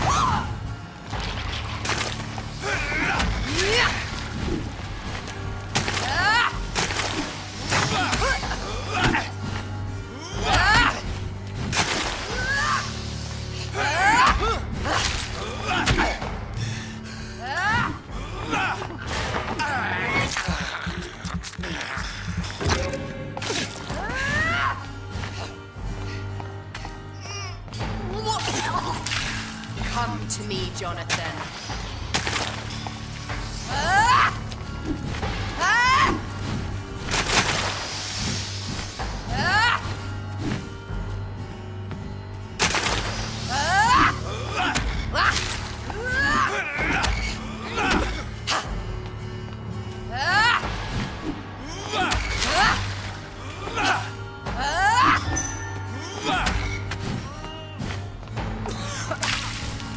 Rest in peace, monster. Ah! Ah!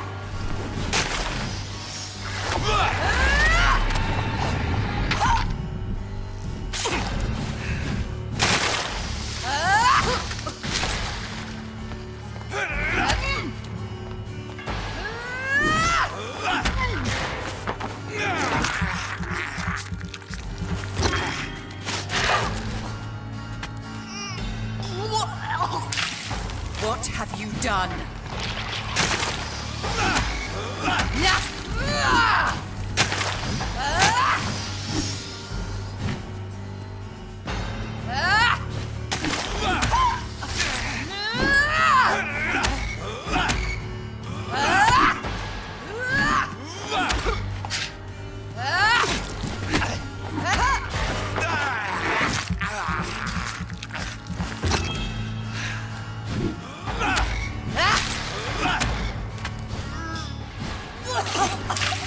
Come to me, Jonathan.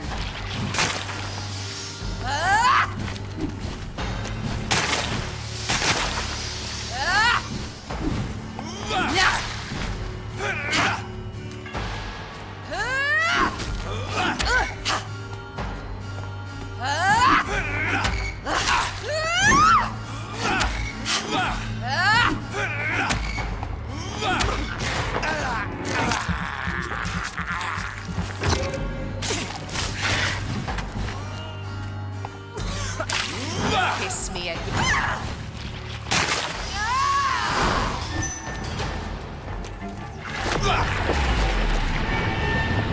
I'll make you kneel like a dog, just as you did to Sean Hampton.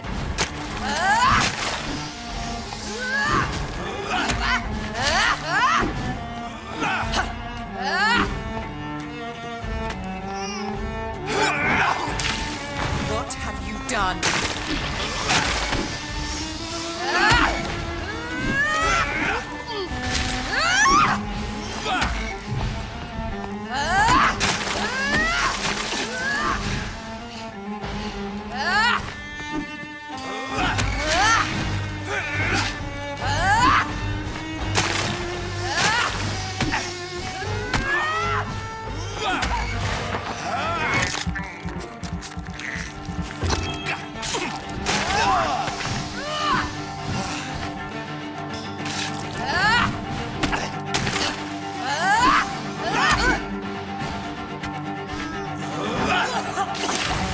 Rest in peace, monster.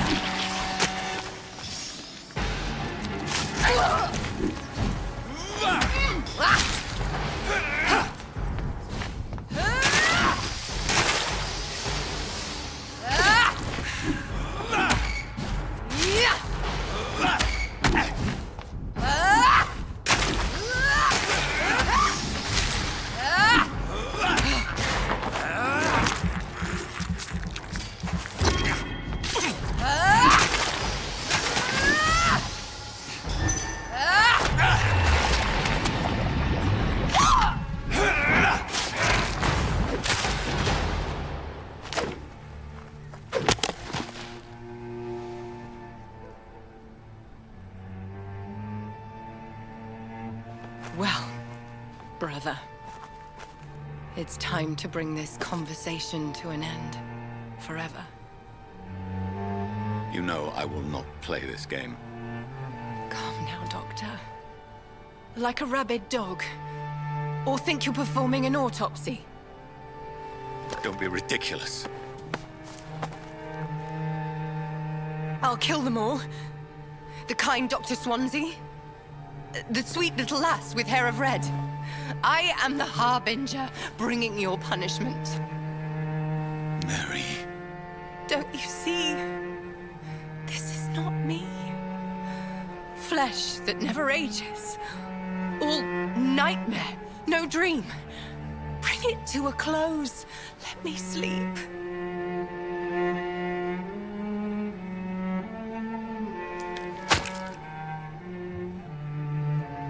I will find a cure, Mary.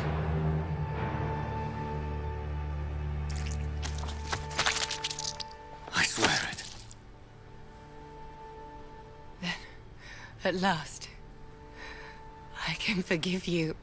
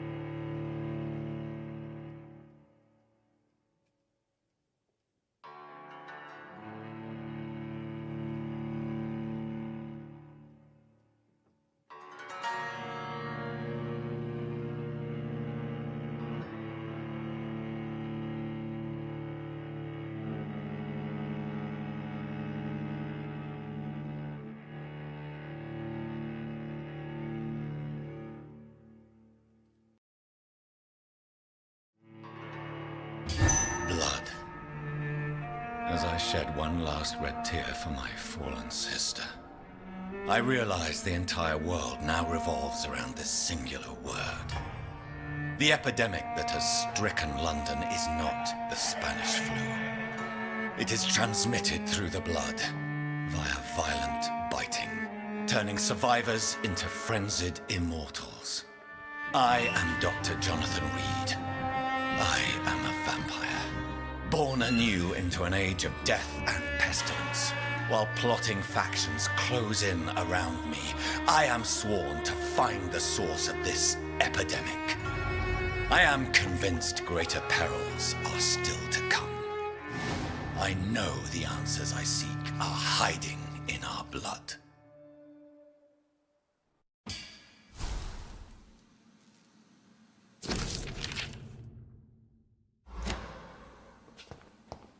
The flower's dying. It needs water.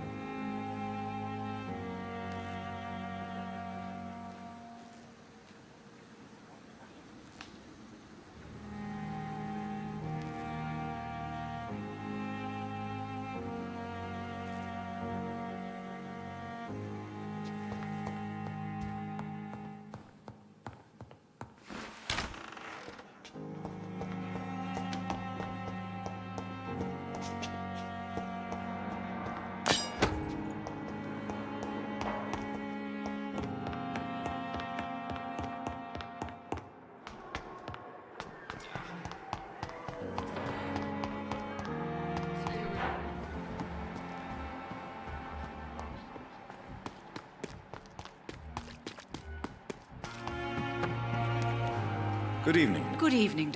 Do you require... I will be fine. Nurse, you won't be able to help people if you're sick. Take this, and do try to get some rest. I'll try, Dr. Reed. Thank you.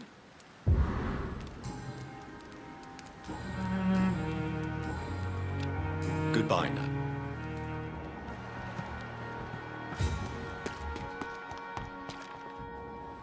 Good evening, Doc.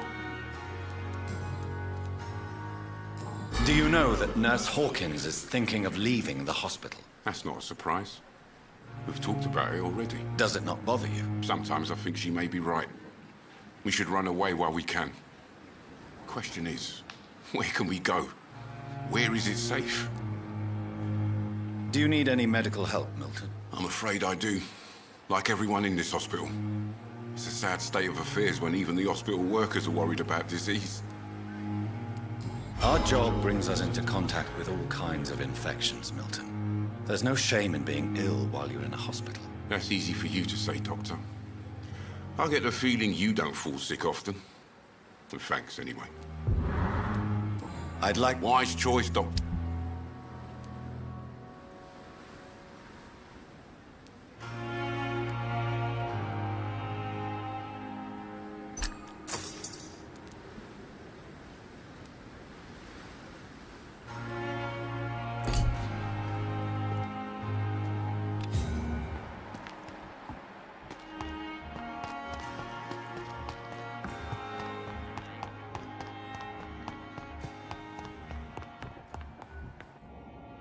I'm quite busy right now, Dr. Reed.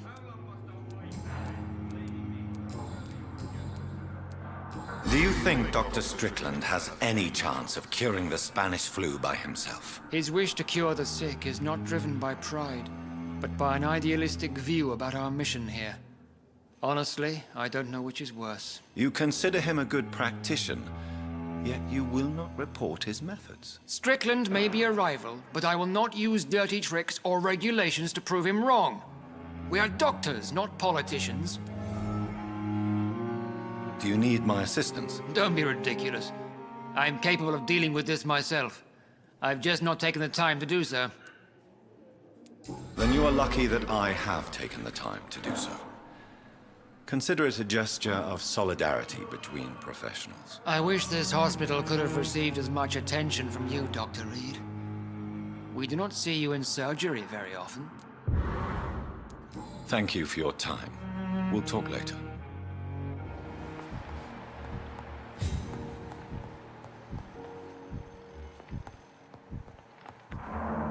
Good evening, Mr. Fiddick. Good evening, Dr. Reed. Any news about my operation? Is there anything else that's bothering you? Can I help in any way? Really? Why has no one else asked me that since I got here? I thought I was in a hospital. Unfortunately, you are not the only person who needs help. And complaining about it won't do you any good. Well, perhaps you're right, Dr. Reed. I'm sure if me missus was still alive, she wouldn't be happy with me going on like this. Goodbye for now, Mr. Fiddick. I'll see you later.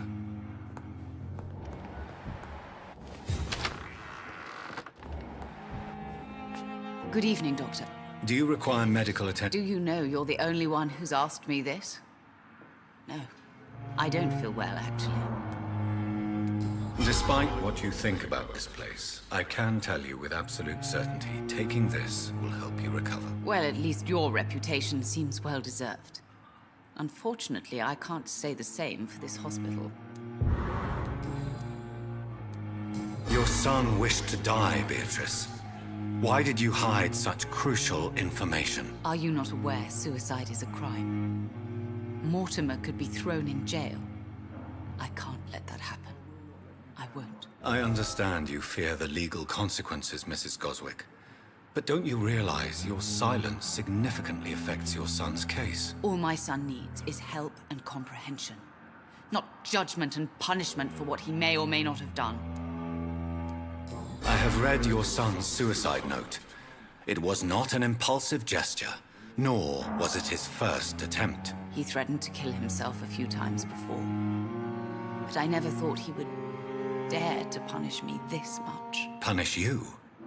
Why? I've known for a long time he was not happy with his life. But I always hoped he cared enough to avoid making me suffer like this. Mortimer is extremely vague as to his motivations for committing suicide. Tell me more about what you know. As you say, Mortimer had no reason to die. All he said to me was that he wanted to make the world a better place, but couldn't. Why did your son feel so useless when facing the world? I think it was more that he could only see the melancholy facets of life. He couldn't help but dwell on such things. What do you think he meant by making the world a better place? Mortimer has always been a sensitive soul. He wouldn't talk to anyone for months after his father passed. It's like he carries everyone's sadness with him. Do you realize your son could try to kill himself again? He might succeed next time. I think about it every minute. But I won't stop fighting for my son's future. That's how much I love him. You're right. Your son's death was not fatal. And unlike many on their own, he is lucky to have you by his side. I can't give up on him. I just can't. I have conceded many times in my life, but giving up on my son is something I am incapable of. Goodbye, Mrs. Go.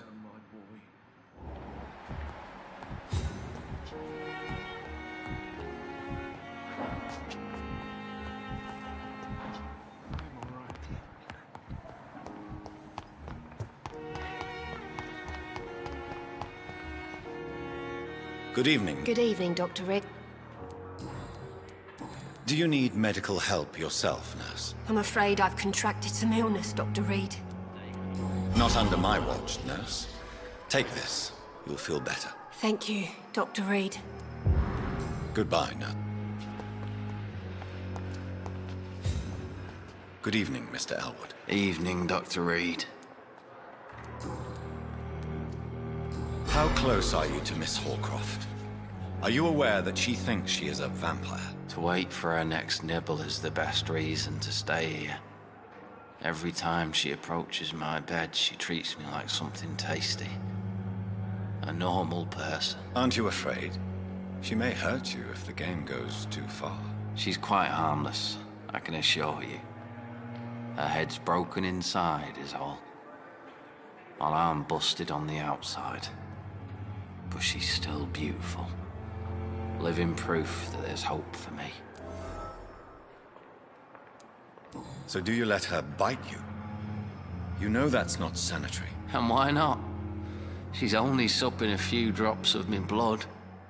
And the pain, it's real for once. She could decide to bite less willing patients. Then it's another good reason for me to stay here, Doctor. You do realize she's mentally disturbed. It's called the Cotard syndrome. She truly believes she's a vampire. In her madness, she never refers to my scars. And frankly, if I could, I'd join her world. It seems much more fun than the real one. Soldier, do you need assistance? Not really. I think I caught something in this bloody hospital. I swear I'm dead, yet smiling inside, Dr. Reed. As long as you remain here, I will make sure you don't have to worry about your health. Don't think you can do much about it. Damage is done. Goodbye for now, Mr. Elwood.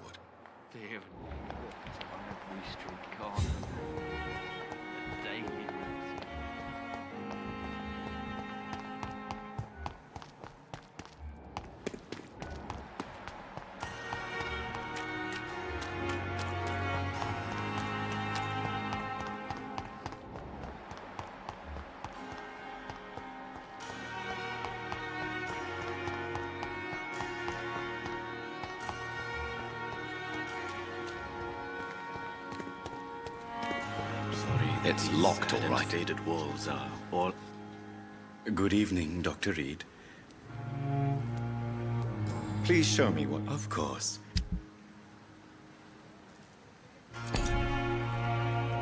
Good evening. Do you need medical attention? Well, the proximity of the dead is not the most healthy company, even if the quiet can be appreciated. Don't take too many risks with your health, Mr. Chidana. None of us are immune to this disease. And that is a good thing. Death and disease is a constant reminder of our mortality. But you have my thanks, Dr. Reed. Goodbye, Mr. Chidana.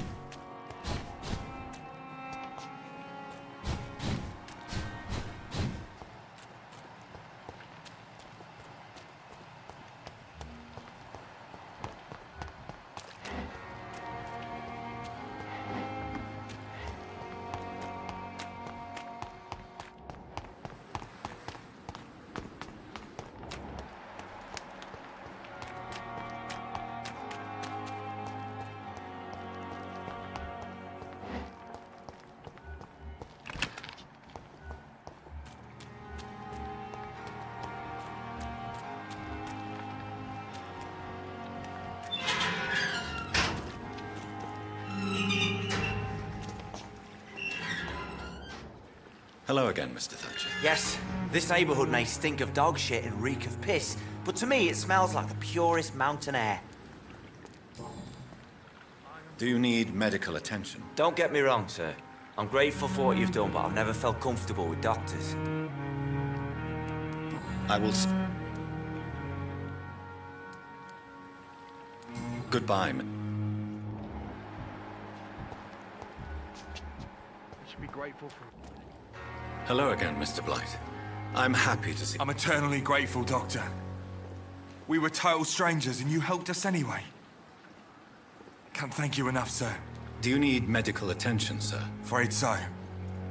In the war, I was always worried about picking up something, getting some infection. Unfortunately, I've got that fear in London now. Throughout history, some diseases have done more damage to armies than any weapon created by man. You were wise to be careful. You're working at the Pembroke Hospital, aren't you? That's a good enough reason for me and Oswald to go there.